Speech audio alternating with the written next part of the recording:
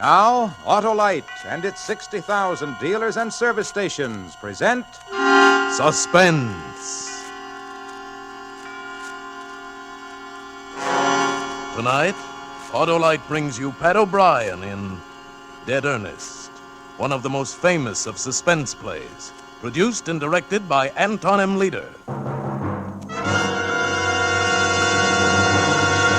Friends, officially, spring has sprung, and you'll want a spring pep for your winter-weary car. That means when you replace old narrow-gap spark plugs with wide-gap Autolite resistor spark plugs, your car will idle smoother, give you better performance on leaner gas mixtures, save gas dollars.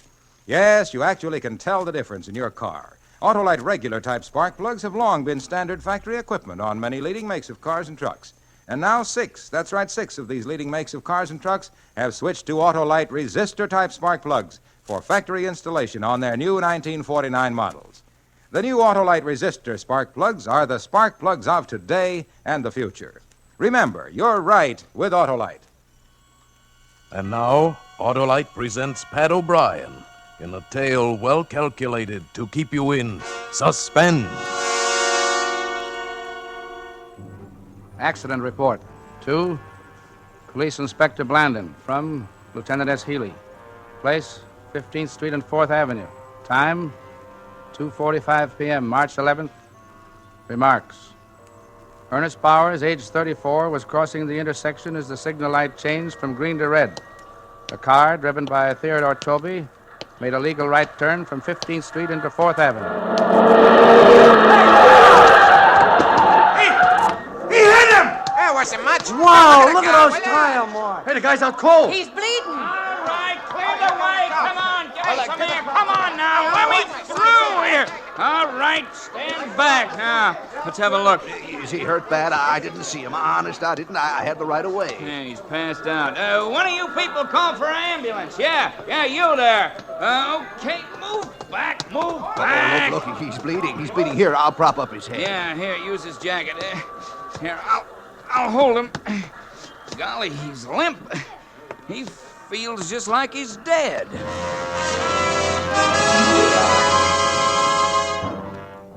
Yes, Ernest Bowers felt like he was dead. Ernest Bowers suffered from catalepsy, a strange disease. He carried at all times a note in his inside jacket pocket stating that he was a cataleptic and that in the event of seeming death, his wife should immediately be notified, or his doctor in the event his wife is unavailable. The letter also requested that no autopsy or embalming should be performed on his body for 72 hours, although in his particular case, the duration of the attacks were usually 4 hours or less. Ernest Bowers also wore a sterling silver bracelet with an inscription reading, "Do not embalm me. I am not dead." Catalepsy is a disease of the nerves and mind. The physical conditions of the cataleptic when he is under a spell closely resemble death in all aspects, including the primary stages of rigor mortis. Officer Abbott was on the scene of the accident. He administered aid to the injured man before making out his report. That ought to stop the bleeding. Looks like just a cut on his forehead when he hit the ground. Nothing much. Now, what's your name? Toby, Theodore Toby. Here's my license. Hey, you kids! What did those kids do? They picked up something off the street. Huh? Oh, here it comes. I hope he's all right. It doesn't look like he's breathing. Oh, my gosh, he ain't. I told you to get back. Come on now, ease back, all of you. What's the matter with you people? Haven't you ever seen an accident? Now, come on, get it. Oh, I'm glad you're here, Doc. He's out cold. Okay. I'll say he's out cold. Let's get him away. He's dead. Well, anyhow, it didn't happen in our wagon. Okay, we'll take him away. Keep him back, will you, officer? Yeah, keep back. Clear out. Come on, the show's over. That's the third one today. Yeah, there. Hey, Well, let's go. Whose coat was that he was laying on? Huh? I don't know. Did you pick it up? No. Hey, officer. Yeah? Where's the coat? Huh? Well, by... Gosh, it's gone. Okay, never mind. Let's go, Payne.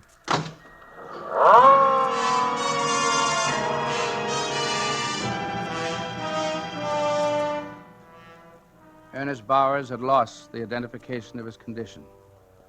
The letter was in the inside pocket of his jacket. The silver chain he wore on his left wrist had snapped and fallen to the pavement.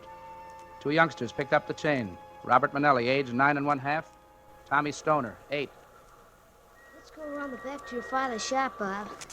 Boy, it sure is a nice chain. Hey, there's writing on it. Maybe it's a guy's name. Is he hurt bad? Nah, just a little bump. What's it say? Just a second, we'll be out of the alley. Yeah, Pop's gone home to eat. What's it say? Wait a second, will ya? It says, do not something me. I am not dead. It's screwy. What'll we do with it? Sell it, Dopey. We can buy some baseballs and stuff. Yeah, but when we try to sell it, they'll ask us where we got it. What do we tell them? Nothing. Use your head. You know what we'll do? What? We'll use Pop's welding torch. We'll melt it down. Well, he told us not to use it. Pop ain't here, is he? No. Well, come on. There it is. Yeah, here. Put it on that brick. Okay? Yeah. But be careful. Hey, what are you kids doing? Hello, Pop. Nothing, Mr. Manelli. We ain't doing nothing. Nothing, huh? I thought I told you kids not to go near that torch. Well, we want to melt this down. Yeah, give me that.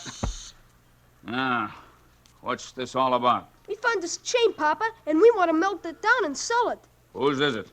We don't know. Dewey told me. No, we don't. There's nothing wrong, Pop. We just found it. See, it's ours. Do not, embalm me. I am not dead. What's that?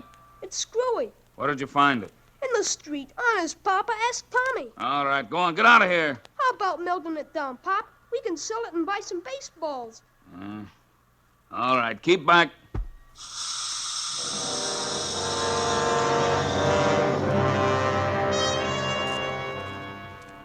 They melted it and took it to a gold and silver dealer. They sold the melted chain for $1.30. $1.30. But the coat was the principal thing. In the coat, in the inside pocket, was the letter. The information about Ernest Bauer's condition was in that letter. The instructions that could save his life. The coat was picked up from the street by honest Jerry Murdoch. There's a big sign near the corner of 15th Street. It says, Honest Jerry Murdoch, Swap Shop. He brought the coat into his store, rummaged around in his shelves until he found some cleaning fluid and then started to clean the blood stain. Looking for a sport jacket. Just a moment. Okay. Conservative. Oh, will you come over here, please? Yeah, something on that order. Pick out what you want. How much you want to spend? About $5. These cost more. How much? From 8 to 12. They don't look so hot for $8. From 8 to 12. Say, wait a minute. I'm just putting a new one in stock over here by the counter. Yeah, that looks all right. What size is it? I don't know. Here, try it on. Okay. Yeah, feels all right. Kind of stiff in front here, though. Ah, it's because it's almost new. You'll break it in. Feels like cardboard or something. You want it? $5. Okay. Might still be a couple of stains on it. I ain't had time to take out. Use some cleaner on it or bring it to the tailor's. Be better than new. Yeah. Here's a 5.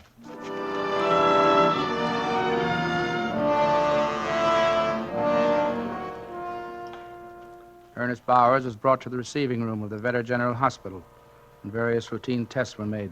The time, 4:10. If Bowers were going to awaken, it would probably be 6:45. Dr. Weldon made out his report. He wrote it down while he was standing near the telephone switchboard. Yes? This is the Vetter General Hospital. Is there anybody by the name of Bowers at home? Bowers, B-O-W-E-R-S. No, nobody home. Is Mr. Bowers married? I hope so. If he ain't, he's been living in sin. Where can I reach her? There's been an accident. I don't know. She's out. Will you tell her to call the Vetter General Hospital? Yeah. What happened? Mr. Bowers is dead. Can't reach her, huh? No. Yeah, I'd like to do an autopsy. Yeah. Well, what'll I tell the wife when she calls? Oh, if it's pretty soon, I'll talk to her. We've still got those tests to go through. Then I'm off. If it's more than an hour, he'll probably be on the way to the morgue. At that moment, it was then 4:22 in the afternoon. At that moment, if anyone had been in receiving room B of Vetter General Hospital, where the body of Ernest Bowers lay on the patient carriage, they would have seen a fly crawl slowly across the face of the dead man, and they would have seen his nose twitch.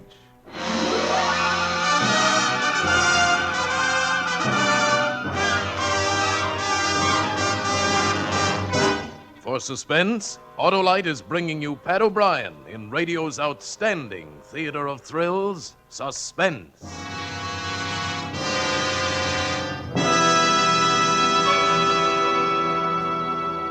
Tuesday was the first day of spring, and I got a cold in my head. Well, Hap, you should get outdoors. You need a change. Yeah. The way a car with old worn-out plugs needs wide-gap Autolite resistor spark plugs. I know. For your winter-weary car, replace old narrow-gap spark plugs with wide-gap Autolite resistor spark plugs.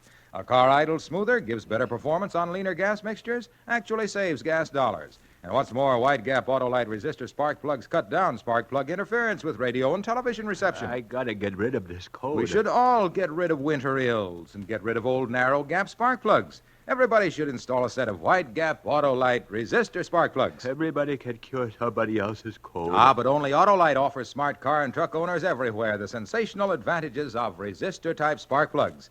They're ignition engineered to meet the highest standards of automotive engineers. Remember, folks, you're always right with Autolite.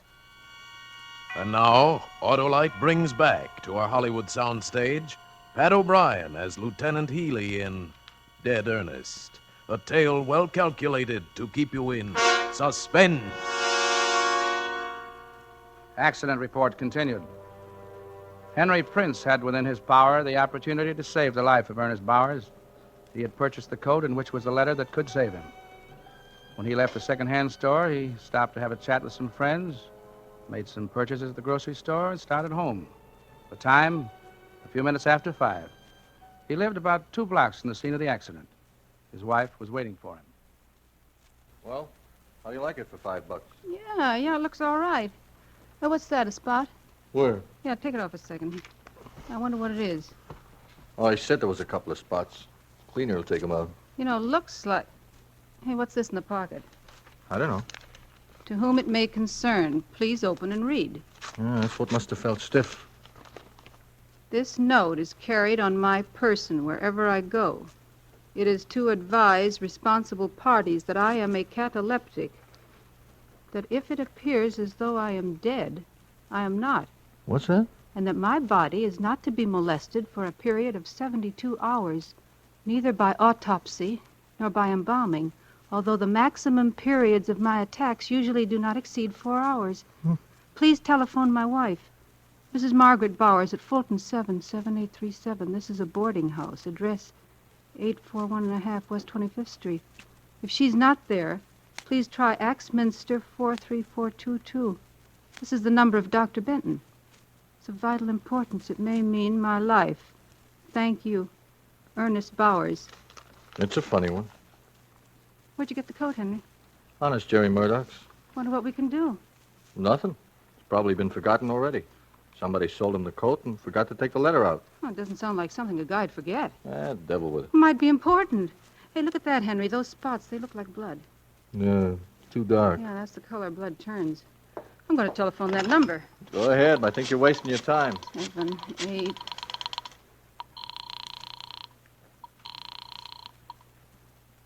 Hello? I'd like to talk to Mrs. Bowers. She ain't in. Well, how do you know? You didn't even call... I know. She went out. And you ain't the first to call her. Who else wanted to get in touch with her? Oh, somebody. I don't know who. Oh. Well, thank you. Yeah, you see, you're wasting your time. I have the strangest feeling, Henry. Gee, it must be a terrible position to be in, to have everybody think you're dead when you ain't. You're helpless about it. Well, go ahead. Go ahead. I can see I'm not going to win this time either.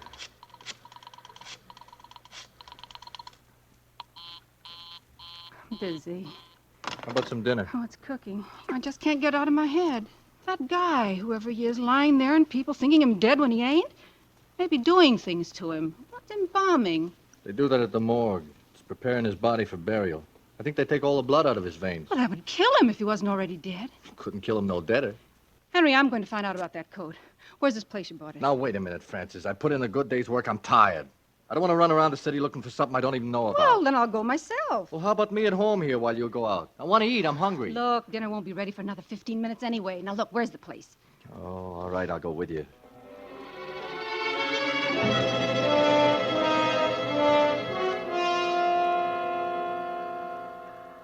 Well, he ain't here.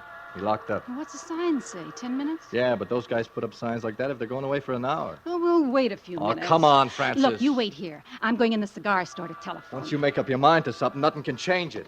Unless it's an invitation to a poker game. Very, very funny. Look, you wait here.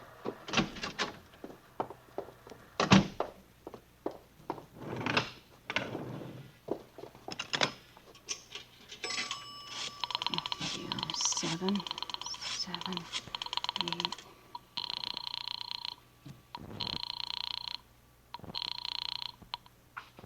Hello? Is Mrs. Bowers in? No. Mr. Bowers? No. He's dead. He is. That's what they tell me. Well, wait a minute. Oh, darn. 7. Hello? Look, I just spoke to you. Will you You're please... bothering me, lady. I got a meal set up on the table. I can't be answering a million questions. But all I want to know is when Mr. Bowers died. How do I know? Ask Mrs. Bowers. She'll be home soon. Thanks. 8, 4, 3, 4. Oh, darn. Was that doctor's line busy? Well? No luck. Same as before. Mr. Bowers is dead. I found that out. See, I told you. What about the letter, then? What if he ain't dead? What if they only think he's dead? Well, what do you want to do, wait here all night? No, but we ought to wait a little while. Maybe we can find out where he lives. You going traipsing around the whole city? I have to. Well, without me, then. Oh, do as you please. I'll be home. I'm hungry. If you think more of a crazy letter than you do of feeding your husband, and that's all. What do you mean, that's all? Just what I said, that's all. You know, the trouble with you is you don't have no imagination. No, I'm just a home-loving guy, that's all. I don't go sticking my nose where it don't belong. Well, go on home, then. I'll find out about myself. Yeah, women.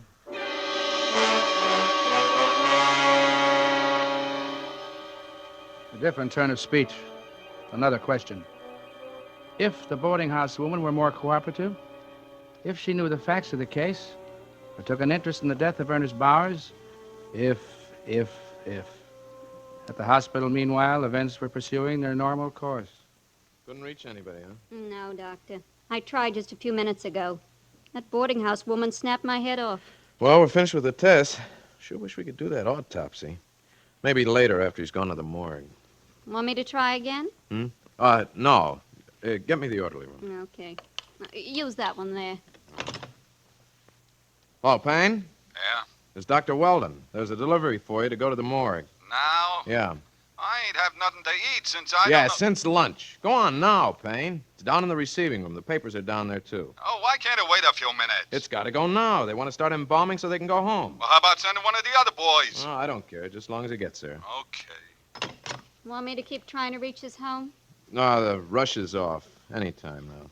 He's going to the morgue. Tell you what, you can wait till his wife calls here. She should be home pretty soon, I guess. I'll be here all evening. I want to talk to her. All right, Doctor. Oh, don't get your wires crossed.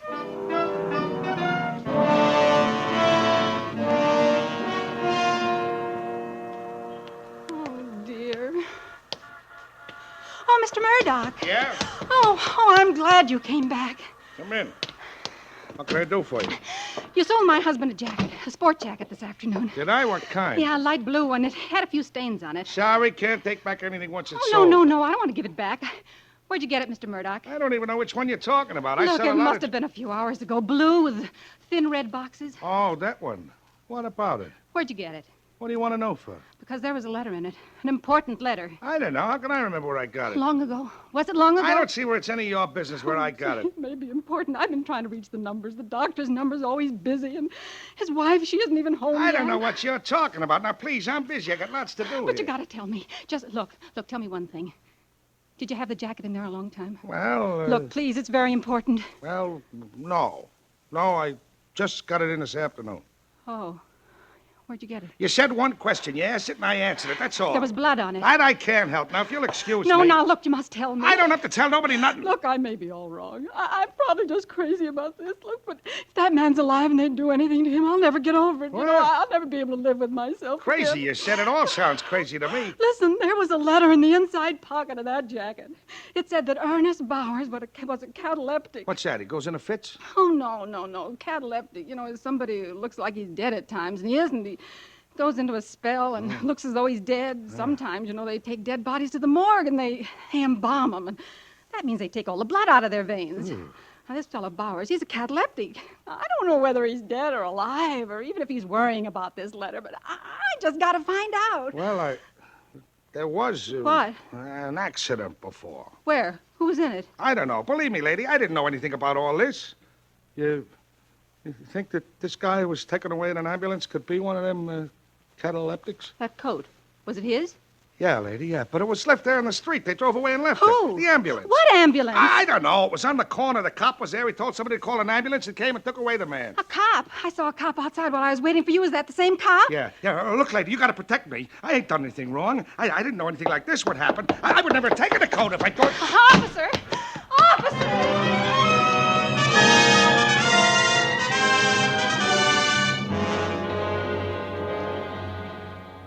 Ernest Bowers lay on a slab in the morgue. If he were alive, probabilities were that he would regain consciousness before 6:45. And the two embalmers on duty at the time had decided to get a bite to eat.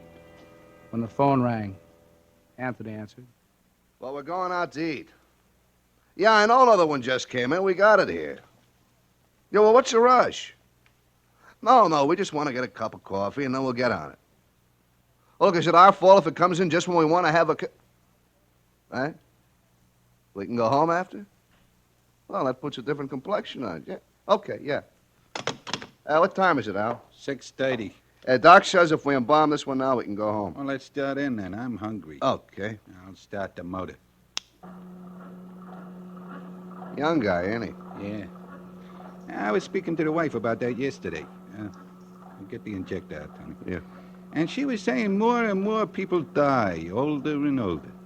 Here. Yeah, looks like we can open through the neck. Yeah. Give me a piece of that gauze. All right. Yeah. I says to her she should be around this place a while. We get 'em all ages. You want me to do it? No. You get the injector ready. Yeah. Hey, look at him. Yeah. You never think that such a little thing like his heart stops beating could make him dead and not alive. Hold it steady, will you? Yeah. Ready? Just a second. Okay. All right. Here we go. Uh-oh. What's the matter? My glasses. They're clouding up. We'll take them off. No. I'll just clean them. What'd the wife say to that? Huh? About all ages? Yeah. She didn't have nothing to say. Only that most of the guys we deal with probably come to a violent end. Yeah, well, there's something in that. Okay. Got them clean. All right. Here we go. What's the matter? They're steamed up again. Every time I bend over near... I wonder... What? It must be my imagination. What? I could have sworn this guy was breathing on my glasses. Well, is he? How could he? Well, come on, then. Let's go. It's 7:15 already. Yeah. All that. Yeah, I'll get the phone. Well, let's get this started first. Okay. We'll just... Al. What? What's the matter with you? I thought I saw the guy's hand twitch. Oh, don't be stupid. Well, it gave me a scare. Let's wait a second. I'll get the phone. Well, it'll probably be another job, and we'll never get out of here. Let it ring. Yeah, but the doc said we could go home after if we... All right, come on. Let's get this thing over with. Al. Okay. Yeah. Give me the knife again. I'll... Tony? Yeah? Look here. I'm bent over like this. I ain't gonna move. My glasses are full of steam again. Holy. Is he? Is he alive? Jesus, look at me. I'm shaking all over. Look at him, Al. Look at his lips. Listen. Shut off that motor!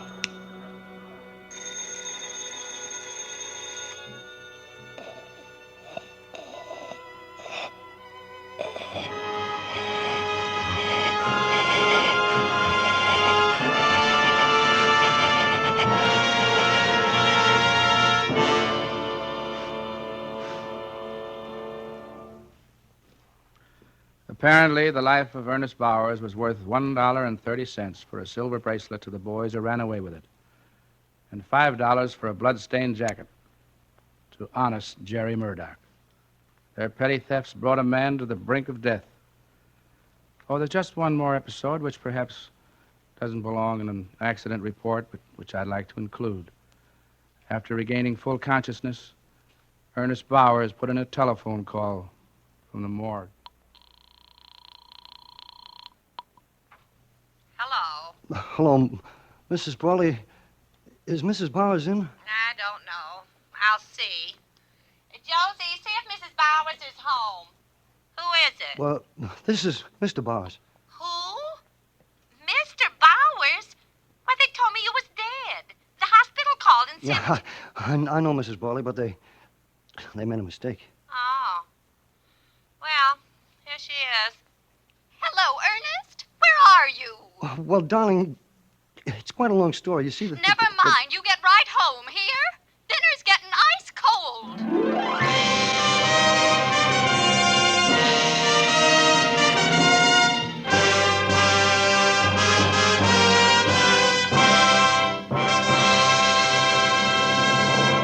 Thank you, Pat O'Brien, for a great suspense show. Now, here is Harlow Wilcox. I still got my coat in my head, Marlowe. Well, Hap, why don't you swap it for something useful? I'd like to. The way folks are swapping winter chills for springtime thrills, replacing old narrow gap spark plugs with wide gap Autolite resistor spark plugs.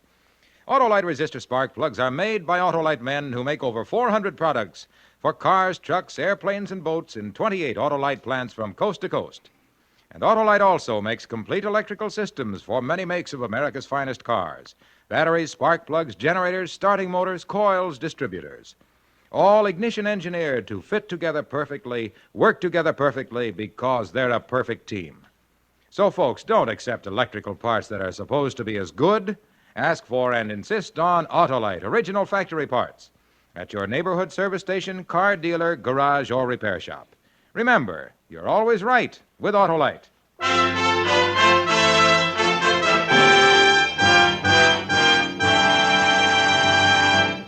Now, here again is Mr. Pat O'Brien. It's been a pleasure for me to join this fine cast in bringing you another suspense play. I'm a suspense fan of long standing, and I'm just as anxious as I know you'll be to hear next week's broadcast when Edward G. Robinson returns in a story called You Can't Die Twice. Another gripping study in Suspense.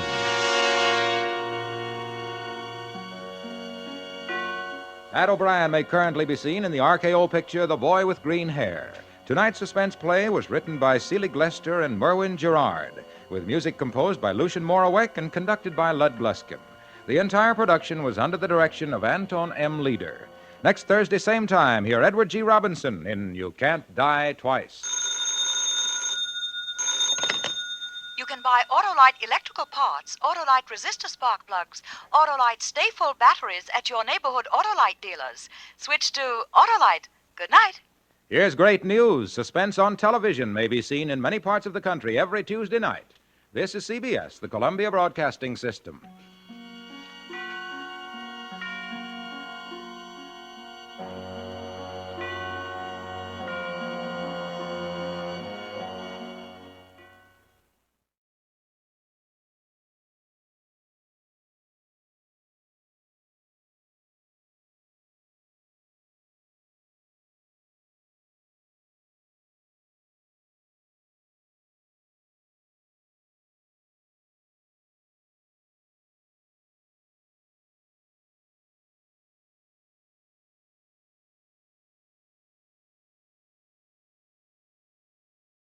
Now, the Roma Wine Company of Fresno, California presents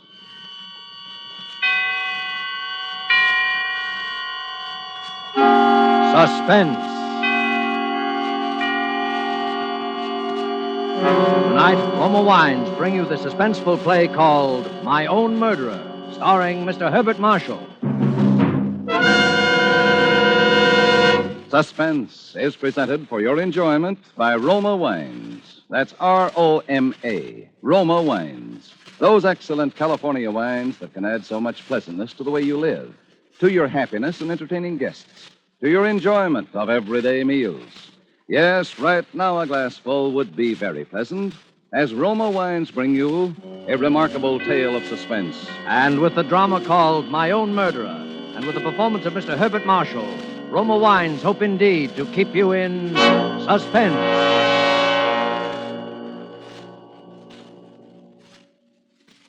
I was never really much attracted by Alan Rennick, even before he murdered Baines.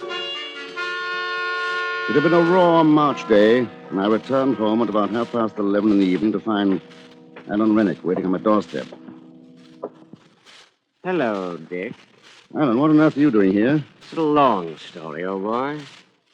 Aren't you going to ask me in, or is it your habit to keep people waiting on your threshold? Well, give me a chance. After you.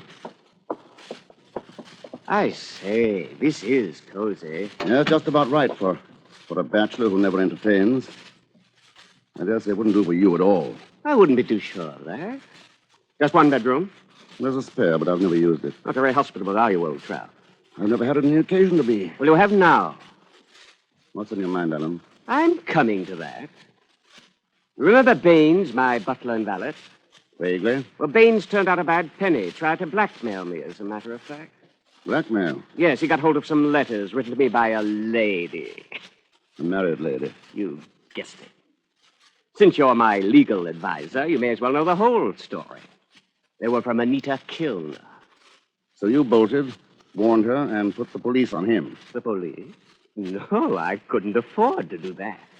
One couldn't very well produce Anita's letter. And you paid Baines the blackmail he wanted, huh? Certainly not. Then what? I'm afraid I lost my temper. Oh, good Lord, you don't mean to say there was violence? Of course there was. You don't think I could let a reptile like that go on living? Let me get this straight. You trying to tell me that you... I beat his brains out with a poker. You murdered him? I suppose that's what the police will call it. It happened this afternoon, around 3 o'clock, I think. If I'd only known sooner. It's probably too late now to fix up an alibi for you. You'll think up something, won't you, Dick? You always do when I'm in a jam. And in the meantime, I can hide out here, can't I? What possible good will that do? They'll track you down here sooner or later, and then we'll both be in the soup. No, Alan. Better get yourself up. Then I'll see what can be done about getting you off.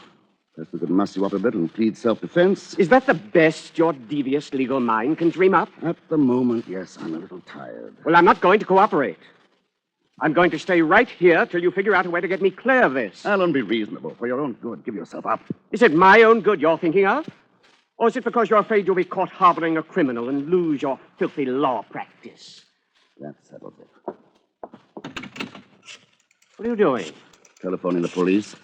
Put that phone down. It's best this way, believe me, Alan. I've already committed one murder this evening. I've nothing to lose by committing another. Sorry, wrong number. You're really afraid of me, aren't you? Now, perhaps. Tomorrow I could turn you in with no risk whatsoever. But I don't think I will. There's a good fellow. I'll let you stay here, Alan. I'll save your neck for you, too. Why this sudden change of heart?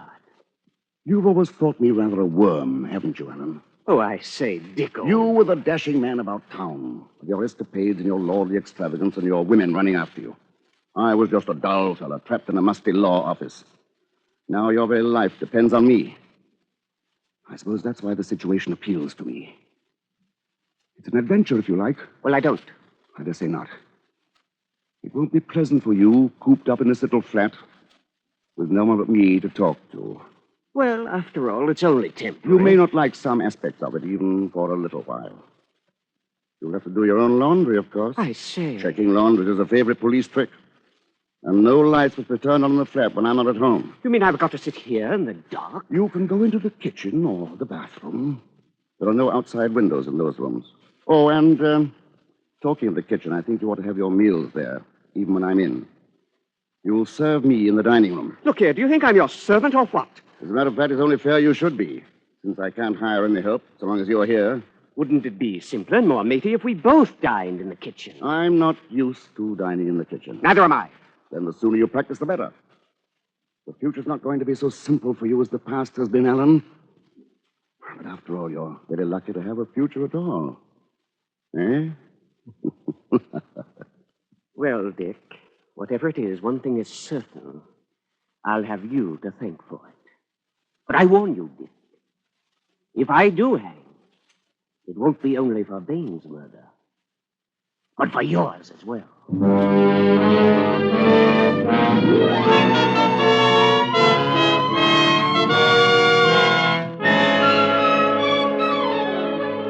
For Suspense, Roma Wines are bringing you as star Mr. Herbert Marshall as Richard Sampson, with Norman Lloyd as Alan Rainick in My Own Murderer by Richard Hull, which is Roma Wines' presentation tonight of Suspense.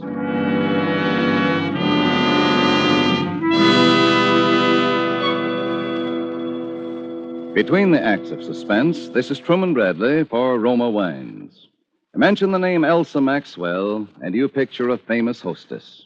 Mention a meal featuring fish or fowl, and Elsa Maxwell pictures, but let's hear it in her own words. The thought of a piping hot fish or chicken dinner naturally calls up for me the picture of glasses of chilled Roma California Sauterne at each plate. Roma Sauterne is delicate, pale gold in color, delightful in bouquet, and even more important, exquisite in taste. However, you need not wait for a chicken or fish dinner to serve good Roma Sauterne. It goes perfectly with any food. The one important thing to remember is the name, Roma. Each glassful of golden Roma Sauterne reflects the heritage of all Roma wines. Flavorful grapes from California's choicest vineyards, gently pressed, then carefully guided with all the ancient skill of Roma wineries to the full goodness you enjoy in every Roma wine. Roma wines do not vary, are always high in quality, yet they cost only pennies a glass. No wonder more Americans enjoy Roma than any other wine. R-O-M-A, Roma Wines. And now it is with pleasure that we welcome back to our Hollywood soundstage Mr. Herbert Marshall, who, as Richard Sampson in My Own Murderer, continues a narrative well calculated to keep you in suspense.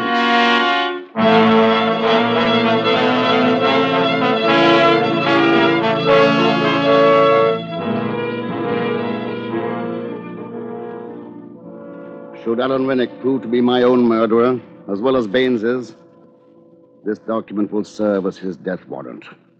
If not, well, I shall make good use of it anyhow. This, then, is what I decided to do. I was to keep Alan Rennick and hide him where he was in my flat. I had a plan for effecting his escape. But it was more than a month before I had an opportunity to start it in motion. It came quite unexpectedly in the course of my almost daily visits to the Old Bailey. An insurance case preceded mine on the court docket, and I was forced to wait while a revolting red-headed doctor rambled on with his testimony. That red hair of his really fascinated me, but not as much as his medical bag, which lay on the bench before me. But when he stepped down from the box, I was already on my way out of the courtroom. Hey, stop that man. He's stolen my bag. What's this? What's the trouble, Doctor?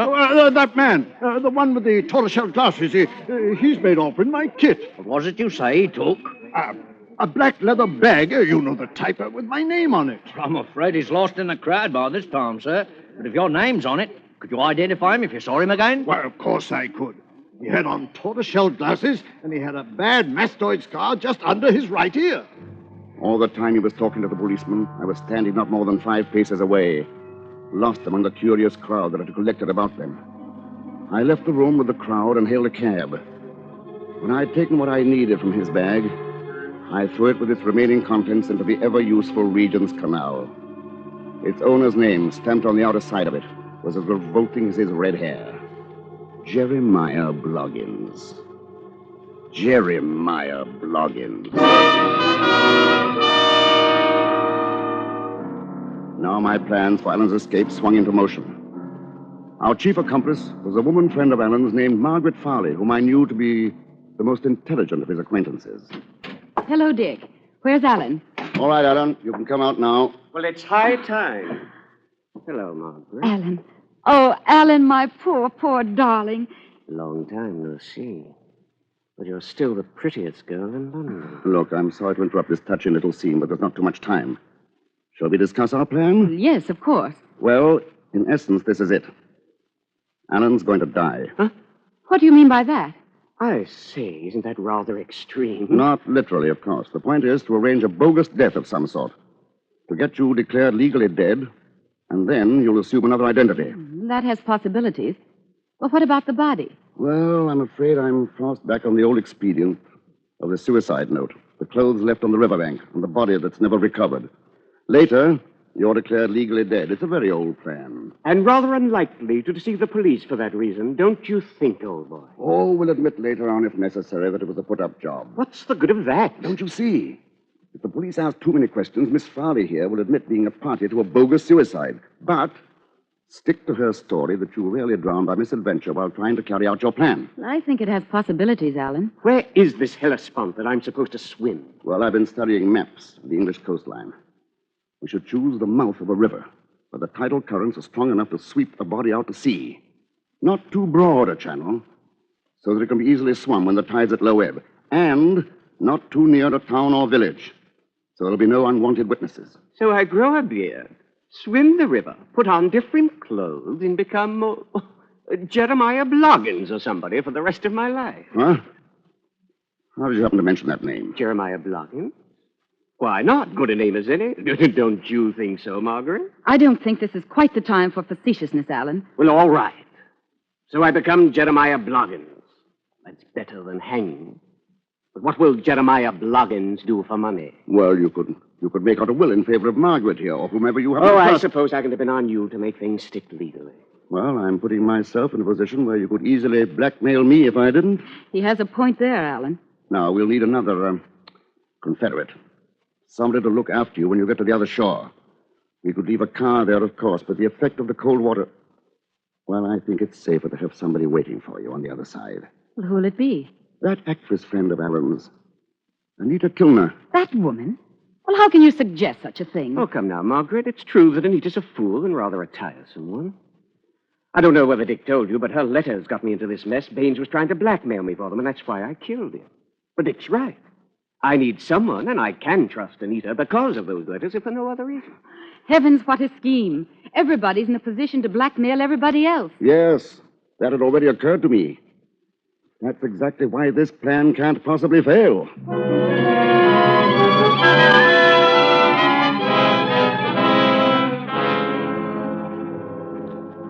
The river mouth we finally hit upon was near Mudeford. It was Margaret Farley's choice, and it was a good one.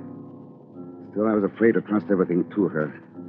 So I decided to drive Alan down there and to leave him as soon as I saw him safely in the water. Margaret Farley was to meet us there. Anita would be waiting on the other bank. It was at times a revolting journey down to Mudeford that night. The trouble with you, Dick, is that you like managing people. Mark my words, one day I shall be a free man again, and then I shall try and repay you for some of the things you've made me put up with. Cleaning up after you, making me say, yes, Dick. Certainly, Dick. Of course, Dick. I suppose it's quite useless to point out to you that what I did was not only for your own good, but absolutely necessary. Incidentally, I shouldn't be smoking quite so much if I were you. You've got to do some swimming tonight, remember. You're hopelessly out of condition. How I should like to give you just one on the jaw. Just one? 7 is your usual number, isn't it? Isn't that what it took to kill Baines? You unutterable swine. If you weren't driving the car, I'd give you something to remember me by. I shan't forget you easily as it is. Oh, well, forget what I said. I'm all on edge. It's a devil of a cold night, too. Did you bring that black coffee I asked you to? Where's the thermos? There on the back seat. Help yourself. Oh. Thanks. Yeah. Filthy coffee. I should have made it myself. Better save a little for just before you go into the water. Well, Margaret's bound to have brought some, too. I'll just finish us off. Oh, bad as it tastes, it's making me feel a lot better.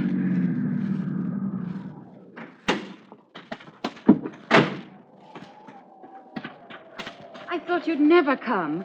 Oh, Alan, you poor boy. We would pick the coldest night in the year. Nonsense. I feel marvelous, marvelous. Well, I brought you some hot coffee. It's here in this thermos. Better save it for just before I dive in. Well, come along. Let's get going. Oh, I wish he wouldn't rush things so. He'll wear himself out before he gets in the water. If I know Alan, he's whistling past the cemetery. Hope he doesn't lose his nerve at the last moment. If he does... You mustn't imply things like that about Alan. Besides, I don't know that I could bring myself actually to push him. You must. You know what he is, and tonight he's especially difficult. All right. I'll do whatever seems necessary. I don't know what's come over me. I feel positively numb. Really, it's much too cold. Hadn't we better try another night? Now, Alan. I can't, Margaret. I'm afraid it's too cold. Here's the thermos. Here, drink this, darling. It'll warm you up. Oh, filthy stuff. Go on, drink it up. There. Oh, I feel terrible. I've never been so cold in my life. Now, go on, Alan. Be brave. You were always that. Now, look, darling. No, really. No, don't. No, don't. Please, don't. Ah!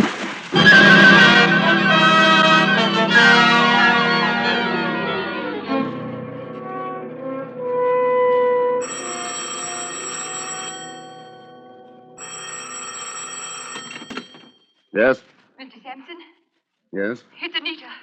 Oh, yes? I'm calling from the inn near Mutford. I waited all night, but Alan never showed up. Are you sure you waited at the right spot? Of course I did. Do you think he didn't get across? I don't see why not. It was even narrower than I expected.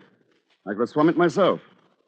Now, look, you better go on home and act as if you hadn't been away. And don't telephone me again. I'll let you know the moment I hear from him.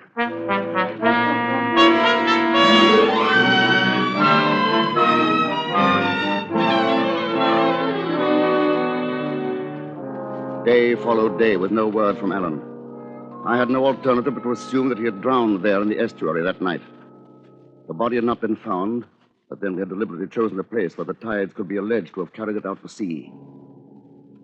The uncertainty was a little distressing. I had not forgotten his threat to come back on even scores with me once he'd got free.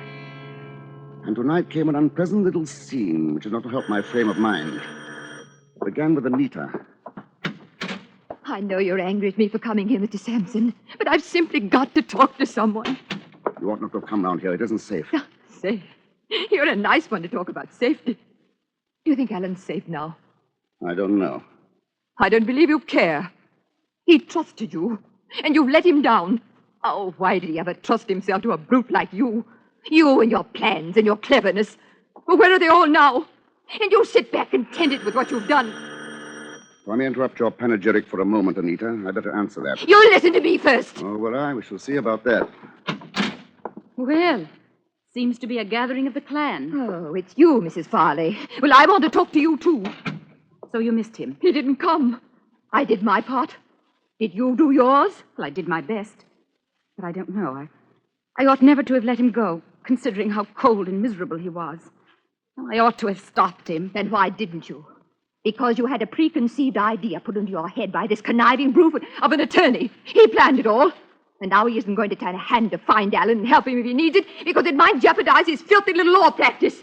Well, I'm going to do something about it. I'm going to the police and tell them the whole story. Has it occurred to you that the police can't possibly help anyone in this case and may possibly harm all three of us? And if Alan is alive, you will inevitably do him harm. Yes. Yes, he's right. I pushed him in. I pushed him in. Don't be morbid.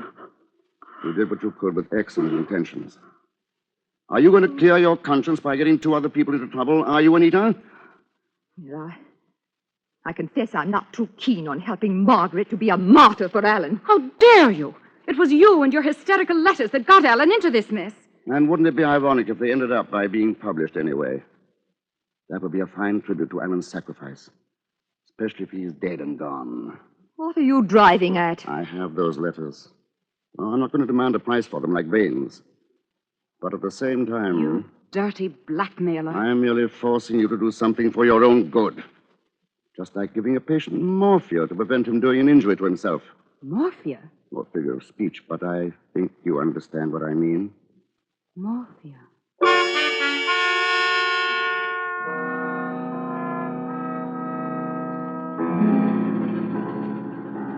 After the women had gone, I thought over the conversation, particularly that part of it in which Margaret Farley repeated the word morphia. I think she knows. But even if Alan's body is recovered and they find what he really died of, they can never make an accusation. They have to prove possession of the morphia. And no one in the world can do that. I meant to call Anita Kilner and sound her out, but I find that I don't even know her married name. Not that it matters, considering what went on and with Alan behind her husband's back. In any case, I can depend on her letters to keep her mouth shut. On reading this over, I find that in my marshalling of the facts in this case, I have omitted one possibility. Far-fetched, it's true, but there is one person whom I should set about finding if I were acting for the Crown in this case. I refer to that abominable, truculent, red-headed doctor with the ridiculous name.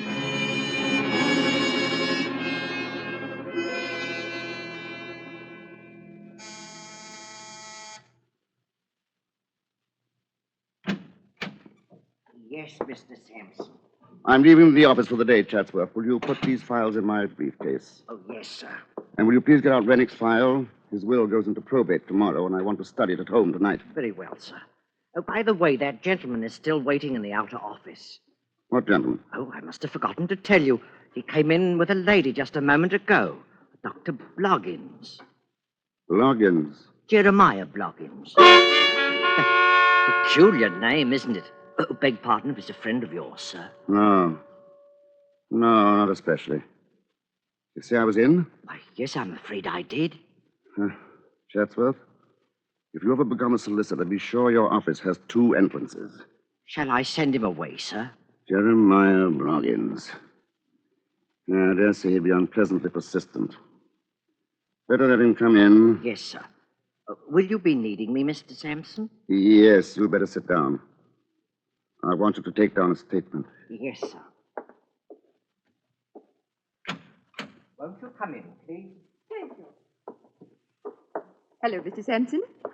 I want you to meet... Dr. Bloggins. Yes, we've met before. Oh, Strange you should have been the one to bring this about, Anita. I always thought Margaret Farley the cleverer one.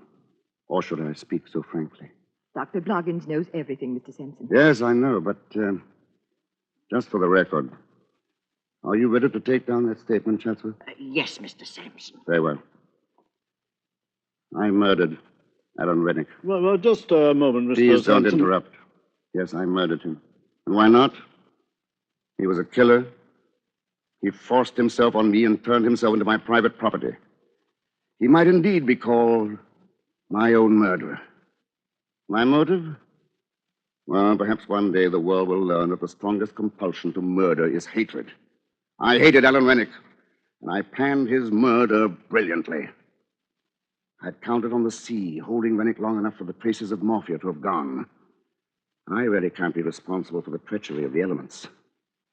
Only one man had the evidence to convict me.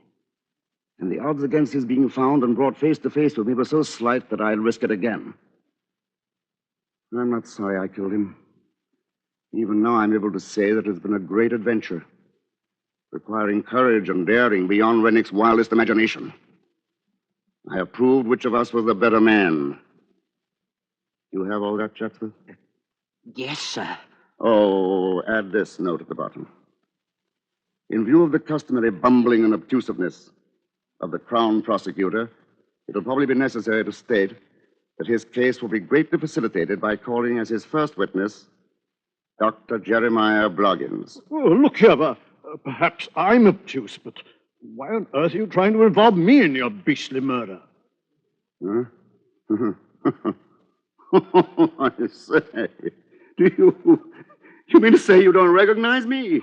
Why, no, why should I? Anita, why did you bring this man here? Why, I thought you knew.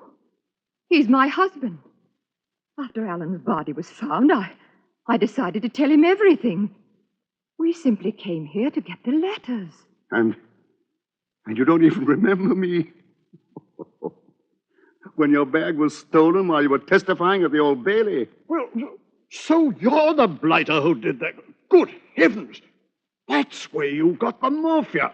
Out of my bag. Yes. I suppose I could get you as accessory after the fact. But that would only confuse the Crown prosecutor. Well, on the whole, I'm rather glad it worked out this way. After all, as Nanki Poo says in the Mikado, there's much to be said for the advantage of having it done by the public executioner.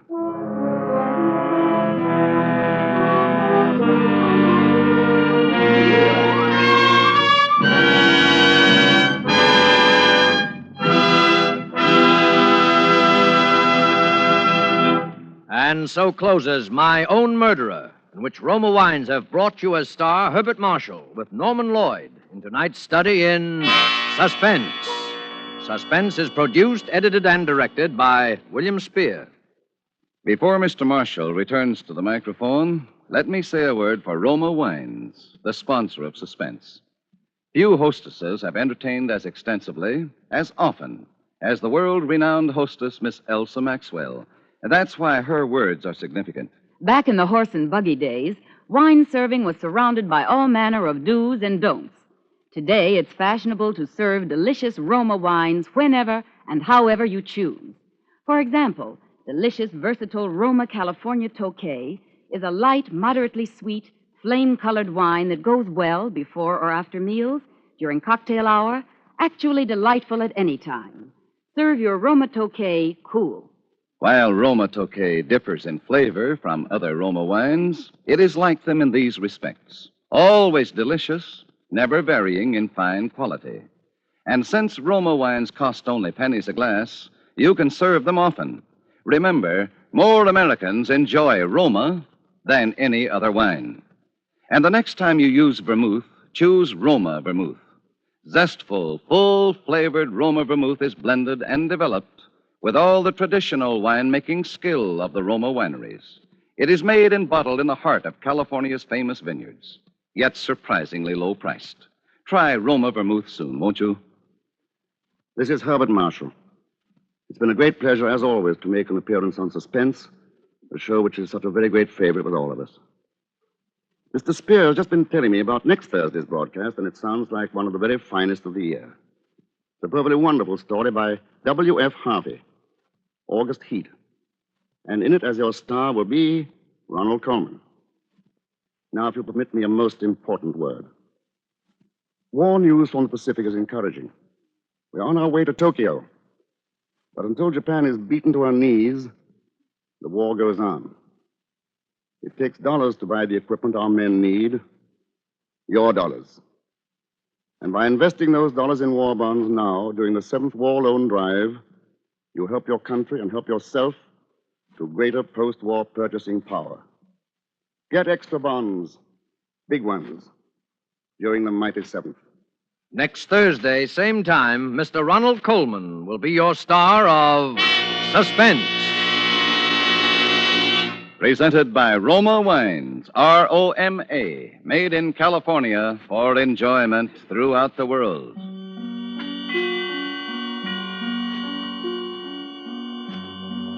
This is CBS, the Columbia Broadcasting System.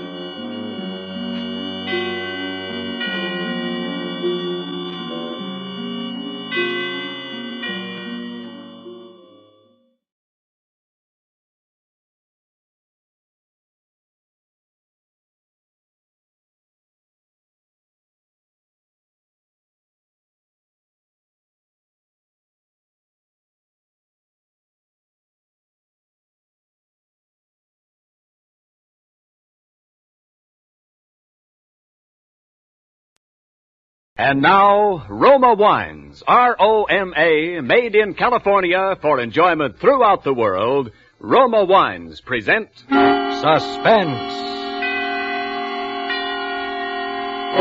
Tonight, Roma Wines bring you Mr. Hume Cronin as star of Blue Eyes. a suspense play produced, edited, and directed for Roma Wines by William Spear. Suspense, radio's outstanding theater of thrills, is presented for your enjoyment by Roma Wines.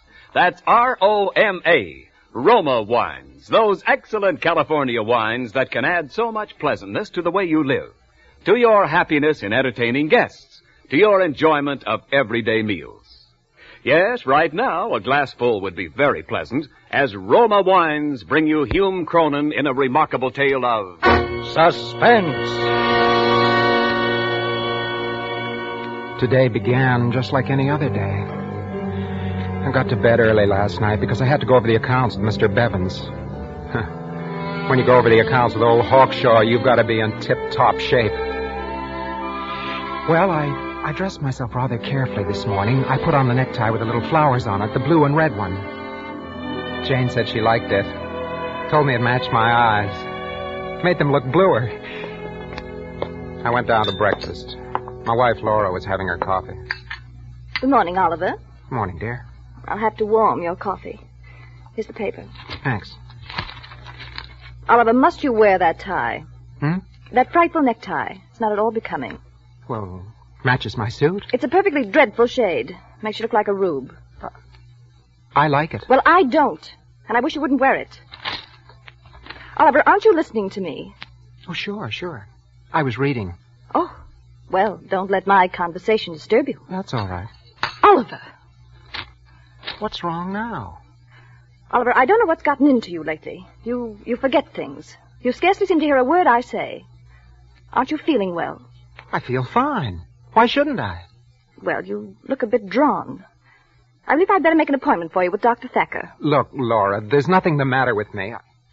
I better get going now. I'll be late. But you haven't finished your breakfast. Well, that's all I want. I'm not very hungry. Where's my briefcase? On the hall table. Oliver, are you sure you're not ill? You look positively hollow-eyed. I never felt better in my life. Well... See you tonight, dear. Goodbye. Oliver. Yes? I hope you'll all... Oh, nothing. Goodbye. Laura was like that. A chronic worrier. She seemed to take delight in fretting about things that wouldn't even occur to the average person. Imagine me not feeling well. Why, I've never had a sick day in my life. There on the trellis was my prize rose bush. Climbing talisman, they call it. Suddenly, I was thinking of Jane. Perhaps if I put a rosebud in my buttonhole, Jane would notice. She'd say something about how the scent matched her perfume, and maybe we'd talk about roses. And I could impress her, because I know quite a lot about roses. I was just about to pick one of the buds. Well, good morning, Mr. Littlefield. Good morning. 2 letters for you today. Good morning, Mr. Crowley. Well, I see you doing a little gardening, Oh, no, I was just sort of looking the garden over. Well, that's a mighty fine garden you got there, Mr. Littlefield. Worked pretty hard on it, I suppose. Yes, I've given it my fair share of time. Oh, yes. A little too much, maybe, I beg your pardon? Well, it pays to be on the safe side, Mr. Littlefield. Now, of course, it ain't none of my business, but it seems to me that you're getting to look, a little peaked.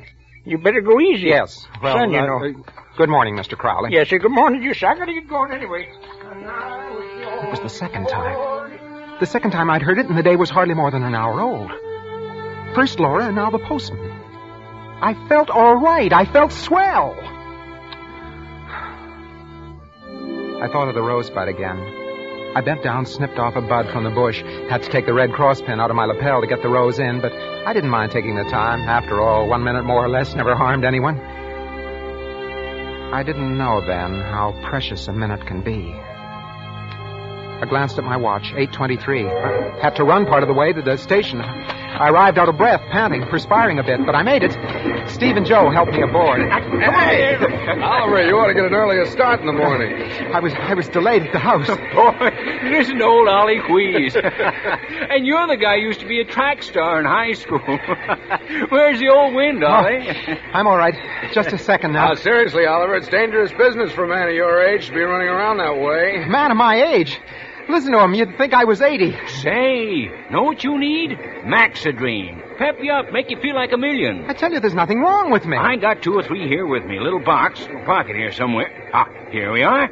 Let me make a little present. Non-habit forming, you know. Maxidrine? What do I want with Maxidrine? Just you keep them in your pocket. Take a half of one with some water when you get that sagged out feeling, you know? Pep you up like a million. Make a new man out of you.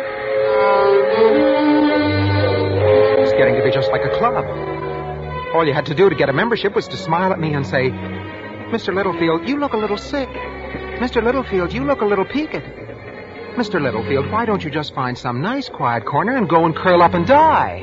Mr. Littlefield. It was 9 o'clock when I got to the office. I noticed a lumpy feeling in my solar plexus.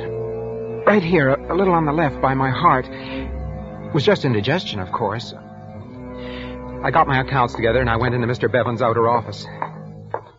There was Jane at her desk. She looked lovely this morning. Sunlight coming through the Venetian blinds seemed to blend with her blonde hair. All at once, I wondered why I'd ever married Laura. Sunlight never did anything to her hair. Jane was busy and didn't see me come in. I coughed. Lightly. Oh, Mr. Littlefield, good morning. Good morning, Jane. I heard you cough. Do you have a cold?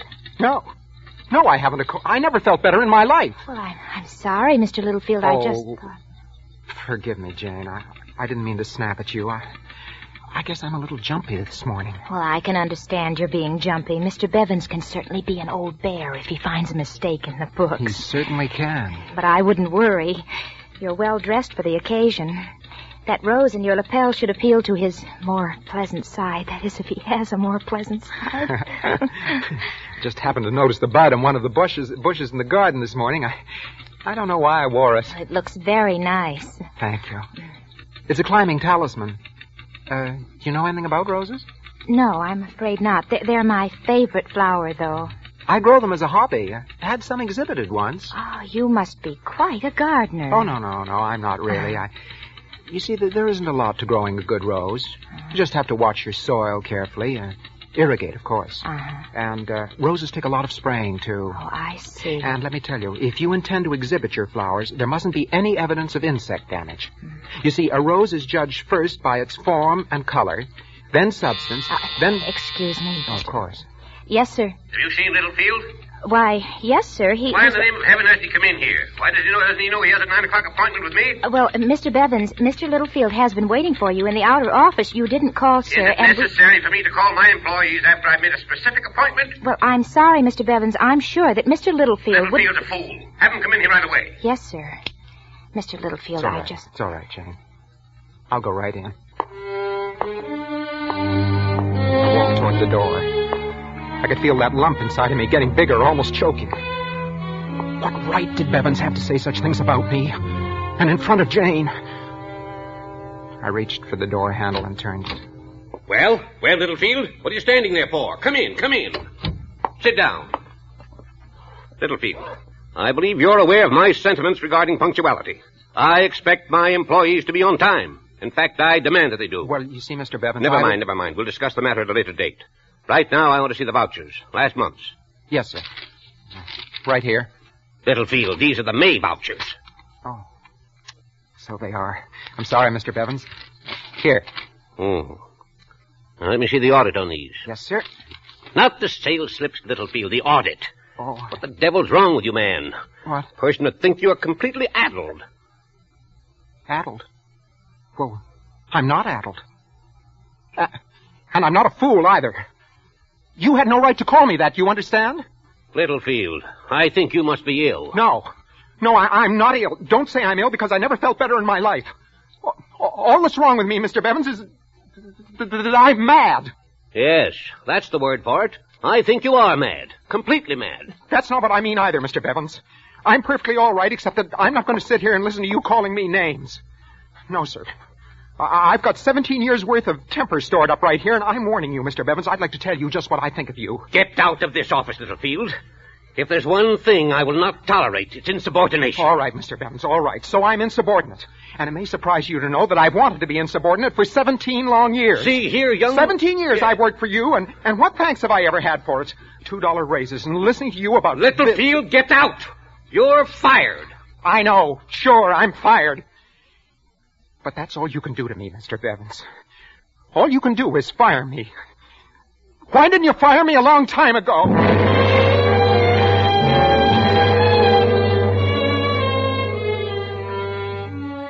So there I was, out of a job. What was the next step? I couldn't go home in the middle of the day. Well, I could, but you don't know Laura. Never would have been able to explain it to her. She wouldn't have understood. She never understood anything. With her, it was payday, the bridge club, a new hat for Easter. Everything suburban, everything in a rut, always in a rut. Oh, I went back and sat in my office to think.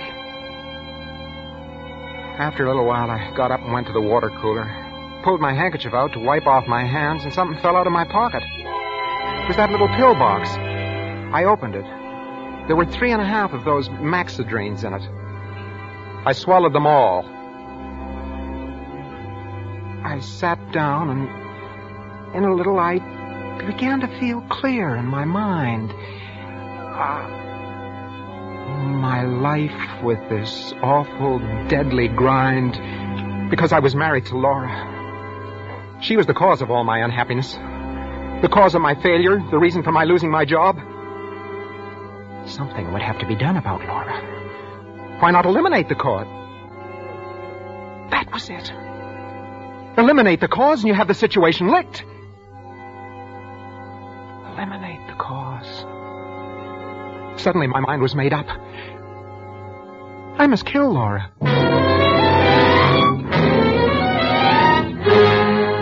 For Suspense, Roma Wines are bringing you Hume Cronin in Blue Eyes by Charles Smith and Louis Reed. Roma Wines' presentation tonight in radio's outstanding theater of thrills, Suspense.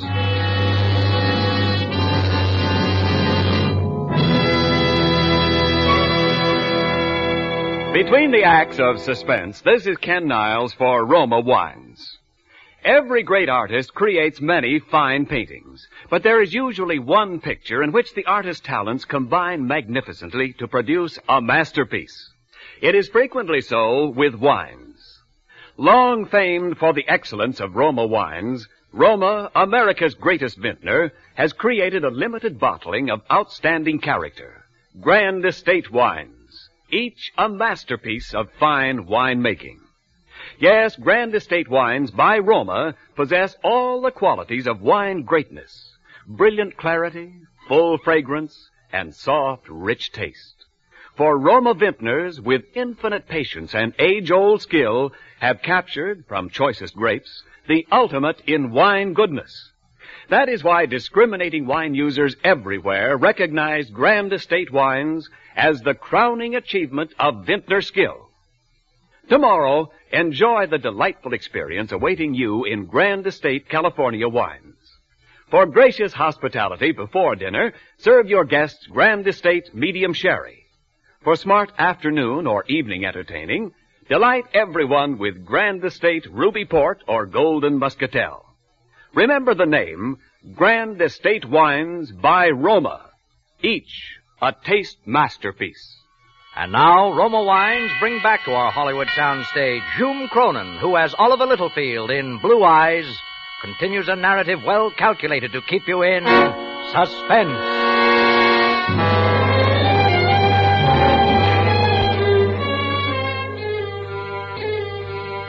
Murder's a tough proposition.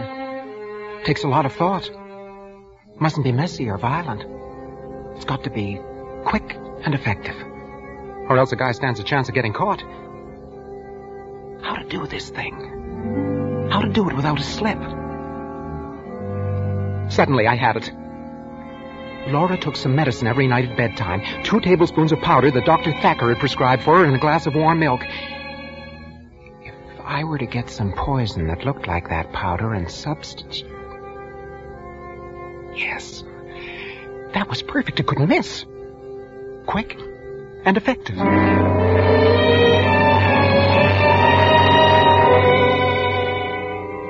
3 o'clock. I walked up the steps of the public library and went in. Yes, sir. Can I help you? I'd like to see some books on, Yes. I just wanted to look over something on roses. Oh, that's horticulture, section 5, just across the aisle. Oh, yes. Horticulture, of course. Thank you. I took a book from the shelf, thumbed a few pages, and then finally decided to risk a quick glance in the direction of the librarian, see if she was still watching me. The desk was empty. She'd left it. Then I saw where she was, at the other end of the library, stacking books in a handcar. Here was my chance. I could slip across to the science alcove without her seeing.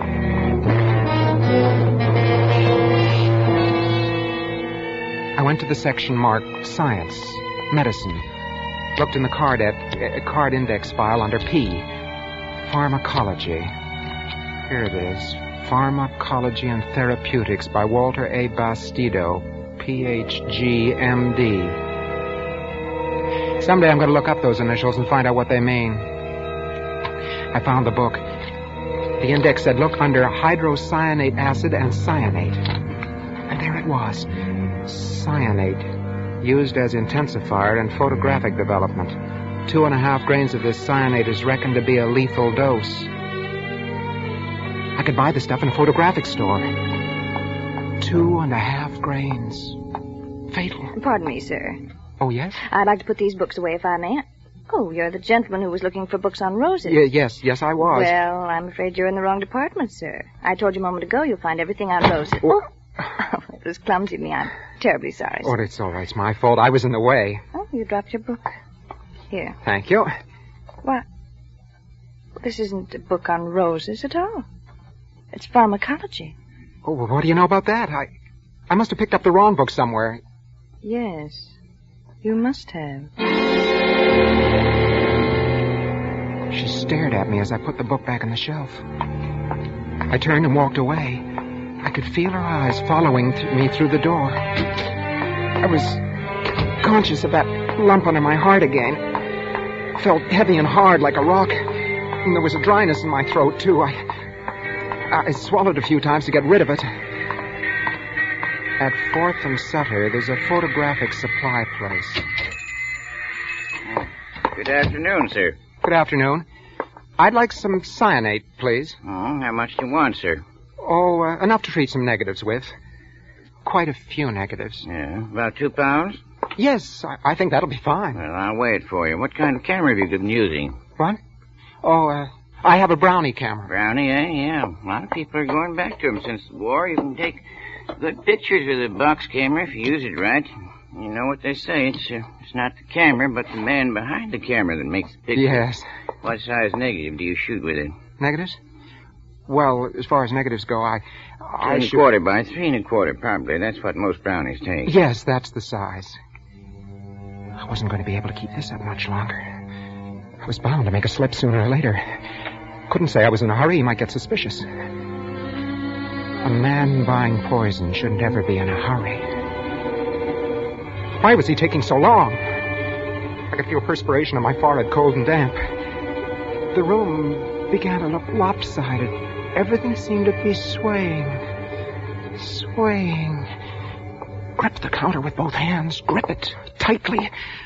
Now smile. Yeah. Here you are, sir. That'd be 57 cents. Yes, here. Thank you. Hey, just a minute. Hey, mister. Hey. I heard him shout after me, but I kept right on walking, faster. So a photographic studio was just like a drugstore after all.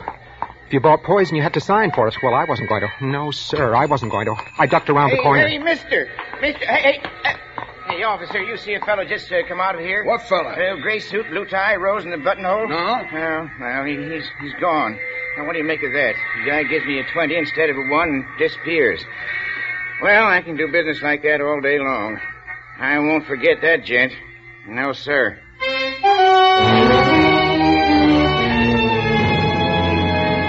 I arrived home at 6:30. Laura wasn't there. The table wasn't set. Well, she was probably late shopping. I went upstairs and found the bottle in the medicine chest. the cyanate matched the powder in the bottle perfectly. She'd never be able to tell the difference. I poured half the bottle's contents into the sink, marked with my finger the level of the medicine, and then refilled the bottle with cyanate up to the mark and shook it so as to mix it thoroughly. I emptied the rest of the poison in the sink, and I let the water run for a minute. There. It was done. Everything accomplished. And very neatly, too. All I had to do now was wait. I glanced at the bedroom door. It was closed. All the doors on the second floor were closed. That's another thing. That's another thing I hated about Laura. So precise about her housekeeping, everything in its place, even to closing doors when a room wasn't in use. I went back downstairs and I tried to light a cigarette. My hands were beginning to shake. Nerves again. I took a book from the table by the sofa, tried to read. Then I realized what I was reading. Funny, I should have picked up that book. Memory album of Oliver and Laura Littlefield. And a dance program tied in pink ribbon. Homecoming dance, Indiana University, 1928. First anniversary. Oliver and Laura Littlefield celebrating their first anniversary, July the 12th, 1929. They invite you to an informal tea. Suddenly, I was lonesome for Laura. I missed her. Where was she? Why was she so late? I wanted to hear her voice. Even if she nagged me, it didn't really matter. I wanted to hear her say something. I thought back over the events of that day. I thought of my married life with Laura. Hadn't been as bad as I let myself believe. Hadn't been bad at all. Laura loved me. She did. She did love me, and I loved her. I must have been crazy to even think of killing her. What would I ever do without her? I leaped to my feet and I ran up the stairs to the medicine chest. I poured the cyanate down the drain, all of it. Washed out the sink with my hand to be sure that the last bit of the poison was gone. After that, I was calmer again. I guess I'd come to my senses. I thought of the blue tie I was wearing. The one Laura didn't like. I changed that before dinner. I opened the door of the bedroom and... Then I saw her, sprawled on the bed, her face distorted in pain. I went to the bed and I shook her. Laura! Laura! She didn't move. She was cold, terribly cold.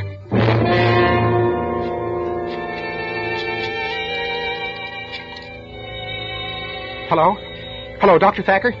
Doctor, this is Oliver Littlefield. Can you come over right away? Something's happened to my wife. I think she's dead.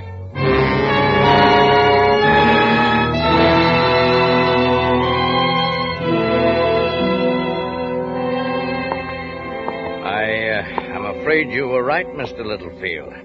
This glass she drank from, it's poison. But why? Why? I'm afraid, sir, it looks like suicide. Suicide? She wouldn't do that. She had no reason. She had a reason, Mr. Littlefield. Your wife was dying of an incurable disease. But that's not true. She would have told me. She wanted to keep it from you. Those were her wishes. I'm sorry, Mr. Littlefield. Without saying anything more, he left the room. I sat there staring at Laura. My mind was a blank. I don't know how long it was until Dr. Thacker came back. Mr. Littlefield. What is it? This, bottle. Huh? Well, that's the medicine you prescribed for my wife. I think not. Of course it is. Why, what are you talking about? I didn't prescribe cyanide. Well, It seems that I may be obliged to revise my diagnosis of your wife's death. I don't understand. Well, really, Mr. Littlefield, isn't it quite obvious? Your wife's death was caused by a lethal dosage of cyanide. Her medicine bottle was filled with cyanide. The odor is still there. Yes, but I can explain that. You see, there wasn't a bit of it left. I threw it all away. She must have bought some herself. I hardly think she'd fill her medicine bottle with poison if she intended to commit suicide. Now, wait a minute. You've got to listen to me. I didn't do it. I didn't do it, if that's what you're thinking. Dr. Thacker, you've known me for a long time. You can take my word for Hello, operator. Get me the police. it. You see, it started with that blue tie. It made my eyes look bluer. Everybody told me I was sick. I started to feel sick. Yes, that's right. This is an emergency. Then the Rosebud and Mr. Bevins and the Maxidrine. I didn't know what I was doing for a while. Hello, this is Dr. Thacker. Doctor. You'd better send someone to 6931 Doctor, Claiborne right away. You know, people can drive you out of your mind if they keep saying the same thing to you over and over again. I beg pardon? You've got to listen. You've got to listen. It was the blue tie. Laura started it. She said I was hollow-eyed. No, it looks like homicide.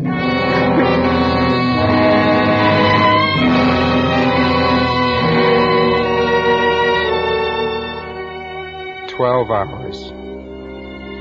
It all happened in 12 short hours.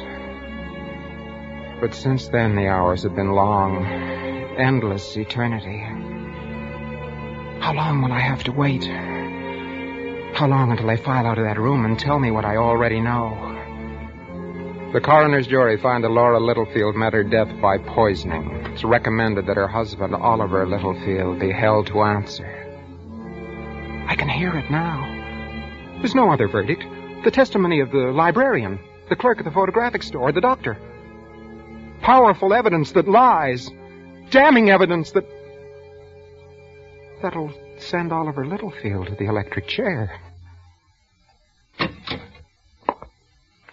Mr. Littlefield, it's all over. I knew it. I knew what you would find. The coroner's jury found the testimony of the librarian, the clerk, and the rest convincing. Undeniable. And, of course, the presence of the glass of poison at your wife's bedside was confusing. Undoubtedly, she had intended to commit suicide. But, of course, we know now that she didn't. When will I be arrested? That is a matter for the police. If they decide to prosecute, of course, under the circumstances... Circumstances. Circumstantial evidence. I didn't murder my wife. I didn't. I didn't. Of course not, Mr. Littlefield. The autopsy settled that. Not a single trace of poison in the body. She died as a result of her illness. No poison? No poison, and lucky for you, Mr. Littlefield. Because if she'd committed suicide as she planned, just how would you have been able to prove your innocence, Mr. Littlefield? Just exactly how?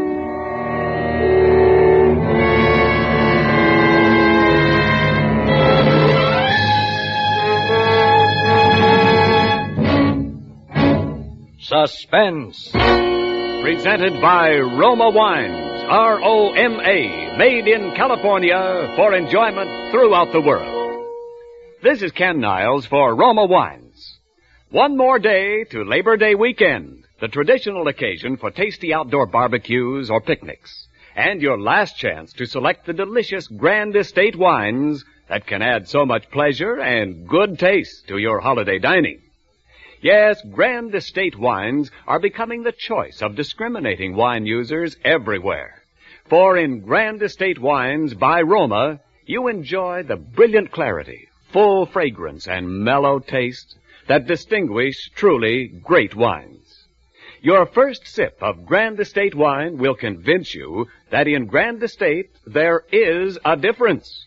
A difference born of choicest grapes and the patient, priceless skill of Roma, America's greatest vintner.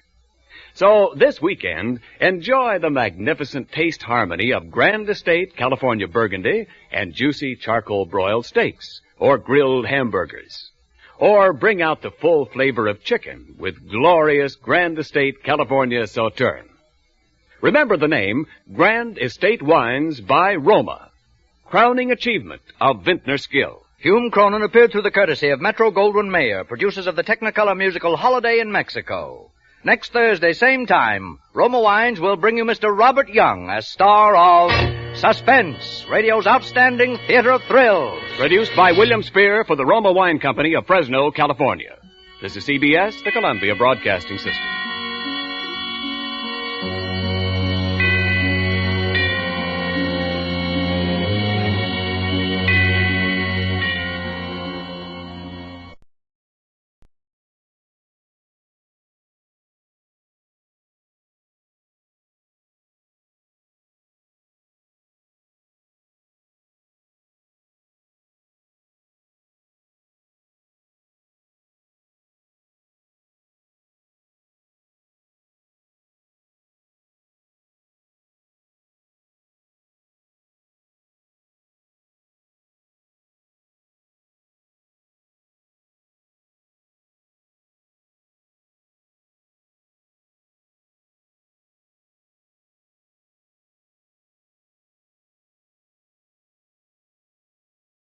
Now, Roma Wines, R-O-M-A, made in California for enjoyment throughout the world.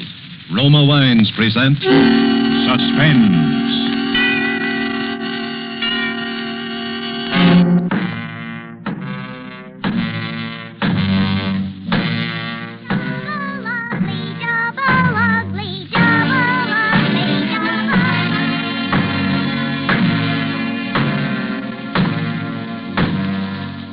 Ever hear of a man named Eberman? Matthew Eberman, his name was. He had his name in the papers quite a lot, Matthew did. There's kind of a funny story concerning Matthew, too. Had to do with murder. Matthew was an ugly guy. Ugly as a mud fence, and he hated that. He hated everyone telling him how ugly he was. Why, ever since he was a kid. I won't play if I have to be Matthew's partner. He's so awful looking it makes me sick to have to look at him with those terrible big hands. Well, I won't play, and I'll tell him so to his face. Matthew Eberman, you're the ugliest, most horrible-looking boy I've ever seen. You're double ugly. That's what you are. Look at you. Look at you. Double ugly, double ugly,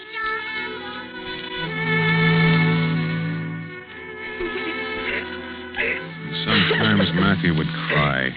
He'd go home and beat his big fists into his pillow and nearly choke, getting the sobs out of him. Don't cry, Matthew. What do you care what they say? Friends don't matter unless they love you for yourself. Don't cry, dear. Mother loves you. Mother thinks you're a wonderful boy. There, now don't you cry. And then Matthew wouldn't cry. It was a funny thing, too. He came from a good family, enough money, education. And if he hadn't been so ugly... If he hadn't been, his voice would have been kind of pleasant to listen to. One time, I remember, he got along okay with just his voice. It was at a masquerade. After he got the costume and the mask all on, his mother said... Why, I hardly know my own boy. All dressed up like that. Why he ever went, I don't know. Wanted to be with people, I guess. Anyway, he did go to the party, and he danced with all the girls in the place. And one girl was so beautiful. Some lovely duchess, maybe from 100 or 200 years ago. Like a soft cloud of ruffles and lace, and the scent of magic clung all about her. Who are you? Someone who's in love with you. A masquerade is so romantic. It's perfectly all right to fall in love with a stranger. Someone you haven't the slightest idea who it is. Well, do you mind if I fall in love with you? It's a masquerade. I've never said it before. I love you. Who are you? I love you. Who are you? I'll tell you who I am if you'll tell me who you are. Ladies and gentlemen, unmasked! Oh, come on, take off your mask. Well, it doesn't matter now. Here, I'll take mine off first. No. Well, remove yours. No. Oh, you silly, you must. Take it off. I'll take it off of you myself. No, don't, please don't. I will. Matthew Eberman.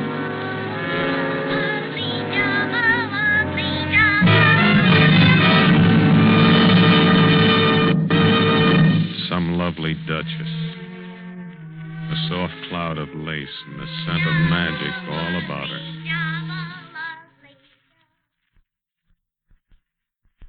Matthew's mother died. Matthew went away from town. It was after that he had to do with murder.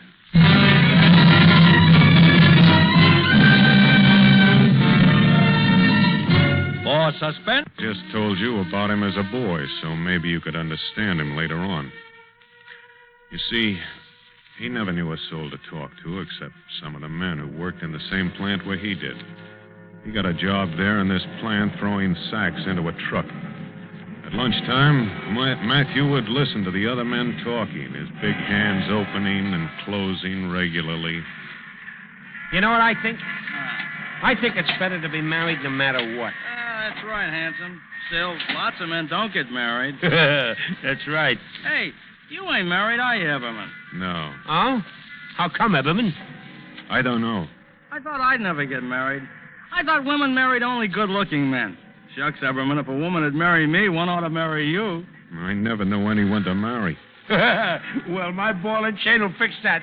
I tell you what, come up to the house Saturday night.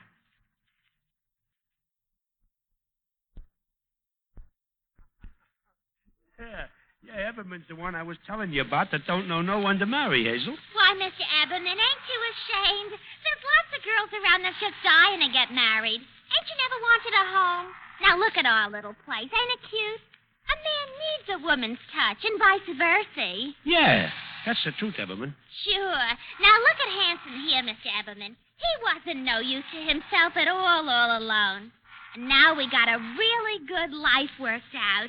Oh, now, Hazel, honey, don't force. Oh, that's all right. Let her talk. I would have anyways, Mr. Eberman. Hanson don't hold no water with me. The fat wife talked, and Matthew listened. And he began to wonder if maybe there wasn't something in what she said. It was lonesome. He could quit the plant if he wanted. He had all that money his mother left him when he died. He only worked because it was so lonesome. And then Hazel said, Now, let's see. Who'd be a good girl for you? What type do you go for? Penny Short? No, I know. Sally Mason.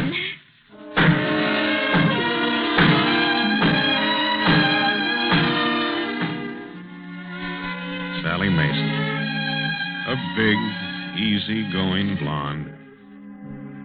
Like a soft cloud of ruffles and lace and the scent of magic. No. That's getting it all mixed up. Anyway, Hazel arranged for them to meet at a party at her house. She had all the men and their wives from the plant, and a guy named Lefty played the piano. Played piano like old-time movies. Everybody had a swell time except Matthew. He sat alone over in one corner of the porch. He heard the screen door open and close, and a big bunch of white that was Sally moved over to him. Oh, there you are, Mr. Everman. What do you mean by running away from the party? I'm your date tonight, aren't I? Sure, but I thought maybe you'd want to be with some of those fellas that talk more. You know, I'm pretty quiet. Oh, I don't mind. I think that's the mark of a gentleman. Oh, gorgeous night, huh? Isn't it? You know, I think nature's just about the grandest thing in the world, don't you? Huh? Oh, trees and flowers and all. Ain't so many flowers around here, though. I like sunshine and clean scenery all around. Don't you? Huh? I get so lonesome here. Lonesome for a girl. That is, of course, if you aren't married. I get lonesome, too. You do? I never thought men got lonesome. I thought it was only girls. Men can get out. I get lonesome. Oh, Sure, I remember now. Hazel told me. You're afraid you're too ugly looking. What are you laughing at? I do get lonesome, and that's the reason, only you're not to laugh. Well, my goodness, I wasn't laughing. Except it's funny to think of a man being so... Say, I didn't mean to hurt your feelings. I'm lonesome, too, ain't I? You've got the biggest hands I ever seen.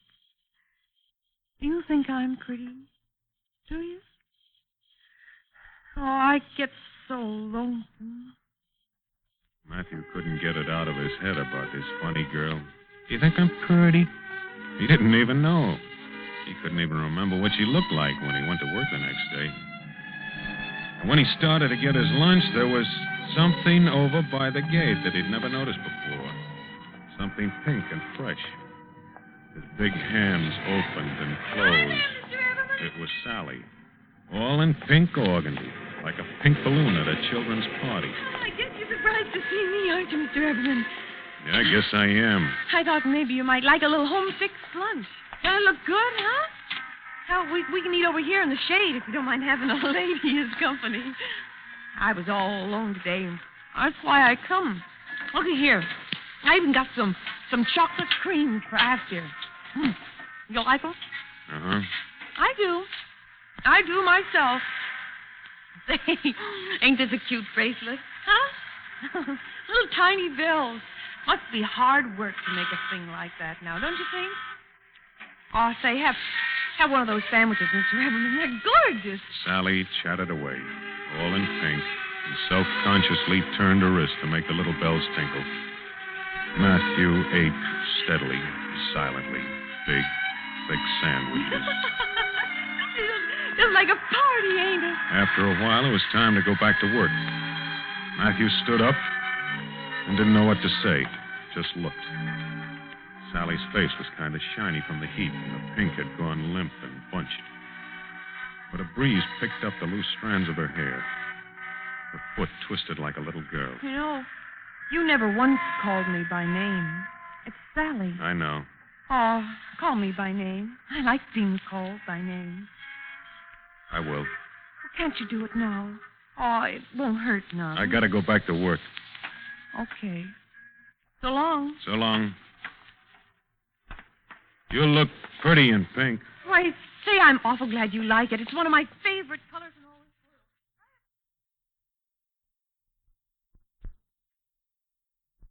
world. Men and their wives at the plant watched the romance develop.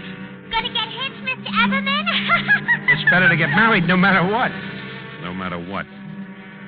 Matthew never asked Sally to marry him until the day he saw her out by the fence where she lived, talking to Lefty, the man who'd played the piano at Handsome's party the first night they met. He saw Lefty pinch her cheek, and he heard Sally laugh. You say the silliest. You can't expect a girl to take you serious. Now, oh, no, don't. Oh, stop that. Oh, come on. You're terrible. You take your hands off her. What's the matter? You don't take know. your hands off. Oh, Matthew. Look what you done to Lefty.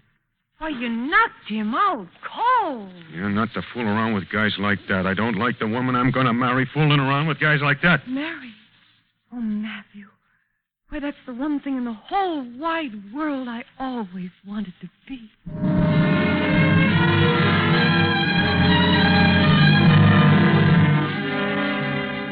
Matthew took his bride to Niagara Falls. There was only one thing, the bracelet. Matthew wondered what he could do about that.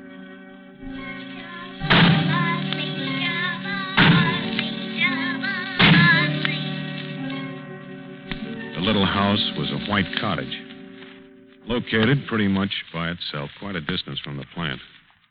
Sally had to walk a good way to see any of the people she used to know. How's married life, Sally? Oh, say, it's the grandest thing. You should come by and see us. Pay us a social call. Yeah, I hear you got a nice place to live. Yeah, flowers and a tree. You simply got to come and see it. And the men and their wives at the plant did come and see it. They sat around the house and put their feet on things and spilled cigar ashes on the floor and talked loud and common. Matthew didn't say a word. He just sat, listened, looked at the mess they made. They stayed a long time. Matthew thought they never would go. Now that you know the way, don't be strangers. Don't worry. Yeah, we'll be back real often now that we know the way. Yeah. Good night. Well, good night. Good night. Good See you night. soon. Night. Matthew looked at the rugs and the footmarks on the chairs. The place looked ugly. Oh, imagine entertaining folks in your very own home. They won't come again. Well, why not? Look at the rug. Oh, that ain't nothing. I just run the sweeper over it and you'll... They're not coming again. Oh, but a house ain't nothing without folks coming in. We got each other. Oh, yes, but... They never had another party. Maybe Matthew saw his own face in the ashes on the floor. The house grew quiet, and Sally got nervous. Oh, it's just that we sit here and don't say a word, Matthew. I get lonesome. Can't we have a party? Huh?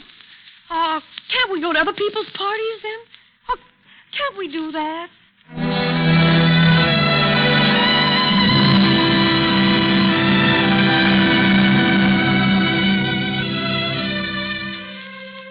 The yard grew up in weeds, and the flowers didn't do so well, and the tree didn't grow.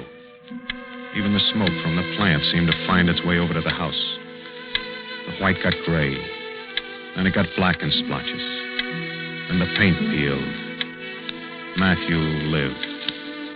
Sally put on weight.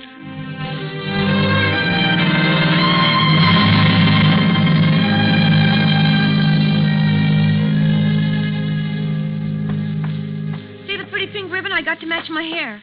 Lady at the dime store said blonde hair got awful dingy looking, so I got this bottle of stuff. Only a dime. Look how it brightens up the color of my hair. Huh? Oh, have a chocolate cream, Matthew. These creams come from the dime store, too. I can't even notice the difference from the ones you used to buy me. He walked away. He always walked away. He wanted to tell Sally how much he wanted to be close to her, but he couldn't. She filled the house with frilly things and all the fussy doodads that go with it. You just won't believe what I got to show you, Matthew. It's just like Joanne Crawford had in the magazine. Look, it's a genuine toy poodle. Just like a little ball of fur, ain't he? Hello, beautiful. Ooh, such a wondrous little lollipop, my baby. Would you like a little chocolate cream like the one?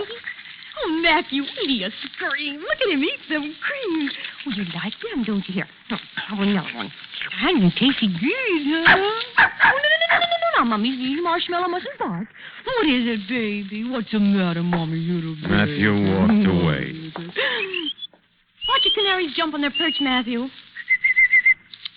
Hey. I just don't understand those birds, Matthew. They don't sing a song like canaries is supposed to. No, now, you naughty bad boy, scaring your Yitzy sisters like that. I just won't talk to you again. Don't you make that funny face in the muddy. Mommy didn't mean to hurt the feelings. Oh, Matthew, isn't it a scream? Here, little angel. Here, little furry angel. Let's divide it. A chocolate cream, huh? Yeah, it's for you. Oh, no. Don't muck me all up. Oh, for goodness. Oh, look at that, Matthew. All down my neck, the G. Here, now. Here, you just go and you sit in your puppy's lap. Don't you like to sit in the daddy's lap, angel baby doll? Why, Matthew, you hit him. Oh, Matthew, don't do that way. What are you crying for, Sally? You shouldn't have hit him. Oh, look at him. Don't you cry, little angel face, or Mommy won't either. No. Looky, Matthew. He's just like a kid, ain't he? I think maybe kids wouldn't make it so lonesome. No. Matthew got up, went and stood by the window and looked out. I like the house, but I get lonesome. Lonesome? In your own home? Why go to those awful parties with ashes and footmarks on the chairs and the men with their arms around Sally? She shouldn't have allowed that. She belonged to him. She was the only person who ever did belong to him. Hadn't she come to him in the plant yard that day? Sure she had. She liked him. You're the only one that's afraid you're too ugly. She shouldn't be singing that song that Lefty plays.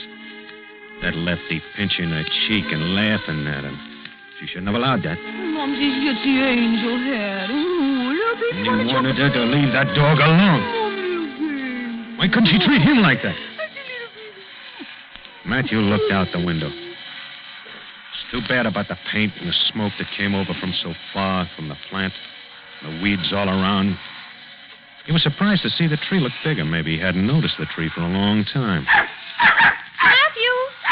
Yeah? What are you doing, Matthew? Thinking. Oh. He looked at her. Where was that pink and fresh thing he'd seen before at the plant?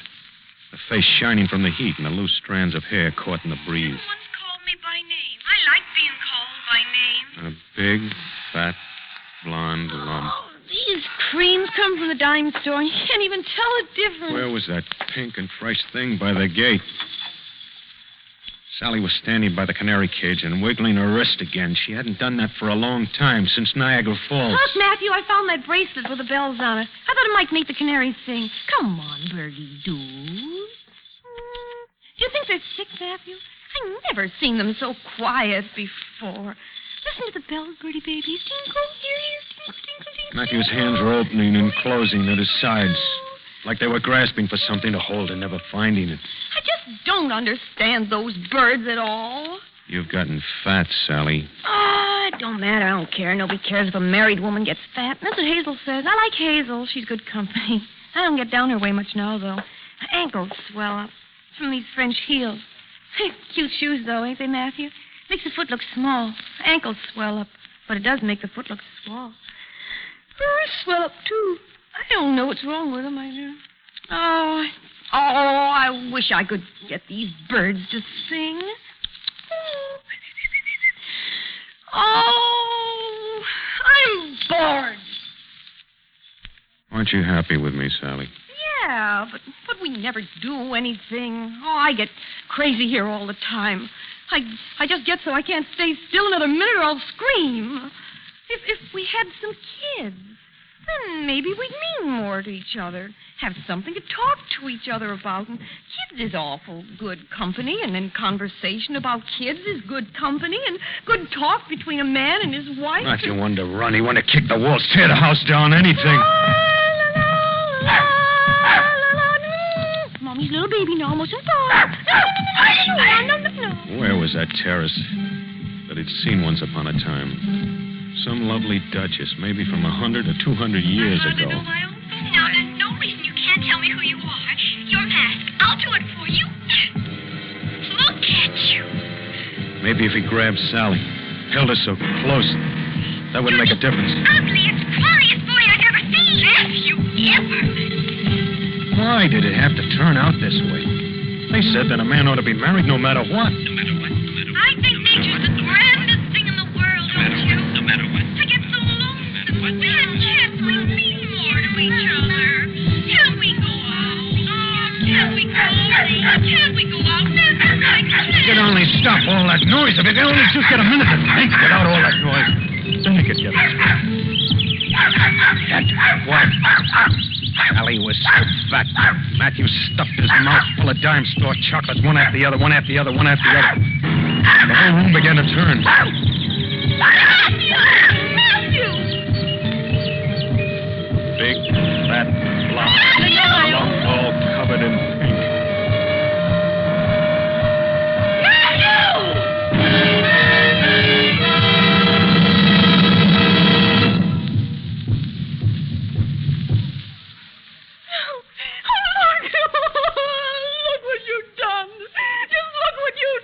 Matthew looked around the room. No trees, no flowers.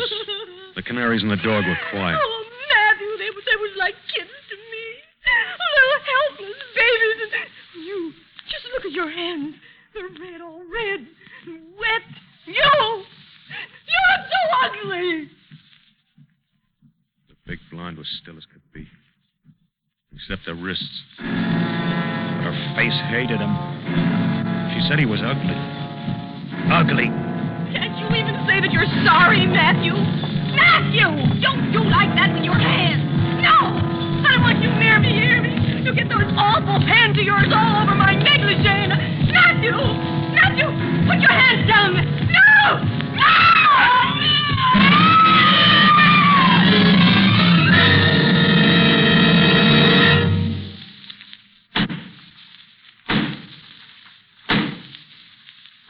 Those carpenter boys sure know what to do with their hammers, don't they? Listen. I guess they're getting ready for in the morning, cutting down a tree to build a thing like that. Well, that's the story of Matthew Eberman, I guess.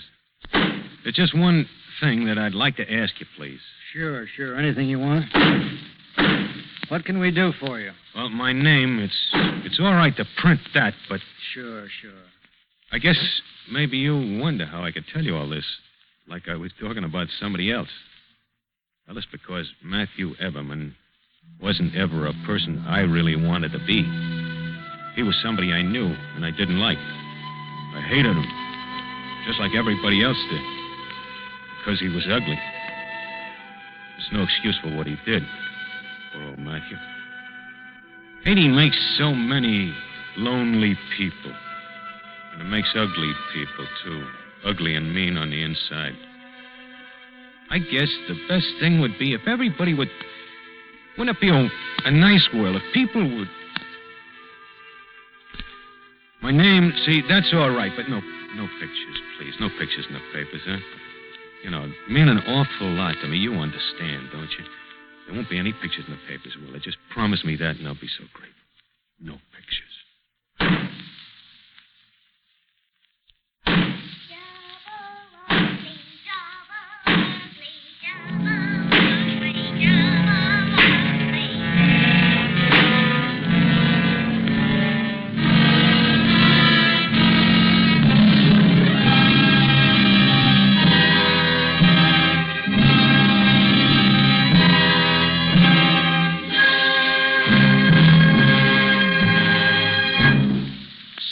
Suspense. Double Ugly, starring Lloyd Nolan, presented by Roma Wines. That's Roma. Roma Wines. Those better tasting wines enjoyed by more Americans than any other wines. Yes, Roma wines taste better because Roma starts with natural juices, gently pressed from luscious grapes gathered in California's choicest vineyards. With ancient skills and the world's greatest winemaking resources, Roma master vintners guide this grape treasure unhurriedly to tempting taste perfection. Then these better tasting wines are placed with mellow Roma wines of years before, and from these, the world's greatest reserves of fine wines, Roma later selects for your pleasure. With a holiday weekend coming up, be sure you offer your guests their choice of glorious Roma California sherry, rich Roma port, and golden Roma muscatel. Served cool, or if they prefer a tall, cool drink, make it a Roma wine and soda. Remember, Roma wines taste better. That's Roma. Roma Wines, America's largest selling wines. Lloyd Nolan appeared through the courtesy of 20th Century Fox, producers of Kiss of Death. Tonight's suspense play was by George Lloyd. Next Thursday, same time, you will hear Edmund O'Brien as star of Suspense. Produced and directed by William Spear for the Roma Wine Company of Fresno, California. This is CBS, the Columbia Broadcasting System.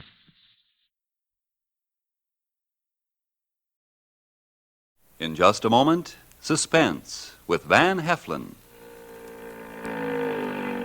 Hi, Mr. Martin. Hello, Frank. What are you doing out here? I've been fishing, and not for Autolite customers this time, Ab. Autolite customer? No, I don't think you'll find many cars in the middle of the bay. Autolite resistor spark plugs either. No cars, but there's plenty of Autolite in powerboats.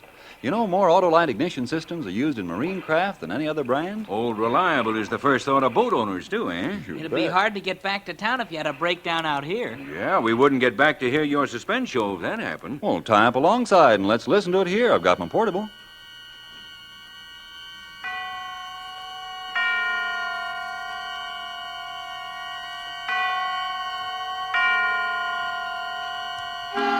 Suspense.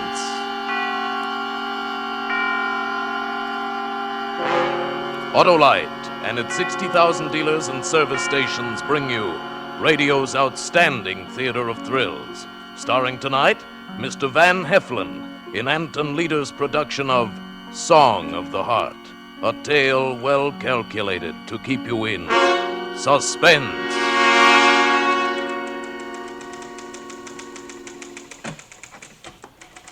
Well, you explain all that to the officer in the car, ma'am. Thank you. Yeah? Can I help you? Please. What? I have a confession to make. A confession? Please, are you the officer that I'd tell it to? Well, do, I guess. My name is Neil Wilson. I live with Aunt Alice at 265 West 19th Street. All right. So? Last night, I guess it was early this morning, I killed Tante Alice. Mike, Yes? you better get this. All right. Go on. You killed your, Tante Alice? Yes. How? I took a pillow and smothered. Go on. Could I tell you about it? All about it? Sure. Well, I have a fine job. I'm the general manager of the Hand S Company. I've been with them ever since I got out of school. I'm an orphan. I live with my aunt, with Tante Alice. You live with your aunt? Yes, I don't remember my parents. They died when I was just a little boy in an accident. Tante Alice brought me up. She was like my own mother. Why did you kill her? I guess I should start when I met Muriel Jones. That was only last Sunday at the annual company picnic. It was the first time I'd ever been to one. Usually I spent Sunday afternoons with Tante Alice.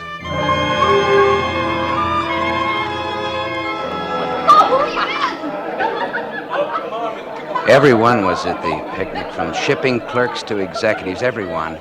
But I sat off to the side by myself, and, well, that's the afternoon that I met Muriel. Having a good time? What? Oh, yes, thank you.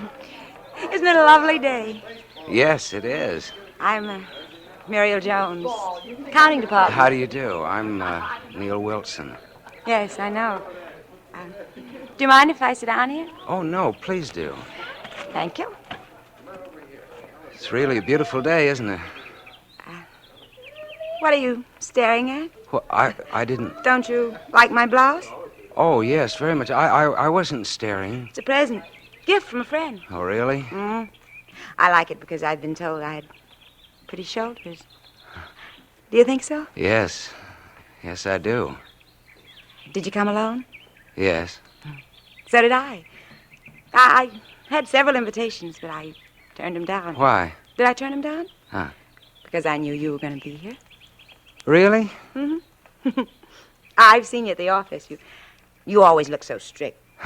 I wanted to meet you and see if you were. Well, I'm flattered. You should be.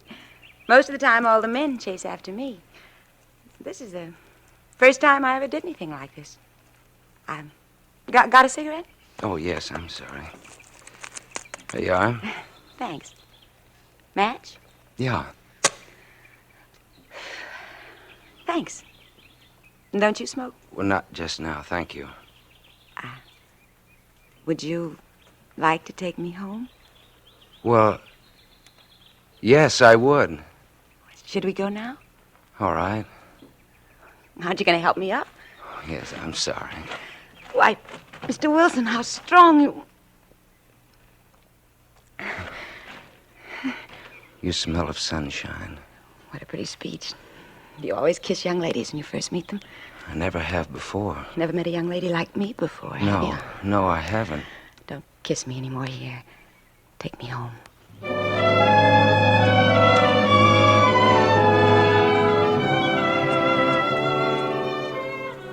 I'd been out with girls before, but nothing ever came of any of it.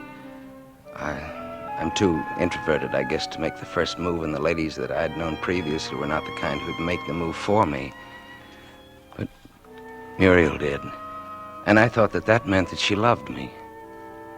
We drove for a while when we left the picnic, and then I took her home. I like your car. Would you like to go for a ride tomorrow? You mean you'll pick me up in the morning? Drive me to work? Well, I'd like to. Ah, isn't that sweet? About 7:45? All right. I'll have some coffee ready if you like. Would you like having your morning coffee with me? Oh, I'm afraid I couldn't. Thanks a lot, though. That'll be all right. My girlfriend lives here with me. Oh, no, it's not that. I mean, I always have breakfast with Tante Alice. Who? My Aunt Alice. I call her Tante. That means aunt. Oh. Isn't this silly? We're standing out here like we didn't have a place to go. Won't you come in for a few minutes? Well, I'd like to. That's good.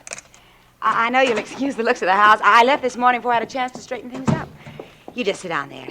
Okay. Here, I'll put these things in the other room. Is there anything I can get you? No, thanks. It's very comfortable. That's good. This is nice. You're beautiful. Thank you. Just for saying nice things like that. Muriel. Muriel, What? I've never known anyone like you. You're just saying that. No, that's true. Do you believe in love at first sight? Yes? So do I. I knew a girl and a fellow once who got married 3 days after they met. That was love at first sight, wasn't it? Yes, I'm sure it was. Is that the way you feel about me? Yes, it is. I knew the first time I saw you it would be like this, didn't you? I hoped it would be. Give me a kiss. Will you marry me? I'm Mr. Wilson, how sudden. No, will you marry me? I should be delighted.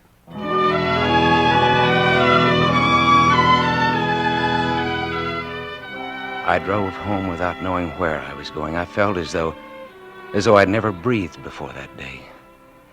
I felt that I was the luckiest man in the world.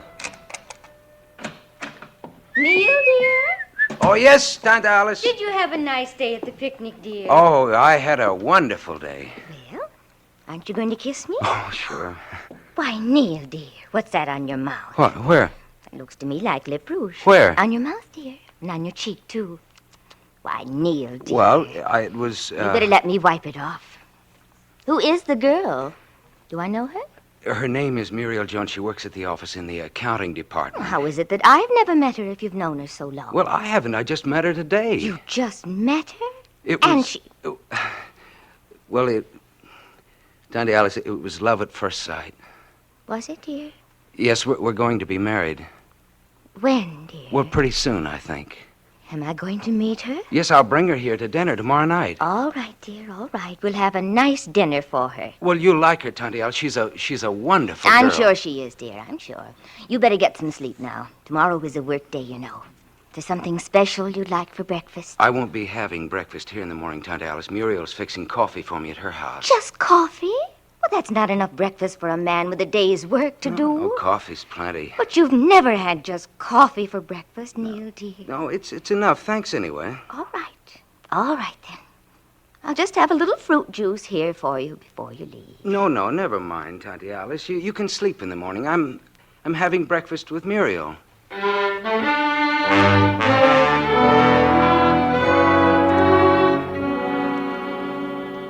I don't know what time it was when I woke up that night.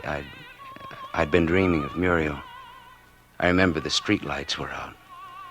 What woke me was some music from downstairs. Tante Alice hadn't gone to bed yet. She was playing one of her old phonograph records. It was a sweet, sad record. And it's a song that I'll never forget as long as I live.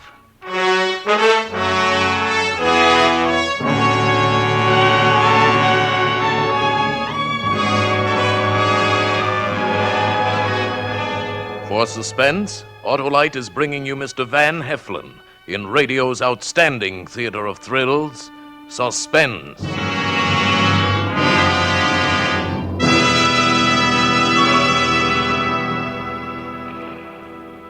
Sweet little radio you have there. I'm sure glad we met you, Mr. Martin. Dad and I wouldn't miss Van Heflin for anything. He is great, isn't he? Can always count on him for a top performance. Just like Autolite resistor spark plugs, eh, Frank? Yes, Hap. And right now you can get Autolite resistor spark plugs almost anywhere in the United States. It's sensational. Why, no other spark plug will give and maintain such performance. You know, Autolite Ignition engineered a 10,000 ohm resistor right into the Autolite spark plug that permits a wider spark gap setting and maintains it far longer than any other spark plug. The Autolite resistor spark plug is the best thing that's happened in spark plugs in years. A great new development of Autolite Ignition engineers working with the country's leading car and truck manufacturers. They make a world of difference, all right. I know. Just had a set installed in my car. Yes, millions are switching to the new Autolite resistor spark plugs. Now available at Autolite dealers the country over. Avast with the sales talk, mates. Here's Van Heflin in Suspense again. And now Autolite brings back to our Hollywood soundstage Mr. Van Heflin as Neil in Song of the Heart, a tale well calculated to keep you in suspense. You went to sleep and your aunt was playing this record. He's up to the end of the day he met the girl. Yes, that's right. Now, what happened the next day? Well, the next day, when I got up in the morning, Tante Alice was already up. Oh, I don't know, maybe she hadn't even been asleep. The table was set for two in the breakfast room. The toaster was out, my fruit juice was on the table, and she was frying bacon when I came downstairs. Good morning, Neil, dear. Good morning. You're early, aren't you? Breakfast will be ready in just a moment. I'm not having breakfast at home. I told you that last Oh, night. that was last night, Neil, dear. Today's another day. I'm having breakfast with Muriel. I have to go now. I'll see you this evening. We'll have a nice dinner, Neil, dear. I'm bringing Muriel home for dinner with me. Tonight? Oh, but dear, that's hardly warning enough. You said last night that you wanted to meet her. But so soon, dear? Now listen to me. I'm bringing a girl home for you to meet. I love this girl. Now, I want you to be nice to her. I don't want a fiasco like the last time. Neil, please, dear. I don't want you pouting and sulking this time. I don't want to have to apologize for your actions. I think that will be all, Neil, dear. I think that's enough. If you aren't going to behave yourself properly, now just say so now and we'll not come home for dinner. That's up to you. I'm only thinking of you. Now, don't be cross. Give me a big smile like you used to when you were a bad little boy. All right. How's that? Oh, you can do better than that. Now, please, Tante Alice, I'm late. I'll see you at dinner. All right, dear. You call me from the office if you decide to bring her home for dinner. We'll be home for dinner. I'm telling you now, I don't have to call you from the office. You call me, dear.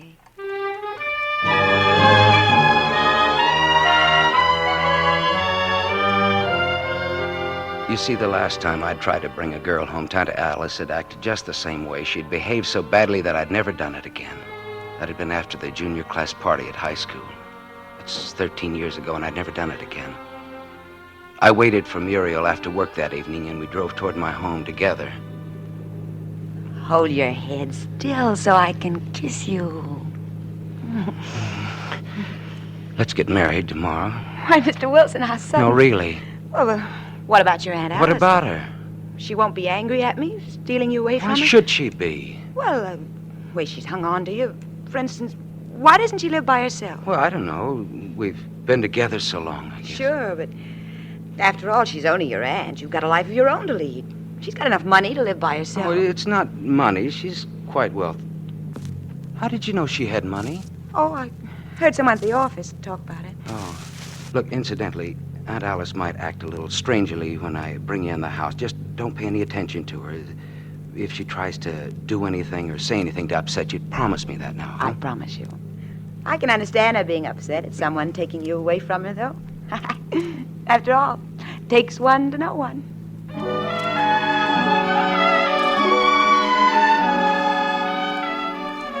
The rest of the ride home, we didn't talk. Muriel just sat close to me, and she held my hand in hers.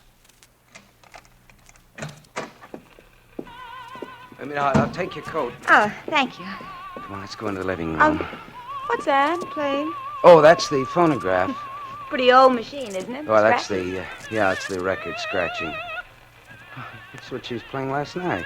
What is it? French? Yes, Tante Alice has a collection of old records. You know, this is the first time she's played them in years, since I was in high school. Where is she? I don't know, she must be in the kitchen. Well, I might as well sit down, I guess. Oh, I forgot to ask you. Are my seams straight? What? Oh, yes, they look straight. So hard to keep your stockings straight. I never can get mine long enough. See? Well, What? good evening, working people. Oh, good evening, Tante Alice. And this must be Mabel. No, it's Muriel. Muriel, this is my aunt, Miss Alice Tremble. Tante Alice, this is Miss Muriel Jones. How do you do? Oh, please sit down. Dinner will be ready soon. Is the phonograph too loud? I was just playing some old records. Yes, it is a little loud, Tante Alice. Oh. That's better. Is there anything I can do to help? No, that's all right, dear. Just last-minute things like the gravy. I'll do them in a bit. I'll just sit here with you two young people for a while. Oh, my, I've had a day. Preparing to meet Neil's latest young lady. He always does this to me. Calls suddenly in the middle of the afternoon and says, I'm bringing a young lady home for dinner. Why do you Most say of them he it? wants to marry, as though he thinks. As he said, he wants to marry you. Be careful of him. He's a devil. Tante that Alice, way. please. Now, that's not true. Can you imagine wanting to get married before you really get to know someone? Did Neil tell you we're going to get married? He did ask you then. Oh, Neil, shame on you. Shall we have our dinner? In a moment, dear, in a moment. You poor little girl. And Neil has been acting the Don Juan with you also. You poor dear. Well, excuse me, I'll let you hear some of my records while I make the gravy. Would you like me to help? No, you stay with the young lady. Muriel, is it? I can handle things alone, this once. And after all, if she should ever come back here again, I want her to think kindly of us.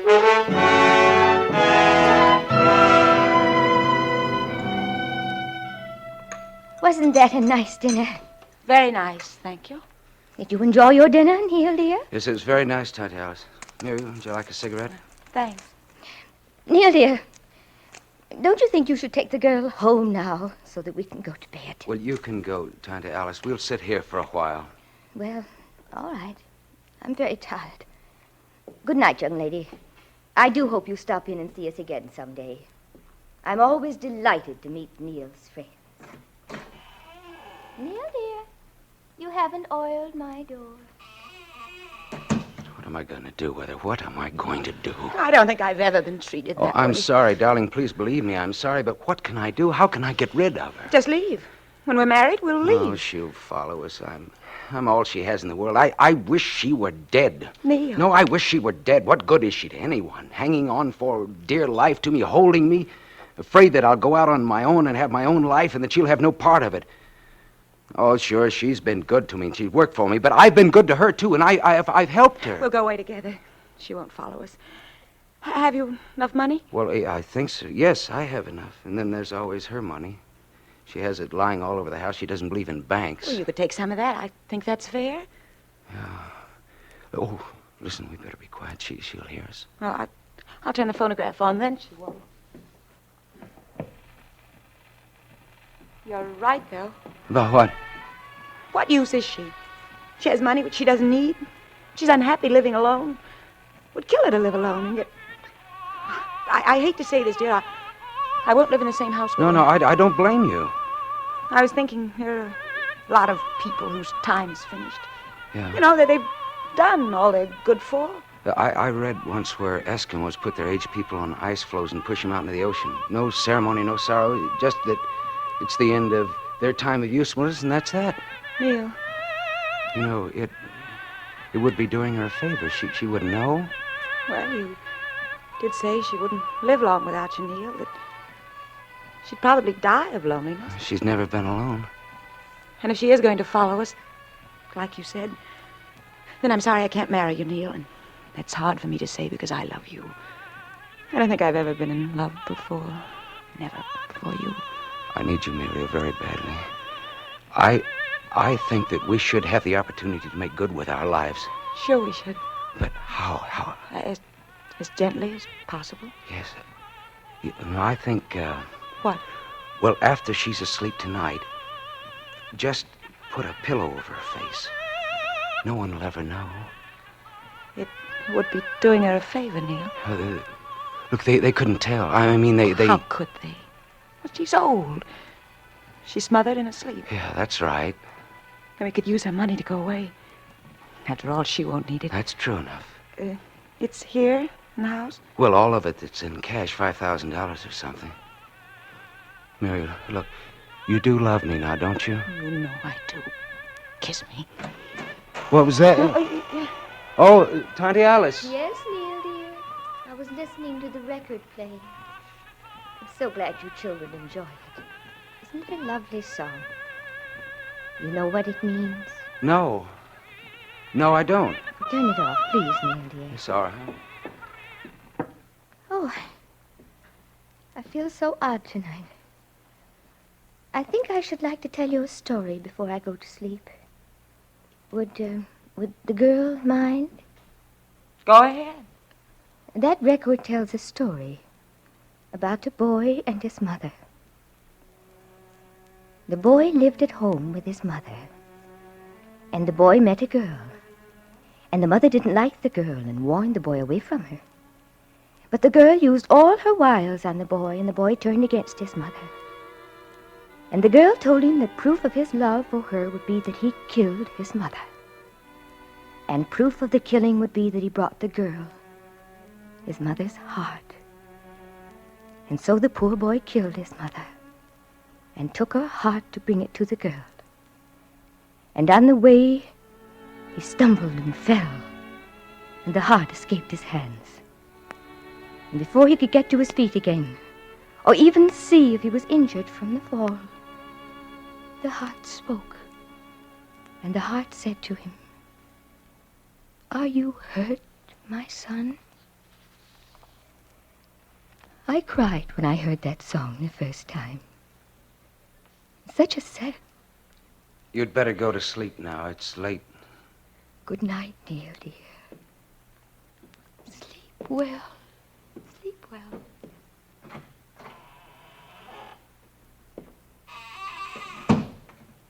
What an unpleasant story. She knows all sorts of things like that fable, sort of.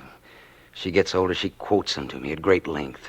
Will it take her long to go to sleep No, now? no. She's told me a story now. She'll go right to sleep now.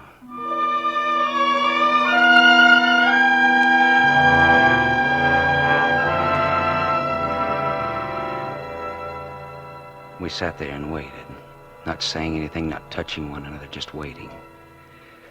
Finally, after about an hour, Muriel suddenly kissed me. She kissed me hard, and she held me close to her. Then I got up and I walked quietly over to Tante Alice's door. I opened it, and I walked into her bedroom. She was sleeping on her back. I took a pillow from her chaise, and then, just as I was about to put it over her face, I thought I saw her eyes move. Waited.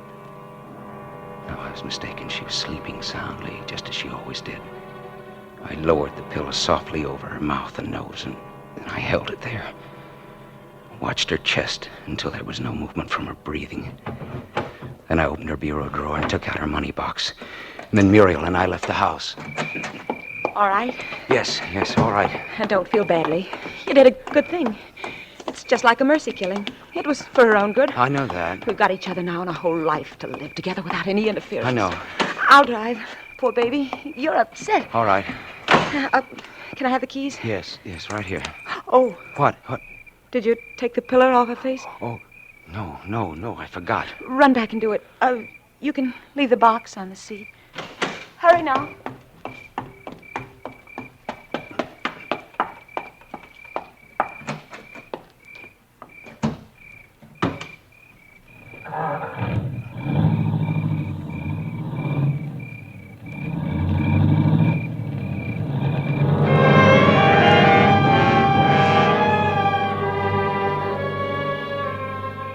I heard the car leave, and I knew what it meant. And I didn't do anything about it. I just stood there. I wanted to cry. I didn't go into Tante Alice's room. I just stood there.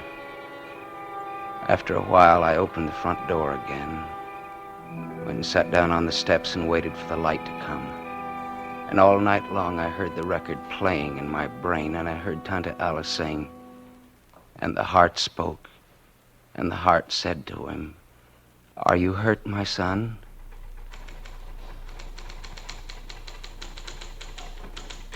That it? That's it. I'll type it up for him to sign. All right, Mike. She's driving my car, but I don't care. I mean, if you want to catch her, she's driving my car. We'll catch her. What do I do now? You come with me. Funny you're coming in here this morning. Although, of course, we'd have had a routine investigation anyway. Because the pillow was still on her face? Well, yeah. Although she might have had a heart attack, or the pillow might have smothered her without her knowing it. Most accidental deaths are pretty strange. Much stranger than the planned ones. No, I meant that you didn't look at the room very closely when you went in there to kill your aunt. Yeah, in here. What do you mean that I didn't look at the room very closely? Your aunt was a pretty smart cookie, and I guess she was really looking out for you, warning you with that song, anticipating what you were planning. We were over there this morning. The door was open, the prowl car spotted it, and went to see what was cooking. Must have been after you left to come down here. They found your aunt's body, but they turned in a sort of routine report. Routine? Yeah. This case looked open and shut. Because right next to the bed on her night table, in her own handwriting, your Tante Alice left a suicide note.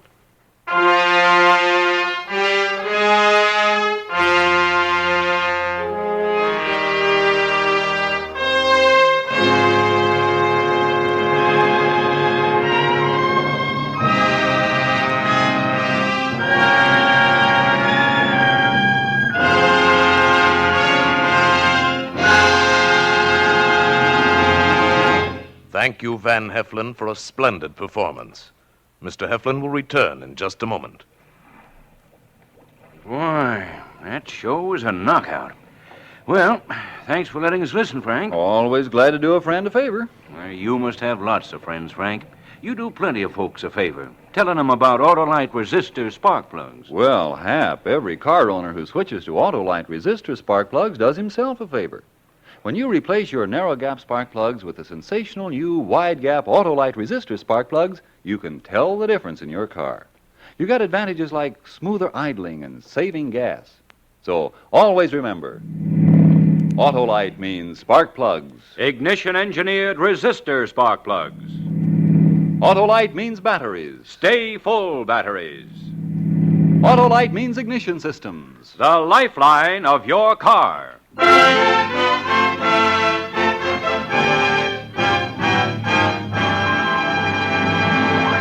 And now, here again is Mr. Van Heflin. It's always a great pleasure to join Tony Leader and his fine cast of suspense actors on radio's outstanding theater of thrills. And speaking of thrills, there are plenty in store for you next week when Suspense brings you wonderful Madeleine Carroll in The Morrison Affair, another gripping study in Suspense. Mr. Van Heflin appeared by arrangement with Metro-Goldwyn-Mayer, producers of Julia Misbehaves, starring Greer Garson and Walter Pidgeon. Lorene Tuttle played the part of Tanta Alice, and Betty Lou Gerson was Muriel. Tonight's suspense play was written by Elliott Lewis, with music composed by Lucien Morawick and conducted by Lud Gluskin. The entire production was under the direction of Anton M. Leader. Next Thursday, same time, you will hear Madeleine Carroll in The Morrison Affair.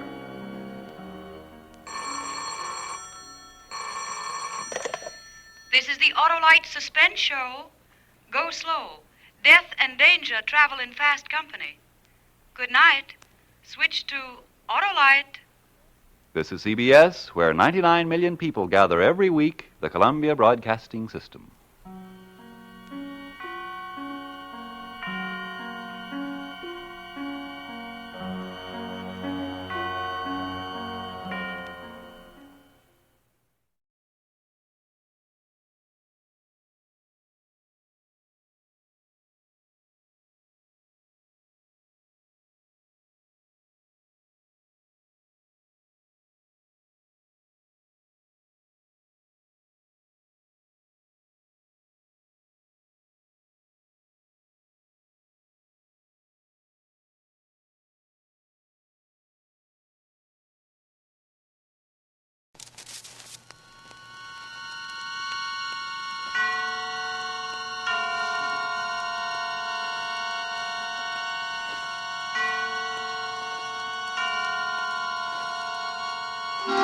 Suspense.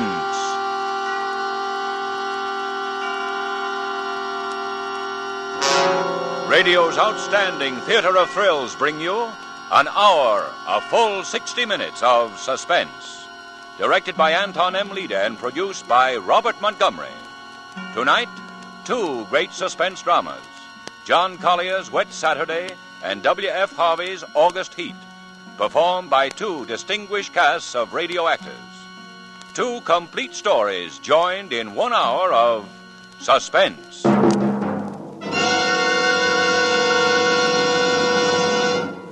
This is Robert Montgomery with a forecast, a weather forecast.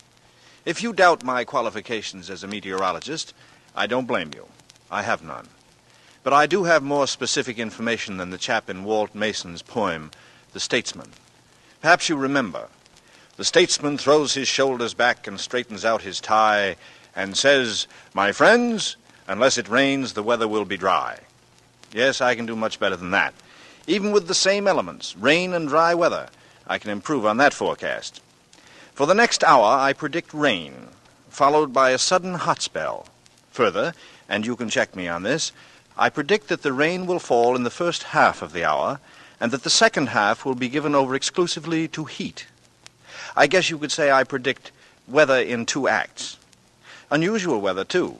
A unique combination of Wet Saturday and August Heat. Each of these dramas is set in England.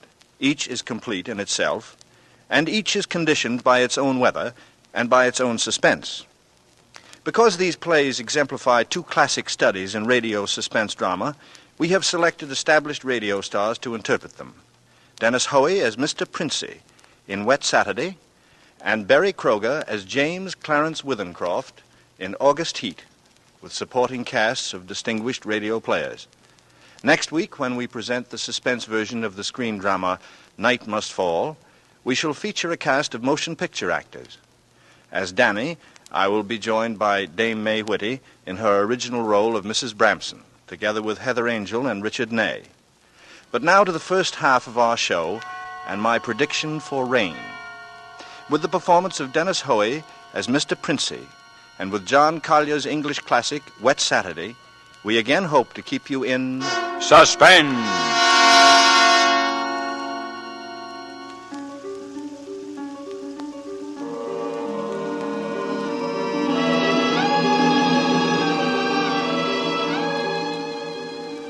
On this rainy afternoon, we should like you to meet the Princey family and their visitor.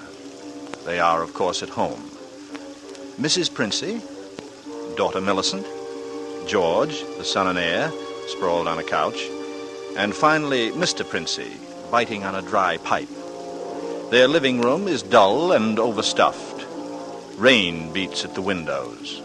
They are any middle-class family at home on a wet day, except for one small item. As you sit with them in the living room, you can see through the door to the sun porch a pair of man's feet, encased in black boots. They look like the feet of a curate. There is a tenseness in the room. The air is charged with excitement, but the feet are very still.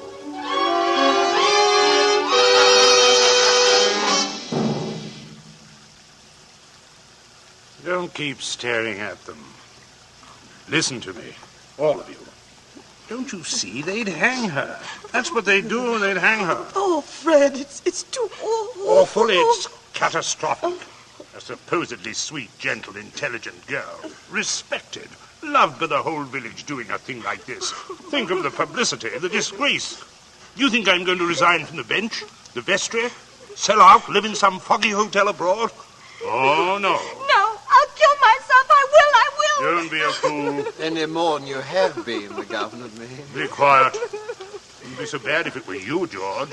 Everybody in the village knows you're not responsible. George. Yeah?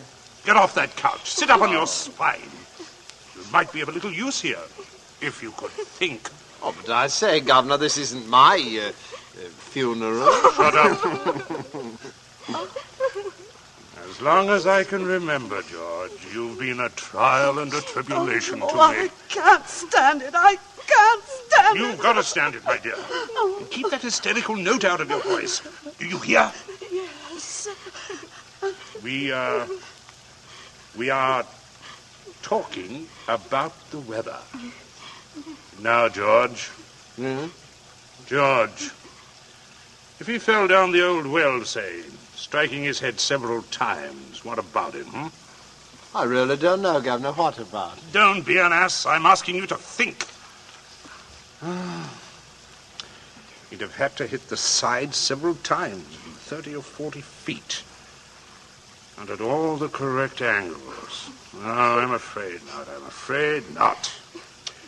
We'll have to go over it all again, Millicent. Oh, no, Father, no, I couldn't. Millicent, we must go over it all again. Fred, you're torturing her. Oh, face facts, Mater. With him lying there, it's no use pretending it's a picnic. They might hang you, Millicent. Oh, stop that shaking. Stop it here. You must stop it.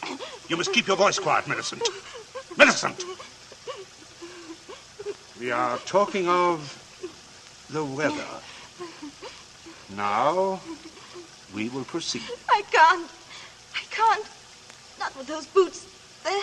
Oh, should have thought of that, Millie. I'm not moving her. Sit up, George, and stop shuffling your feet. Now, Millicent, look at me.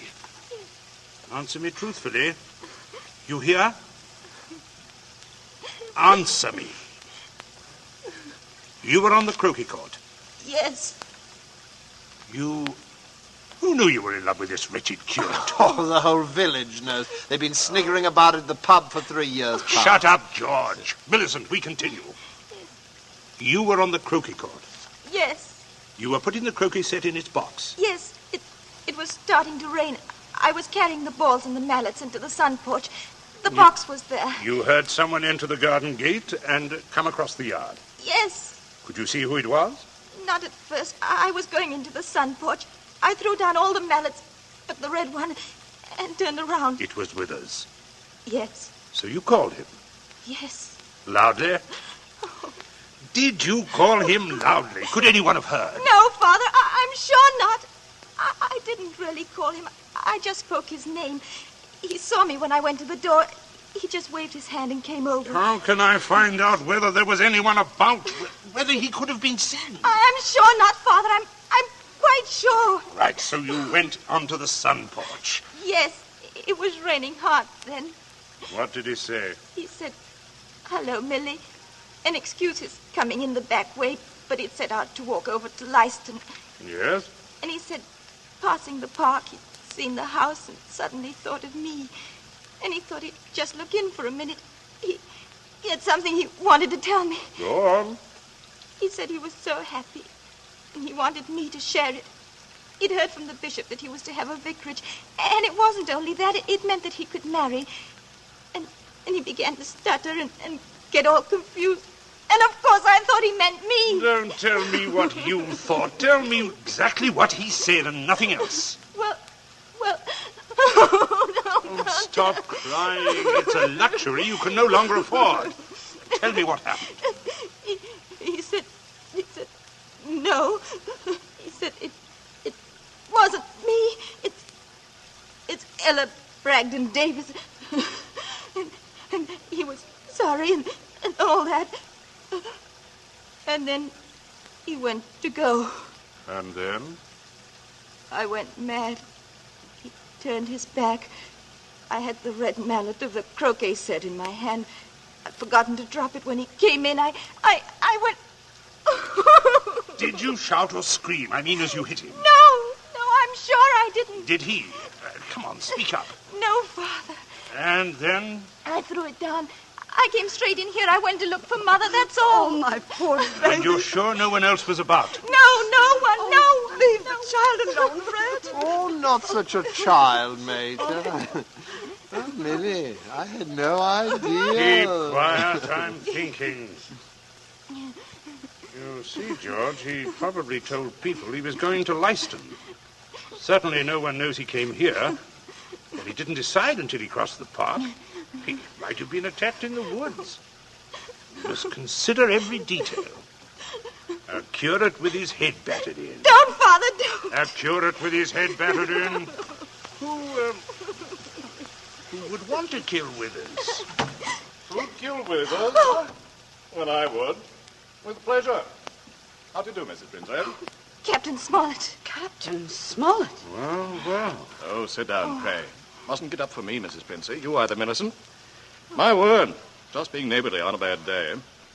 I wanted to ask you about those dahlia bulbs, Prinsey. Mm-hmm. Took a shortcut on account of the rain and walked right in. Knew you wouldn't mind. He heard you, Father. My dear, we can all have our little jokes. Don't pretend to be shocked. This way, Smollett. This chair facing the fireplace. Sit down, Mother. Oh, just straightening the curtains on the sun porch, dear. It looks so gloomy out there. Might as well shut the rain out. Yeah. We were just talking about a little theoretical parson killing, Smollett. Young people these days like thrillers and... Parsonicide. Justifiable parsonicide. Have you heard about Ella Bragdon Davis? I shall be most properly laughed at. Why?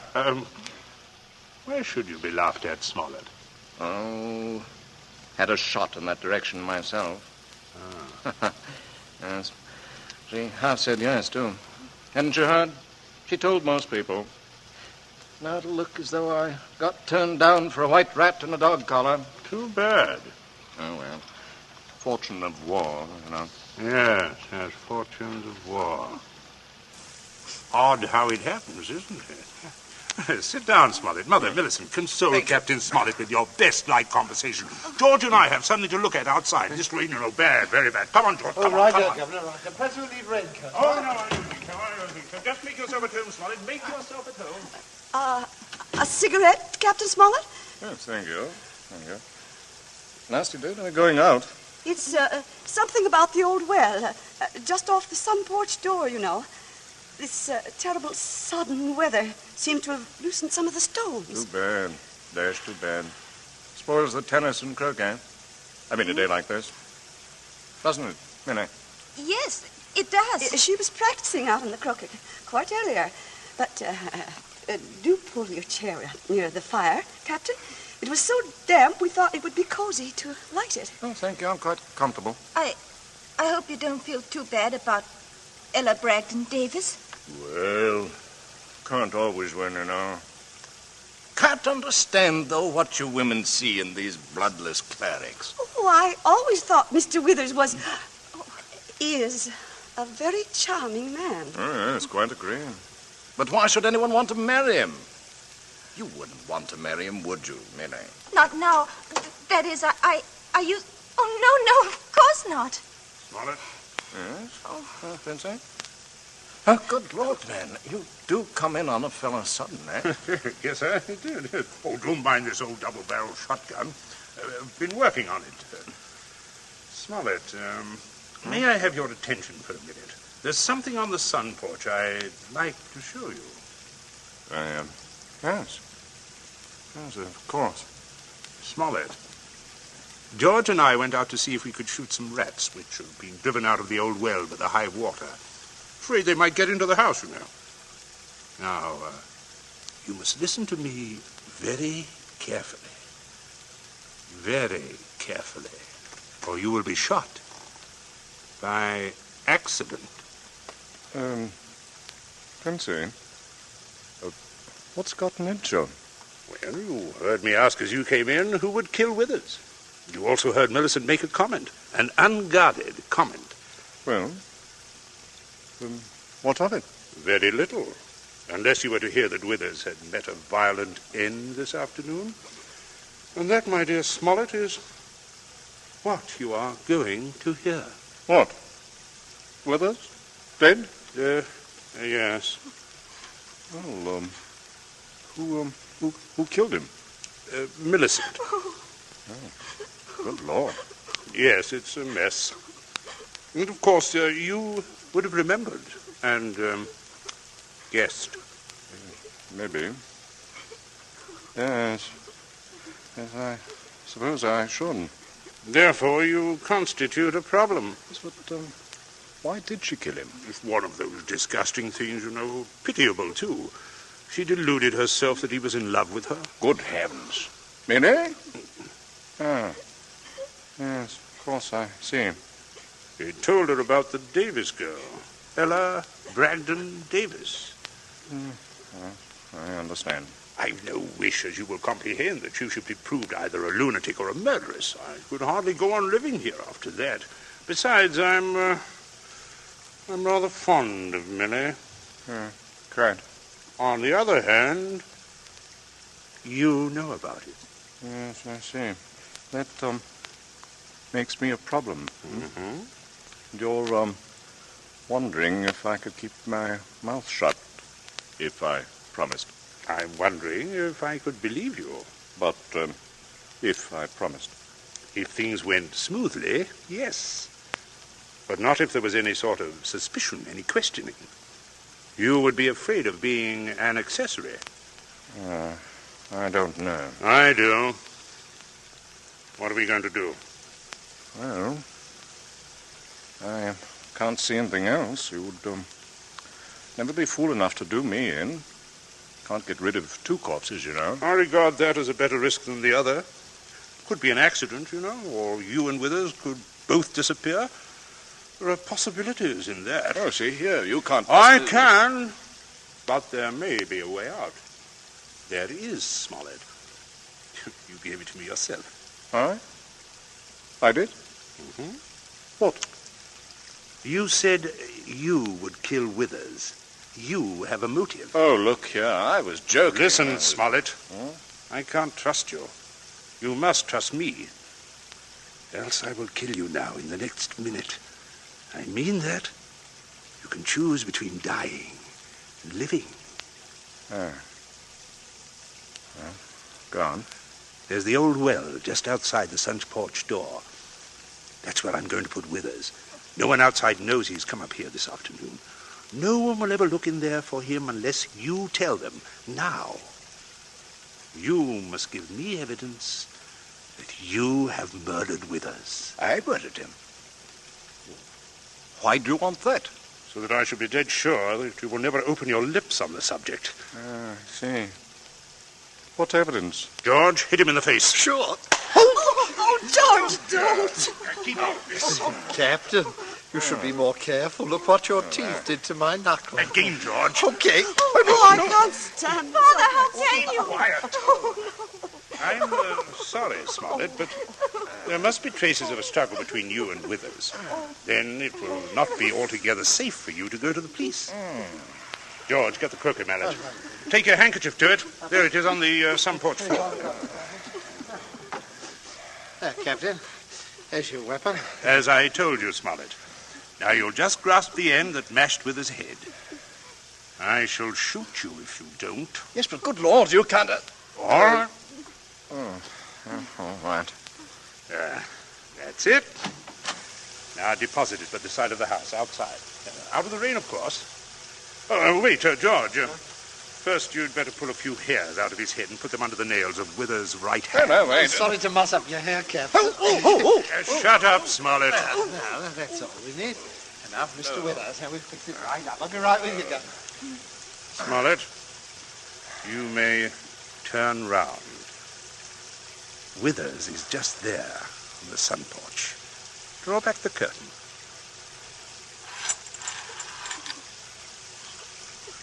Good Lord. Yes, messy. Now, you, Smollett, you've just got to drag him through the door and dump him in the old well. Just beyond the door, Captain. I won't touch. All right, stand aside, out of range, George. Any place where I want this shot to go, only one place. Oh, Father! Keep quiet. Keep out of this. My aim is none too sure. No, wait a minute. Wait a minute. My process. That's better, Smollett. Much better. Go on now. Go ahead. You have to take him outside. By the shoulders, what to do, Captain. Keep quiet, George. Go on, Smollett. Go on. You've seen a dead man before. Drag him. Drag him. Right. There we go. I'll just hold the gun here to make sure everything goes all right. Oh, come away from the window, dear. Don't look. Captain Smollett.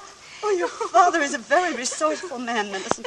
I'm sure what he's doing But is... the captain, I can't Oh, stand you it. mustn't question your dear father. I say, you can still at it. There's enough trouble around here without your blubbering. Don't you call me blubbering, George Princey.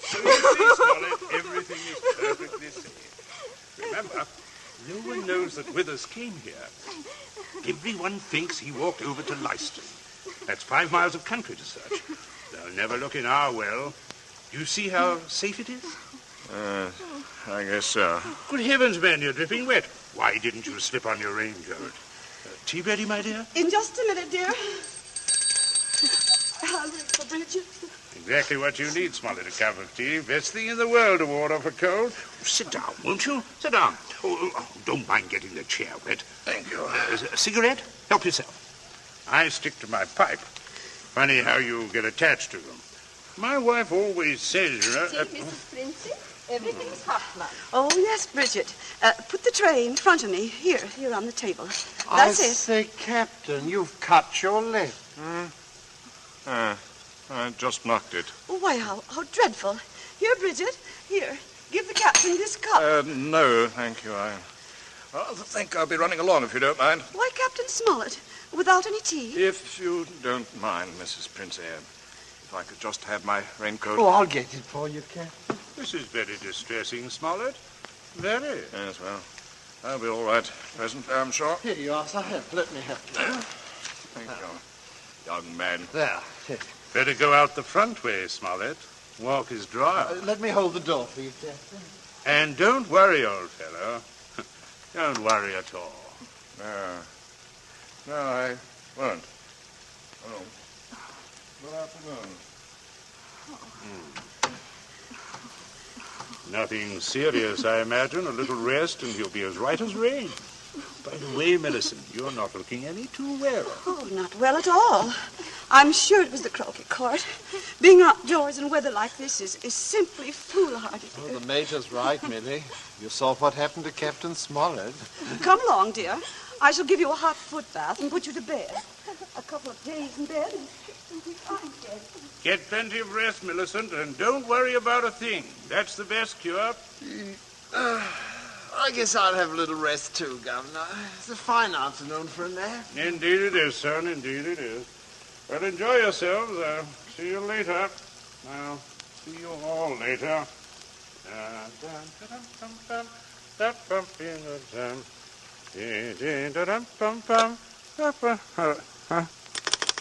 Hello?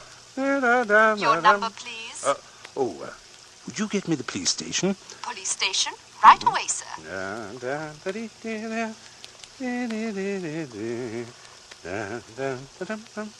Police headquarters, Sergeant Yancey speaking. Oh, hello, Sergeant. This is Princey of Abbott's Road. I believe you know me. Indeed I do, Mr. Princey. Sergeant, a rather horrible thing has just occurred. Quite extraordinary. Murder, in fact. Murder? Mm-hmm. I'm afraid it looks rather bad for a close friend of ours, unfortunately. We saw him do it. I think you'd better send someone over right away. Our man should be there right about now, Mr. Princey. I beg your pardon? I say our man should be there now. Constable Martin has his post right below your house there. I just rang him. Seems Captain Smollett was with him. Captain Smollett? He reported some rather queer goings-on at your place, but I certainly didn't understand it was murder. Now, just don't touch anything, Mr. Princey, and don't worry. Don't worry at all. No. I won't, Sergeant. Thank you.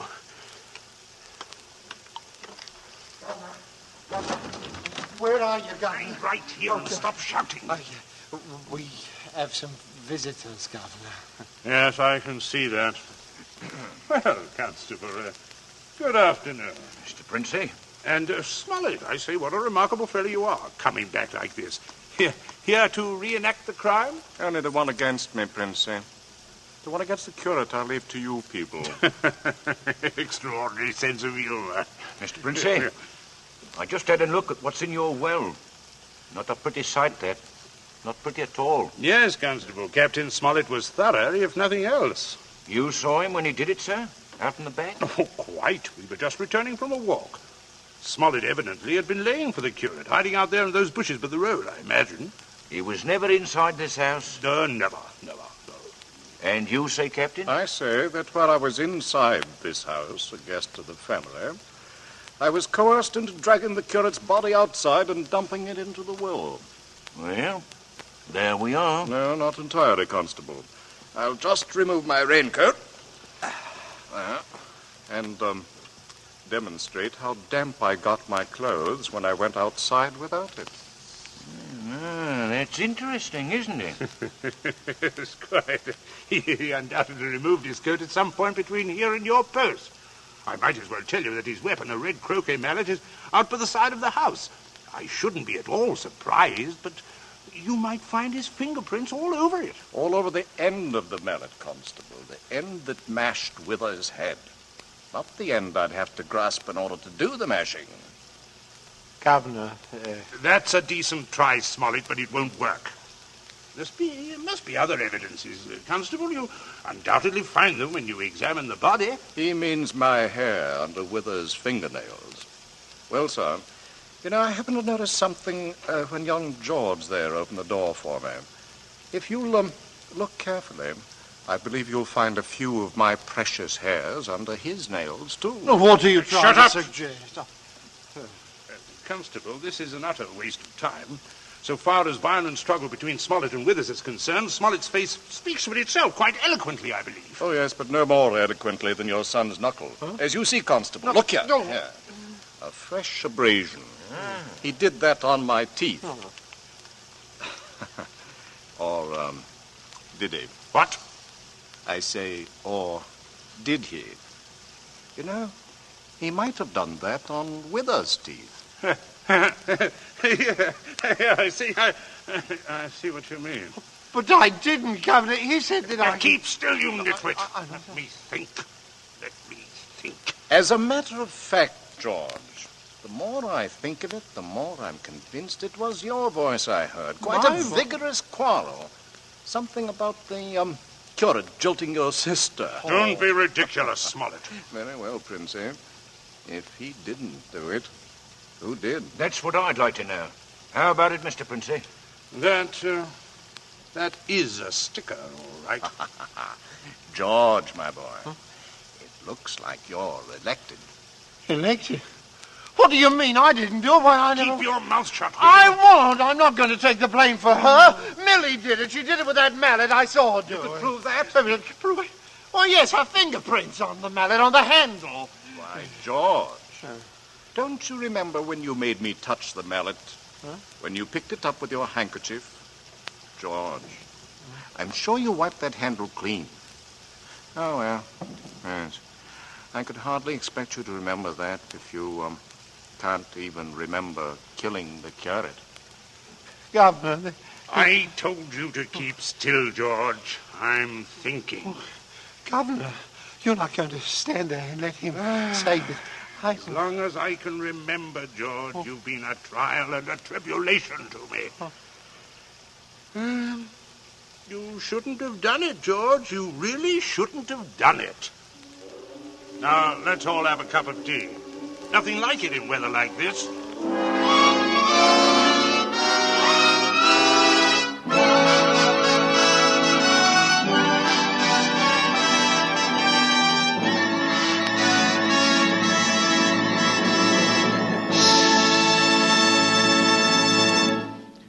So ends Wet Saturday, the first of 2 half-hour stories combining dramatic weather and dramatic suspense. Our thanks to Dennis Hoey for an excellent performance, and to Harold Medford, who adapted John Collier's story. True to our prediction, we will return in a moment with August Heat, a second study in suspense.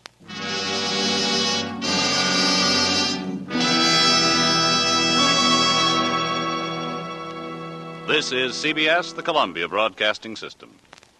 And now, back to our Hollywood soundstage and to our producer, Mr. Robert Montgomery. The rains of Wet Saturday are gone. In their stead, a blazing sun burns down on the damp earth of the English countryside, steaming the atmosphere with a heat that's humid and smothering, like a tight outer garment, like a shroud which cannot be loosed and cast aside. Such a heat weighs upon your entire being and saps from you the last strength of hope and freedom. This is the setting for the companion piece to our first drama, Wet Saturday. This, then, is August Heat, the second of 2 suspense dramas complete in this hour. And now with the performance of Berry Kroger as James Clarence Withencroft, and the reappearance of Dennis Hoey as the man, and with W.F. Harvey's August Heat, we promise a narrative well calculated to keep you in suspense.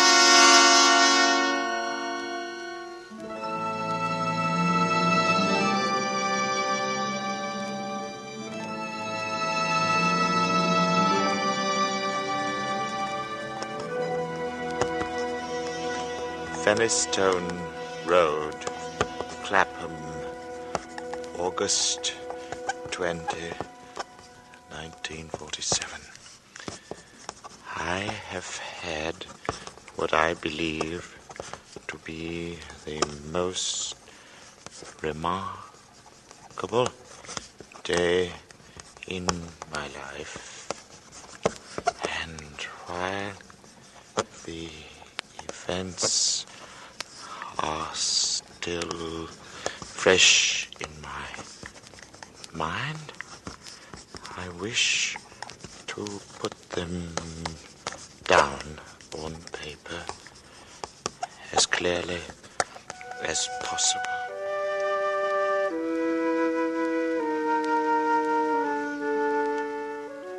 Let me say at the outset that my name is James Clarence Withencroft. You must remember that in order to have the full implication of my story.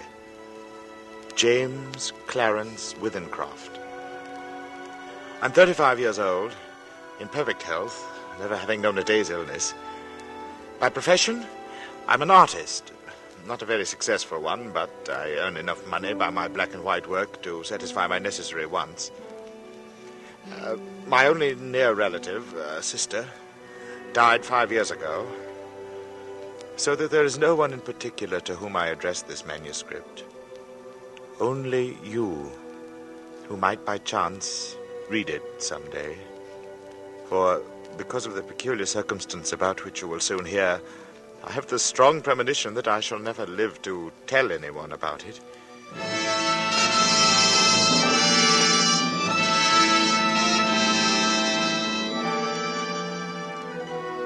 I breakfasted this morning at 9, at the usual time. It was no different from any other morning, and after glancing through the morning paper, I lighted my pipe, and I proceeded to let my mind wander, in the hope that I might chance upon some subject for my pencil. The room, though door and window were open, was oppressively hot, and I just made up my mind that the coolest and most comfortable place in the neighborhood would be the deep end of the public swimming bath when I was suddenly shaken. A feeling swept over me such as I'd never experienced before. I attempted to rise to my feet. Somehow it seemed as though I'd suddenly been fastened to my chair. My hand went out in an effort to brace myself. And then, before I knew what I was doing, my pencil was in my hand, and I began to draw. It was as though someone had taken my hand and was moving it across the paper, swiftly in bold strokes. And then I seemed to take over. My hand, under its own power, began to draw. So intent was I on the sketch which began to appear before me, I soon forgot the oppressive heat, the roughness of the table. Everything was forgotten. This frantic feeling, the sketch must be finished as soon as possible.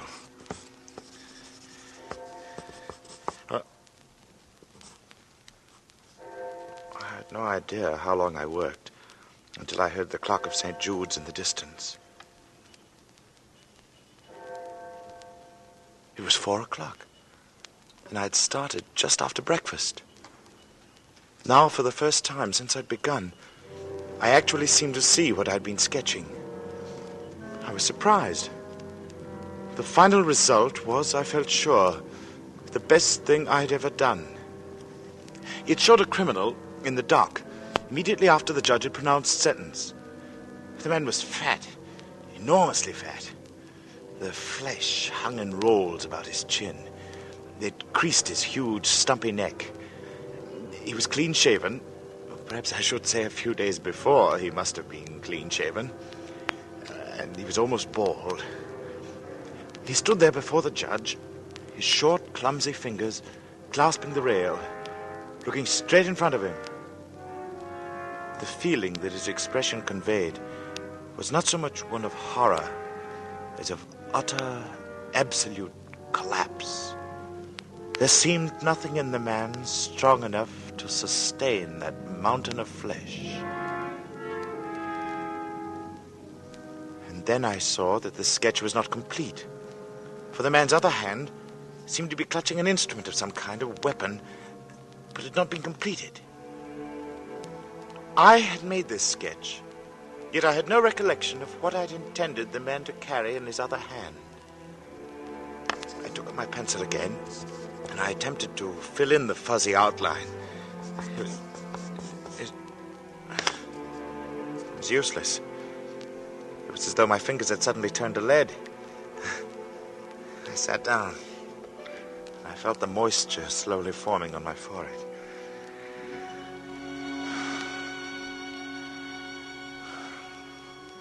And I was conscious of the oppressive heat again. And then I knew that there would be no finishing of the sketch. At any rate, not for the moment. So, I rolled up the sketch, and without quite knowing why, I placed it in my pocket. In spite of my peculiar inspiration, I was filled with the rare sense of happiness which the knowledge of a good thing well done gives.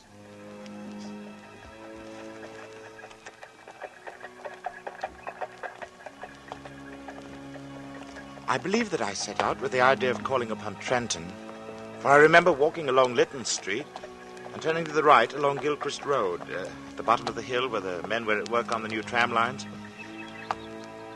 From there onward, I've only the vaguest recollection of where I went. Through parks, along crowded streets, always fully conscious of the awful heat that came up from the dusty asphalt pavement as an almost palpable wave. And I remember, too, the hollow sound of my footsteps as I moved along. Although walking aimlessly, I somehow knew that there was a goal, something to which I was drawn. I longed for the thunder promised by the great banks of copper-colored clouds that hung low over the western sky. I must have walked 5 or 6 miles. I've really no idea how far I walked, when a small boy roused me from my reverie. Got the time, mister? 20 minutes to 7. Thanks. Hot, isn't it? Yes. When he left me, I began to take stock of my bearings. I found myself standing before a gate that led into a yard bordered by a strip of thirsty earth. There were flowers, purple stock and scarlet geranium, and great numbers of bees droned over them. I stood looking down at them a moment. Then for some reason I looked up.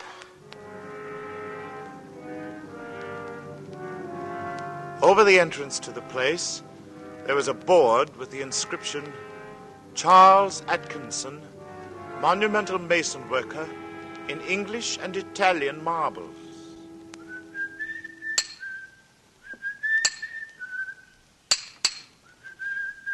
From the yard itself came a cheery whistle, the noise of hammer blows, and the cold sound of steel meeting stone. A sudden impulse made me enter, and I went in the direction of the noise. There was a man sitting with his back towards me. He was busy at work on a slab of curiously veined marble. He was not conscious of my presence as I stood there watching him for some time. Then, without turning, his hammer stopped in midair as he was about to bring it down on his chisel. He looked up, and then he held his position a moment before turning, but I knew that he was aware of my presence. And when he turned, I saw his face. It was, although I had never seen him before, it was the face of the man I'd been drawing.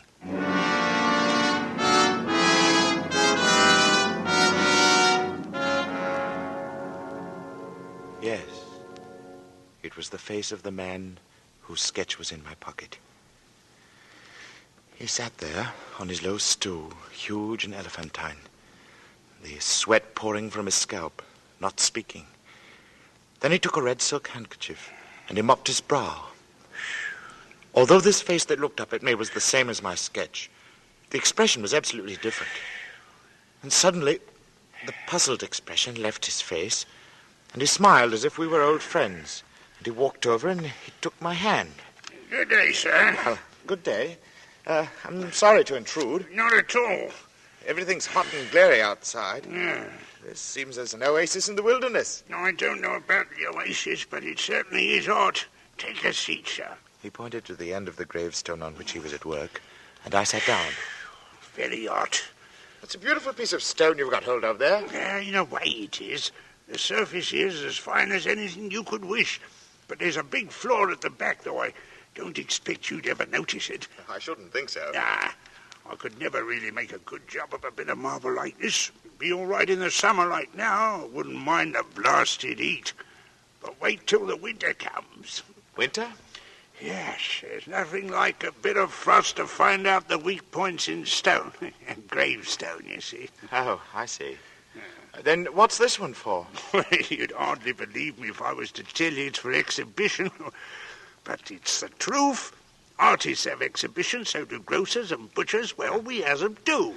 All the latest little headstones, you know. He went on to talk of marbles. Which sort of marble best withstood wind and rain, and which were easiest to work. Then of his garden and a new sort of carnation he'd bought.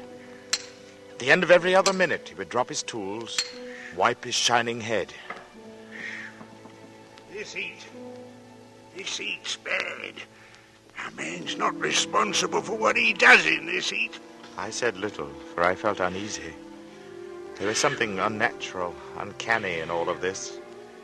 The feeling that I'd experienced it all before, exactly as I was experiencing it now.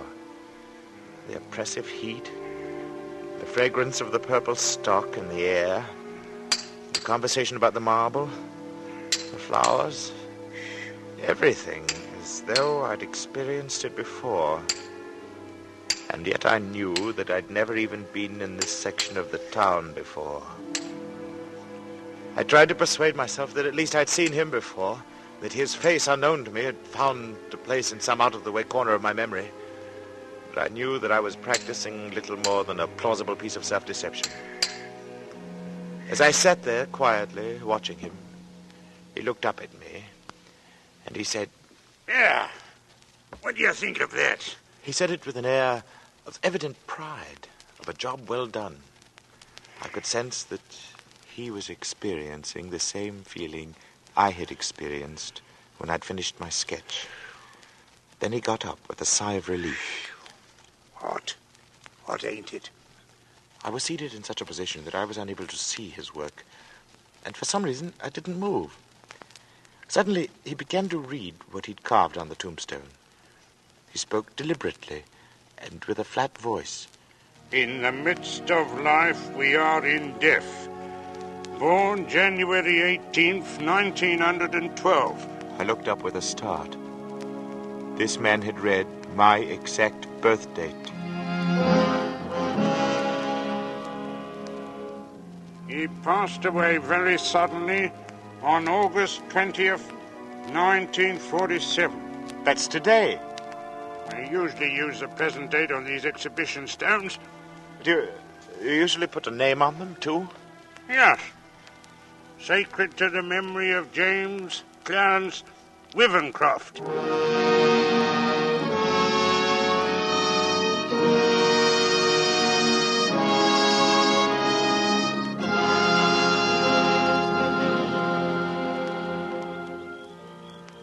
I just sat there in silence.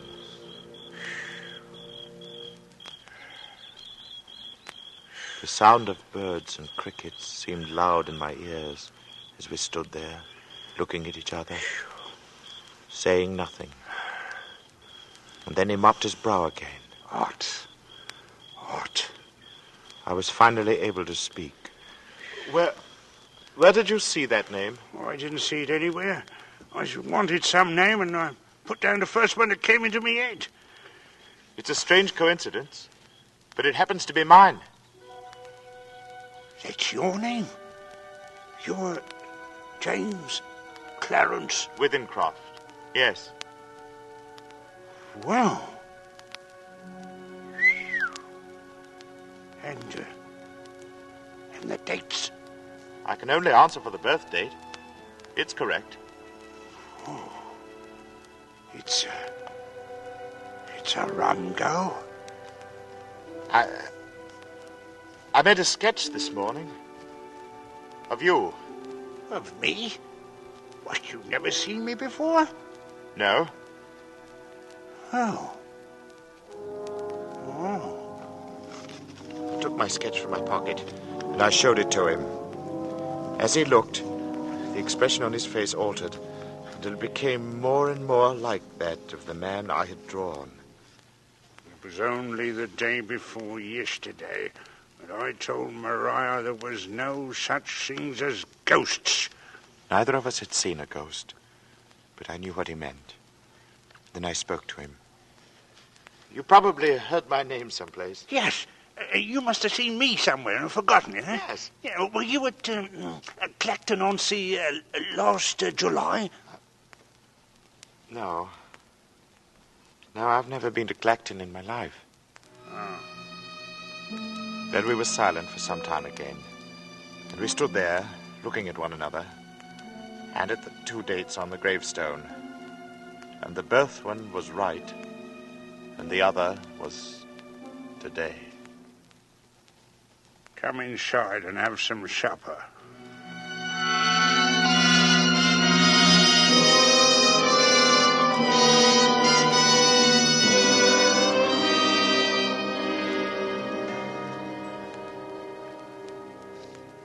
His wife was a strange little woman who was pallid with the look of those who live their lives indoors. Her husband introduced me as a friend of his who was an artist, and informed her that I was staying to supper. I spoke, making some comment that I hoped I would not be an intrusion, and she looked up at me. She said, You have a pleasing voice, Mr. Withencroft, and you're welcome in my home. I'm sorry Charles has not brought you here before.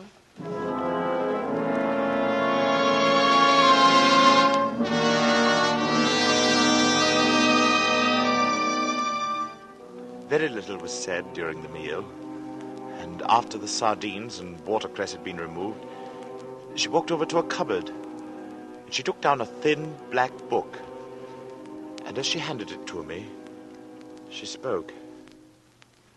Would you read aloud, Mr. Withencroft? Puzzled, I looked down at the book which she'd opened and placed before me. It was a very tiny book. The Prophet, it was called, by an author unknown to me, with a strange Eastern name, Khalil Gibran. My eyes fell across the page, and suddenly I was reading aloud, as she'd asked me to. Then Almitra spoke, saying, we would ask now of death. And he said, you would know the secret of death.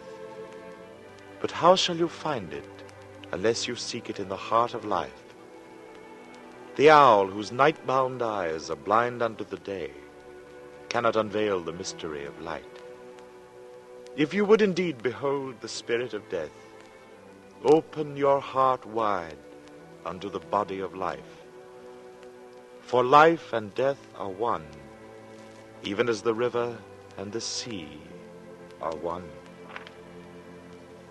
In the depth of your hopes and desires lies your silent knowledge of the beyond. And like seeds dreaming beneath the snow, your heart dreams of spring. Trust the dreams, for in them is hidden the gate to eternity. Your fear of death is but the trembling of the shepherd when he stands before the king whose hand is to be laid upon him in honor. Is the shepherd not joyful beneath his trembling that he shall wear the mark of the king? Yet is he not more mindful of his trembling? For what is it to die but to stand naked in the wind and to melt into the sun? And what is it to cease breathing, but to free the breath from its restless tides, that it may rise and expand, and seek God unencumbered? Only when you drink from the river of silence shall you indeed sing. And when you have reached the mountain top, then you shall begin to climb. And when the earth shall claim your limbs, then shall you truly dance.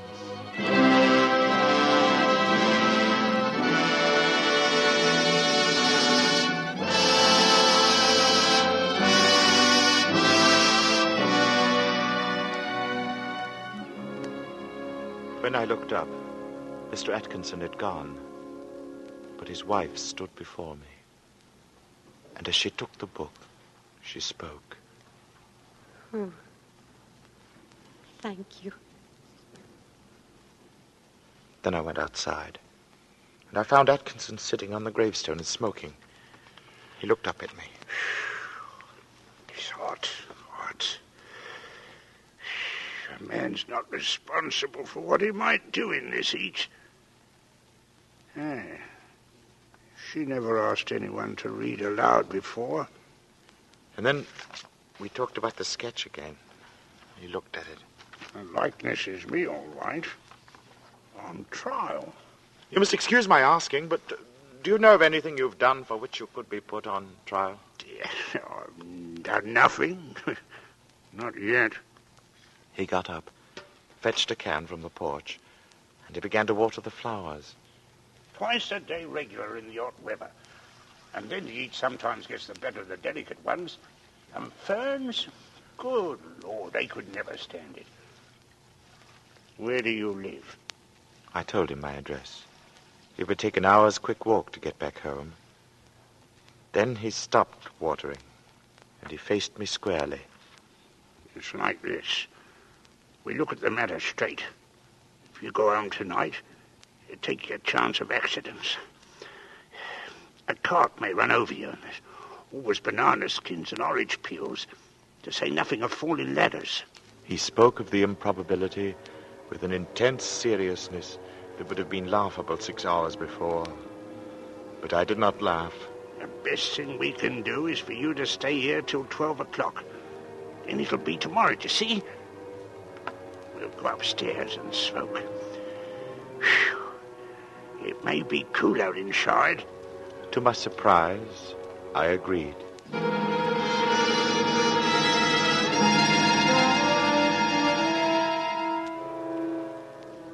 We are sitting in a long, low room beneath the eaves.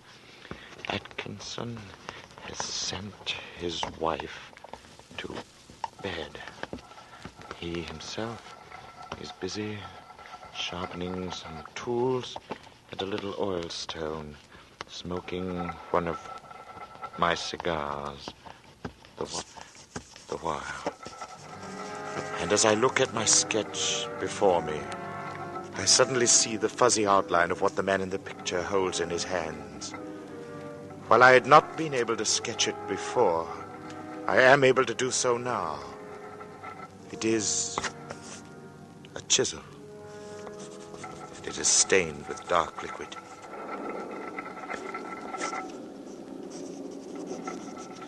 The sketch is completed now. The air seems charged with thunder, and I hear it in the distance. It is ominous, but it carries the hope of rain. Perhaps this damnable heat will be broken soon, and the day will soon be over. It is close to 12.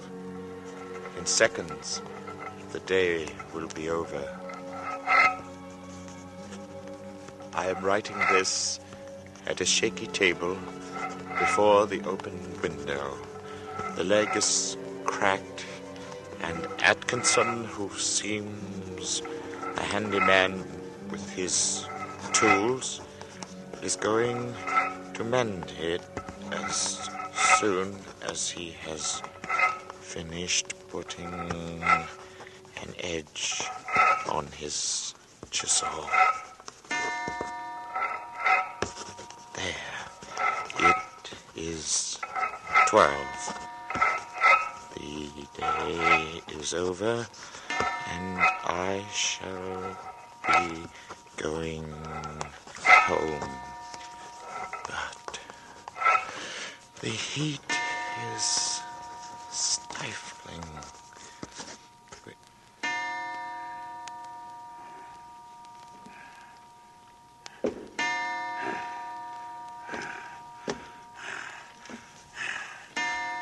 This heat is enough to send a man mad.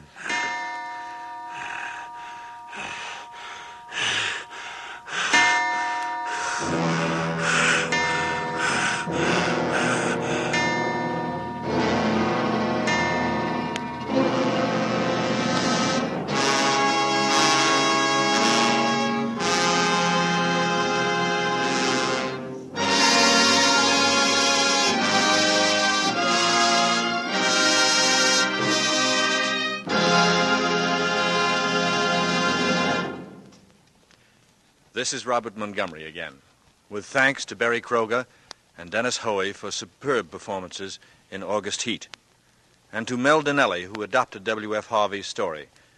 Our appreciation and our applause, too, goes to the cast of both plays who made our weather experiments so very successful. Next week, we'll turn a full hour's attention again to the English scene and to Emlyn Williams' great play, Night Must Fall. You'll meet Mrs. Bramson, Olivia Grain, and Hubert Laurie. And you'll meet Danny. Danny with the quick smile. Happy, cheerful Danny, whose appearance is as pleasant as the melody that's always with him.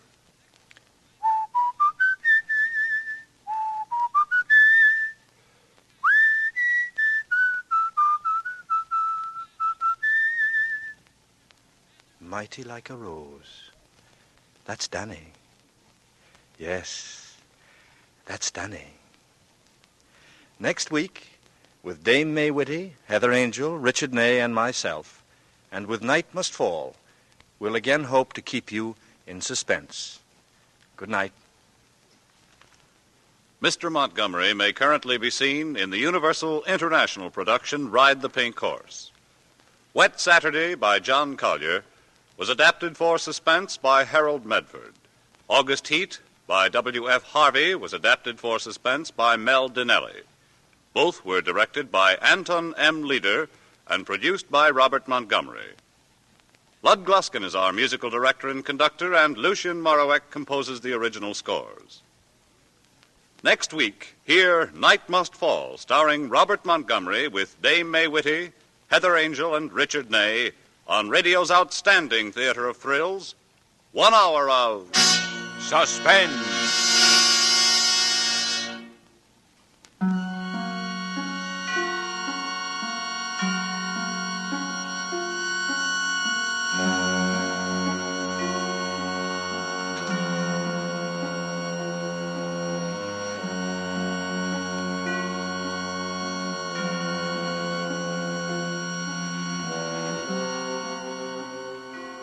A program you won't want to miss. That's Report Card, the next production of the famed CBS documentary unit. Overcrowded schools, out-of-date equipment, and a shortage of trained teachers, all of these are contributing to a breakdown in American education. For a dramatic report, hear Report Card Wednesday, March 24th over many of these stations. This is CBS, where 99 million people gather every week, the Columbia Broadcasting System.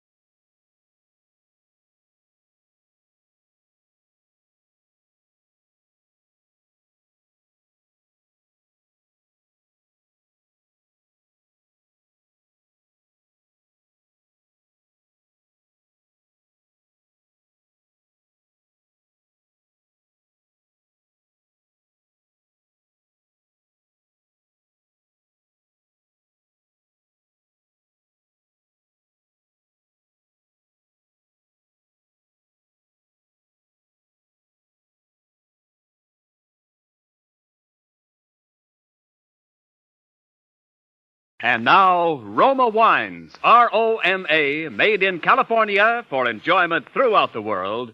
Roma Wines present Suspense.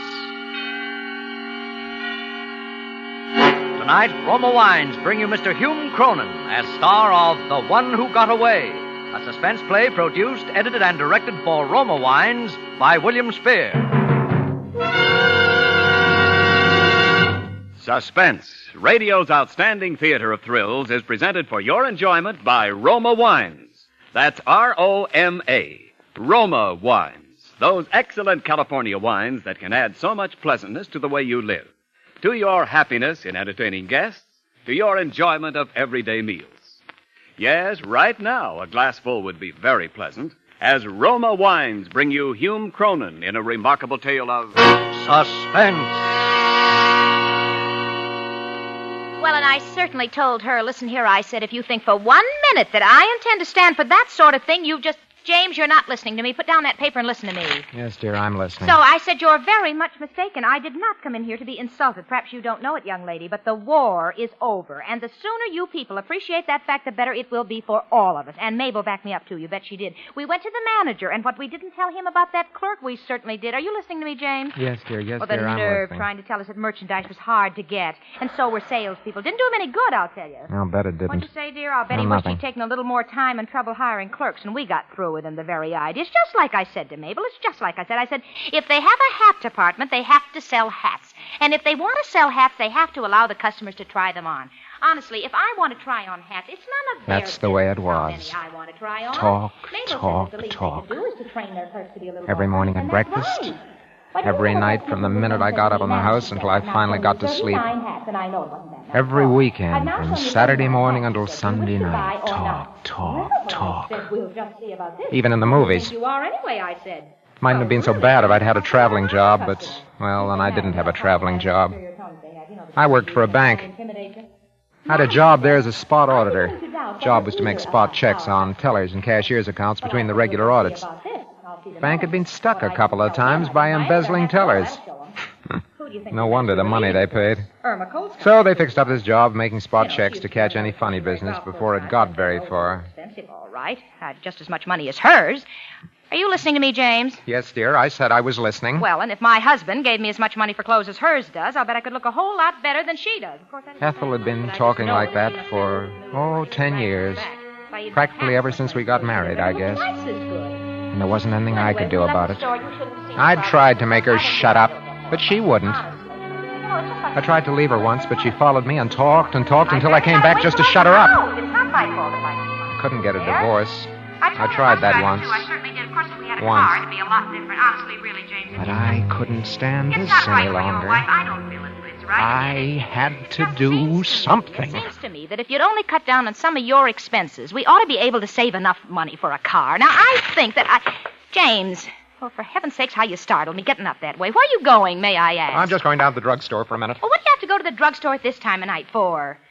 Good heavens, I work hard to make a nice home for you, James. I don't see why you're always getting up in the middle of a nice chat to go out. Do you hear me? James, answer my question. Why must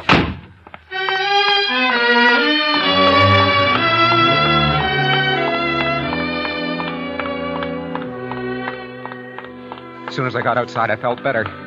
But the thought that I'd have to go back there again and listen to her talk every day, every night, the thought that I'd have to go back there kept hammering in my head. I suppose I knew what I had to do a long time before that. But I'd never admitted it to myself. There was only one way to shut that woman up. That was to kill her.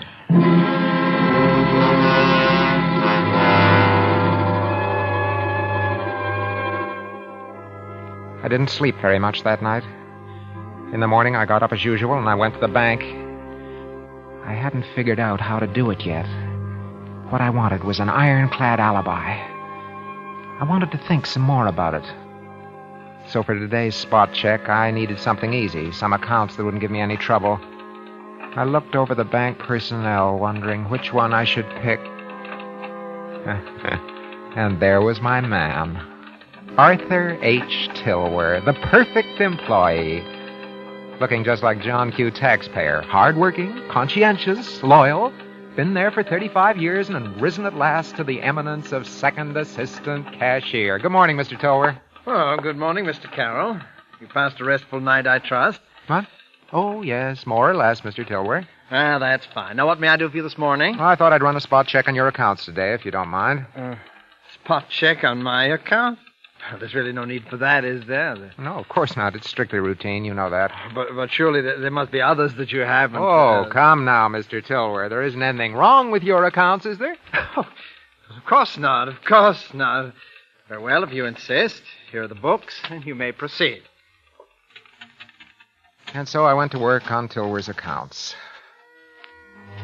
I'd done this sort of thing so often I didn't have to pay much attention to it. So while I worked, I thought. I thought about Ethel and about an alibi. Well, aren't you finished yet, Mr. Carroll? Closing time, you know. Just about, Mr. Tilwer. Quite a bit of work here. You seem to have handled a lot of transactions last month. Oh, well, yes, I did. A busy month this last one.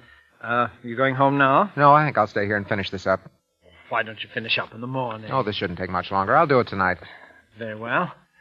Good night, Mr. Good night. Carroll. Good night, Mr. Tilwer. Huh. It's funny it doesn't balance. Must have made a mistake. See, I'll add it again.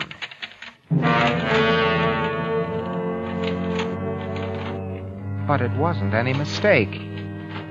His books didn't balance. And by the time I'd finished the check, I knew he hadn't made a mistake either.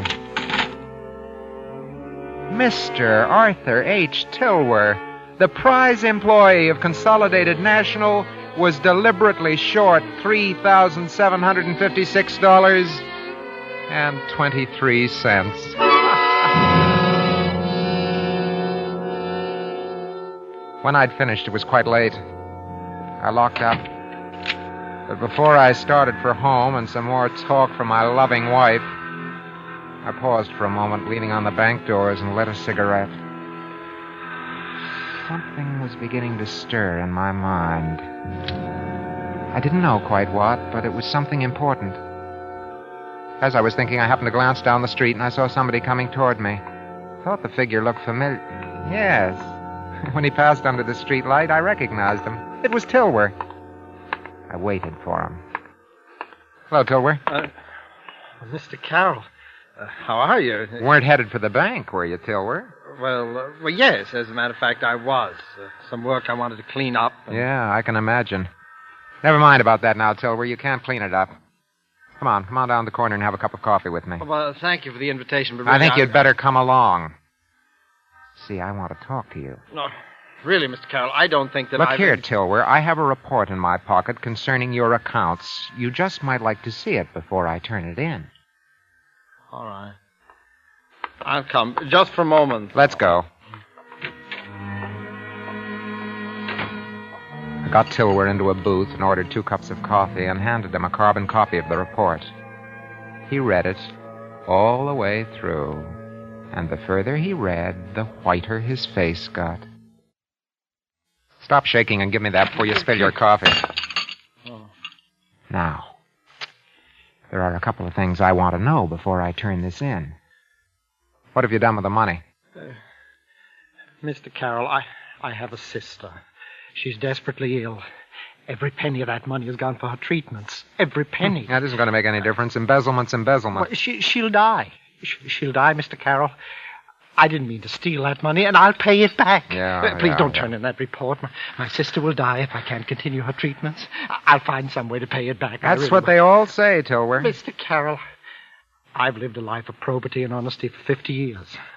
I only did this because I couldn't bear to see my sister die for lack of money. I had to have it. Now, you must help me. I must help you? Do you realize what you're asking me to do? Yes, I realize it. Surely there's some way I can make it worth your while. Now, I haven't any money, but I'd do anything for you. Absolutely anything. Just don't turn in that report. Then it came to me. Please. This was it. You don't realize it. The perfect alibi. Tilwer would provide it. Tilwer would have to provide it. I listened to him run on until I'd thought it all out. And she thinks I have some money. All right, Tilwer. All right. I'll help you. On certain conditions. Thank you so much, Mr. Carroll. You don't realize... First, I want a written confession from you. Just in case. And then I want you to be prepared to swear that I was with you all evening on one night that I'll pick out. You understand? Oh, yes. Yes, I'll do it. Anything. Anything at all. Good.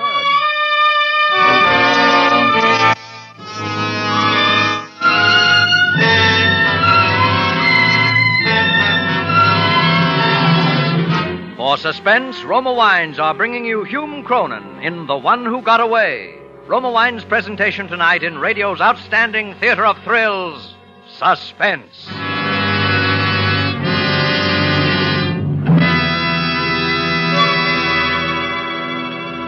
Between the acts of Suspense, this is Ken Niles for Roma Wines. Traditional as going to the big game are those friendly get-togethers and fireside reunions afterwards. If you're playing host this weekend, enrich your hospitality by serving delicious Roma wines. For Roma California Sherry, Port, or Muscatel, add warmth and friendliness to any occasion. And because Roma wines taste better, more Americans serve Roma than any other wine. Roma wines do taste better because Roma master vintners start with California's choicest grapes. Then, with America's finest winemaking resources, they patiently guide this glorious grape goodness to tempting taste perfection. Later, along with Roma wines of years before, this abundant treasure awaits selection from the world's greatest wine reserves for your pleasure. Take advantage of Roma's present low prices. Buy Roma by the case for your holiday needs and save. That's R-O-M-A, Roma Wines, America's favorite wines. And now, Roma Wines bring back to our Hollywood soundstage Hume Cronin as James Carroll in The One Who Got Away, a tale well calculated to keep you in suspense.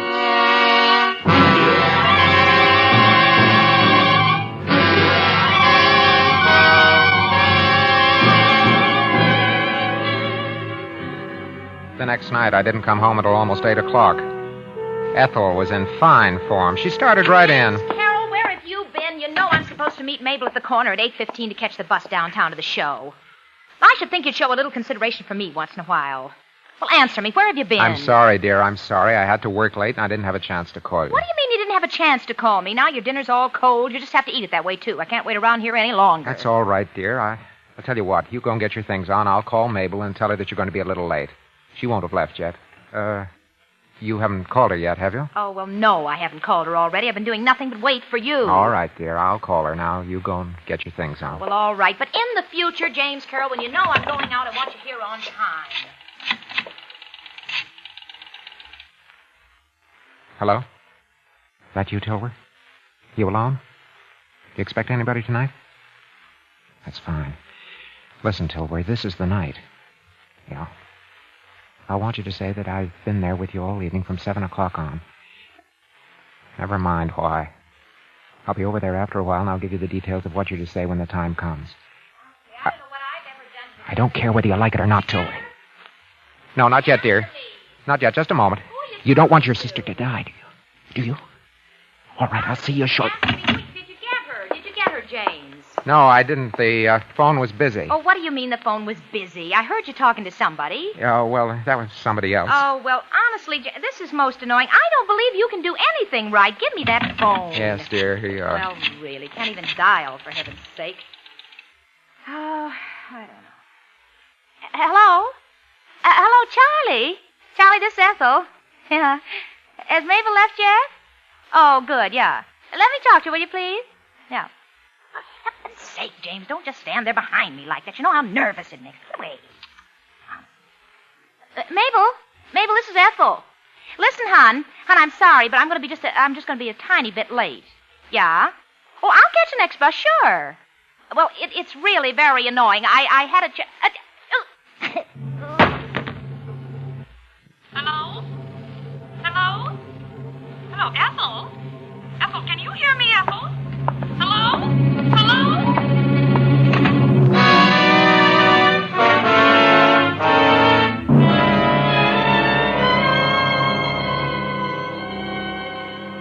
I guess I must have got back not very long after the cops got there. The apartment was ablaze with lights. There was a cop at the door. Inside there were photographers, fingerprint men, all the usual array of the law. The detective in charge was named Dolan. Pretty much of an average-looking guy, but sharp. We went through the amenities, and he told me how sorry he was. I expressed my shock and horror, and finally we got down to business.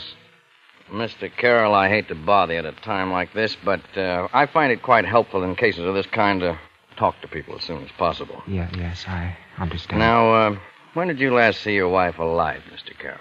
Why, about 6:45, I guess. I only came in for a moment, and she was getting ready to go out. About 6:45. And she was okay when you left? Yes, perfectly. And you say you left the apartment then? That's right. Where'd you go, Mr. Carroll? Well, what's that got to do with it? Oh, Mr. Carroll, this is a murder case. Your wife was strangled while she was talking over the phone to a friend of hers. You want to bring her murderer to justice, don't you? Oh, of course. Well, in a case like this, unless we get a break, we'll have to investigate the whereabouts of a great many people at the time she was killed. We'll find out a lot of things that people would prefer to keep quiet. Now, perhaps what you were doing after you left here is something like that. But let me assure you, if where you were and what you were doing has nothing to do with this case, it'll never come out. Now, where were you? Was it to see a woman, Mr. Carroll? Oh, no. No, there was no other woman. Don't you remember where you went? Yes. Yes, I remember. And why won't you tell me? Mr. Carroll, where did you go after you left this apartment at 6:45? I'm not going to tell you. Mr. Carroll, why did you kill your wife? I didn't kill her. What's the matter with you? You didn't kill her. You left her here alive at 6:45, and you won't say where you went. But that's right. But I didn't kill her. Why should I? Look here, I loved my wife. Mr. Carroll, I'm afraid you leave me no choice. I must ask you to accompany me down to headquarters.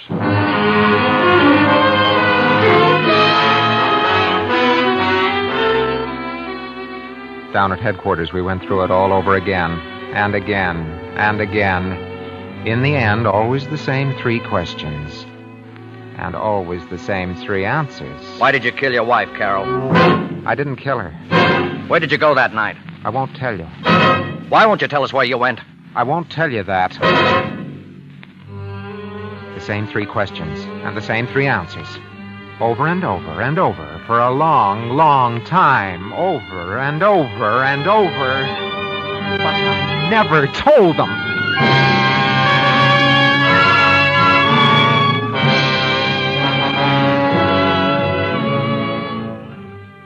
The case came up for trial about 2 months later. The prosecution had a good sound case for first-degree murder, and the district attorney made the most of it. It looked open and shut until the last witness for the defense, the only witness for the defense, Arthur Tilworth, took the stand. On the evening of the 14th of September, I went straight home from the bank and had dinner. At about 2 minutes past 7 o'clock, I remember the time exactly because my favorite radio program, that's the Symphony Hour, had just come on. The defendant, Mr. James Carroll, joined me and remained in my presence until about 11 o'clock. Order in the court! Order in the court! Order! They went at him hammer and tongs, kept him on the stand for an hour and a half, but he never changed his story and never contradicted himself. He made as admirable a witness as he did a bank employee. The jury was out for a long time, 12 hours or so, and when they came back... Ladies and gentlemen of the jury, have you reached a verdict? We have, Your Honor. Do you find the defendant, James Carroll, guilty as charged or not guilty? Not guilty, Your Honor.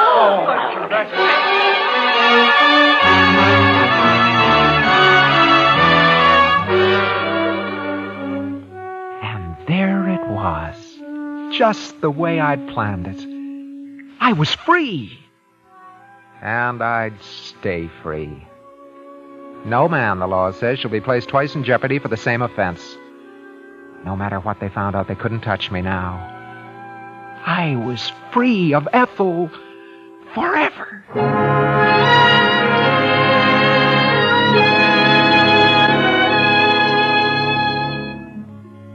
After it was over, I took about a week off.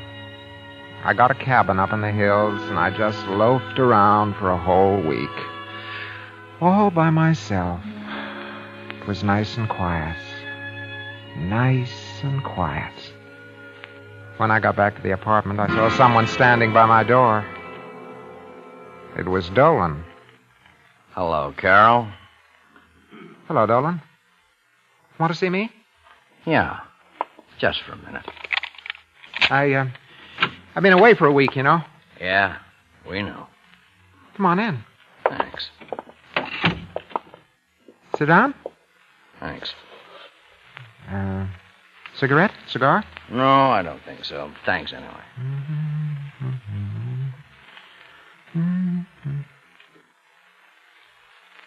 All right, Dolan, what do you want? Oh, nothing really. Look, Dolan, is this supposed to be a purely Hey, social Carol, visit? tell me, do you fish? Do I fish? No. Why? Fishing is my favorite sport. I was raised around Winnipeck Lake, you know. Fishing's fine there. Yeah? There's one particular spot on Winnipeck that's a favorite of a lot of fishermen. It's deep, cool, and rocky. There was a big speckled bass lived there. Very cagey creature he was, too. A lot of fellows thought they had him. Hooked him, even. But he always got away. This is all very interesting, but if you don't As a mind, matter of fact, that fish got to be quite famous. Got to be known as the one who got away. And every time anybody did any serious fishing there, they'd always have a try at landing him. Oh, yeah, they tried everything. All sorts of flies and lures and bait. Went on for years. Look here, Dolan, I don't know what you want from me, Well, but I gotta go now, Carol. It's a fascinating story, don't you think? Mm-hmm. Very. By the way, Carol, you know how much that fish weighed? 7 pounds and 12 ounces. How do you know?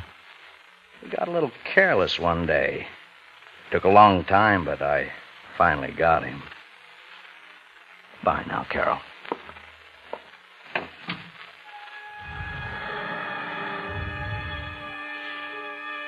I could see that Dolan was going to be annoying. But I didn't care. I figured he'd stop after a while. There was only one more thing I had to do to clean this whole thing up. I'd made a bargain with Tilwer, and I intended to keep it. Yes, sir, I'm a man that keeps his bargains. That night I went around to his apartment. There was no answer when I knocked. I noticed that the door was unlatched, and so I pushed it open. There was Tilwer sitting in the dark by the window, just staring out. The flicker of the neon signs outside lit his face as they flickered on and off. He looked about 150 years old. Tilwer. Hey, Tilwer. Tilwer. What are you doing sitting there in the dark? Come on, let's have some light. Just sitting here thinking, Carol. Thinking? About what? About a lot of things. Principally about you. Huh? Look, Tilwer, I made a bargain with you, and I've come to keep it. Yes, sir. Here's your confession. Here are both copies of my report. Tilwer, did you hear me? I said here was the confession. Yes, I heard you. It doesn't matter. What do you mean it doesn't matter? You want to go to jail, Tilwer? And how about your sister? My sister's dead. This morning. Oh, I'm sorry, Tilwer. You made me kill your wife, Carol. What? Oh, come now, Tilwer. Don't be stupid. I did you a favor. You did me one. That's that. No, if it hadn't been for me, your wife would still be alive. And I've been punished for my sins. My sister. Oh, yeah, but you... Who will punish you for your sins, Carol? Take it easy. You killed, and you cheated justice. But you won't cheat me, because I'm going to kill you. Sit down, you old fool. Get away from that knife. Get away from that knife, I tell you. All right. Give it to me. Give it to me. All right. Now, sit down. Oh, that's better. Quite a nasty little pig sticker you have here, Tilwer. There's your knife, my decrepit avenging angel. You're not going to kill anybody. I'll get you, Carol. You'll see I'll get you, you murdering...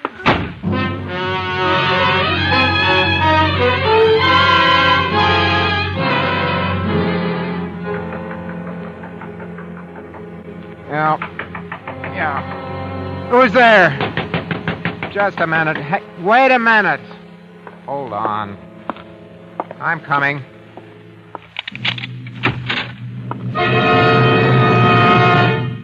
Hello, Carol.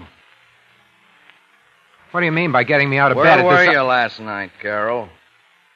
Who wants to know? The police department wants to know. Now answer my question. Where were you last night? Or aren't you saying? Certainly I'm saying. I went over to see Tilwer. Anything wrong with that? And how was Tilwer? Why, all right. About the same as usual. And how was he when you left him? He was just the same as when I came in. What is Was all he? this? Of course he was. What's wrong? Something wrong with Tilwer? He's dead, Carol. Dead? There was a knife in his heart. A knife? There were fingerprints on that knife, Carol. Oh, it was no, in his no. heart, and your fingerprints were on it, Carol, and on the door and on the lamp. No, listen, I didn't kill him, I tell you. This is a frame-up. Maybe, but I the didn't police touch him. I was... department is taking a different view, Carol. Get some clothes on. You're under arrest for the murder of Arthur Tilwer. Oh, no.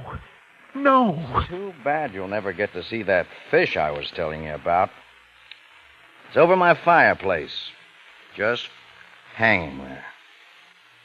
Come on, Carol.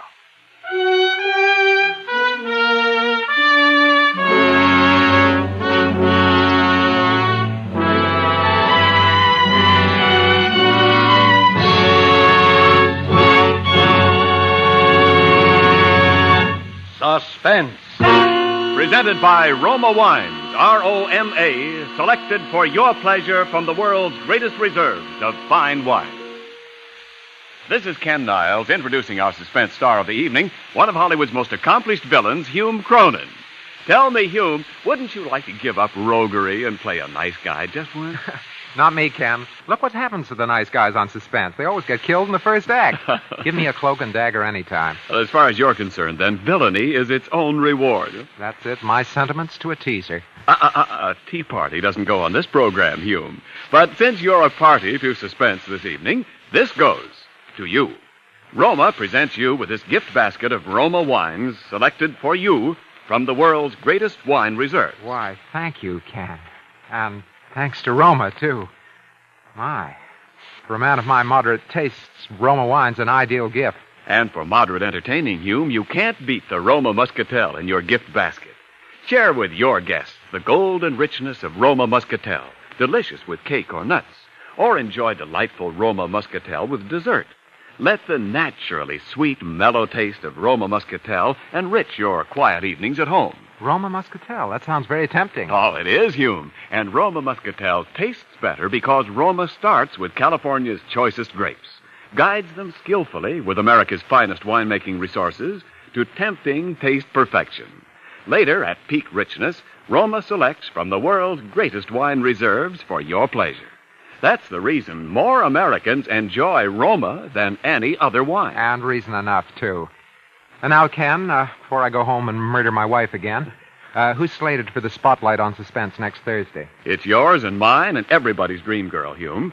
Judy Garland. Oh, that's wonderful. Well, what kind of a play will Judy do? Well, we don't want to tip too much of it, but Judy will appear as a girl who works as a waitress in one of our Hollywood drive-ins and who gets into a situation that is, believe me... well calculated to keep you in suspense? Right. I'll certainly be listening. Good night, Ken. Good night, Hume. Hume Cronin appeared through the courtesy of Metro-Goldwyn-Mayer, producers of the Technicolor production The Yearling. Next Thursday, same time, you will hear Judy Garland as star of Suspense. Produced and directed by William Spear for the Roma Wine Company of Fresno, California. CBS, the Columbia Broadcasting System.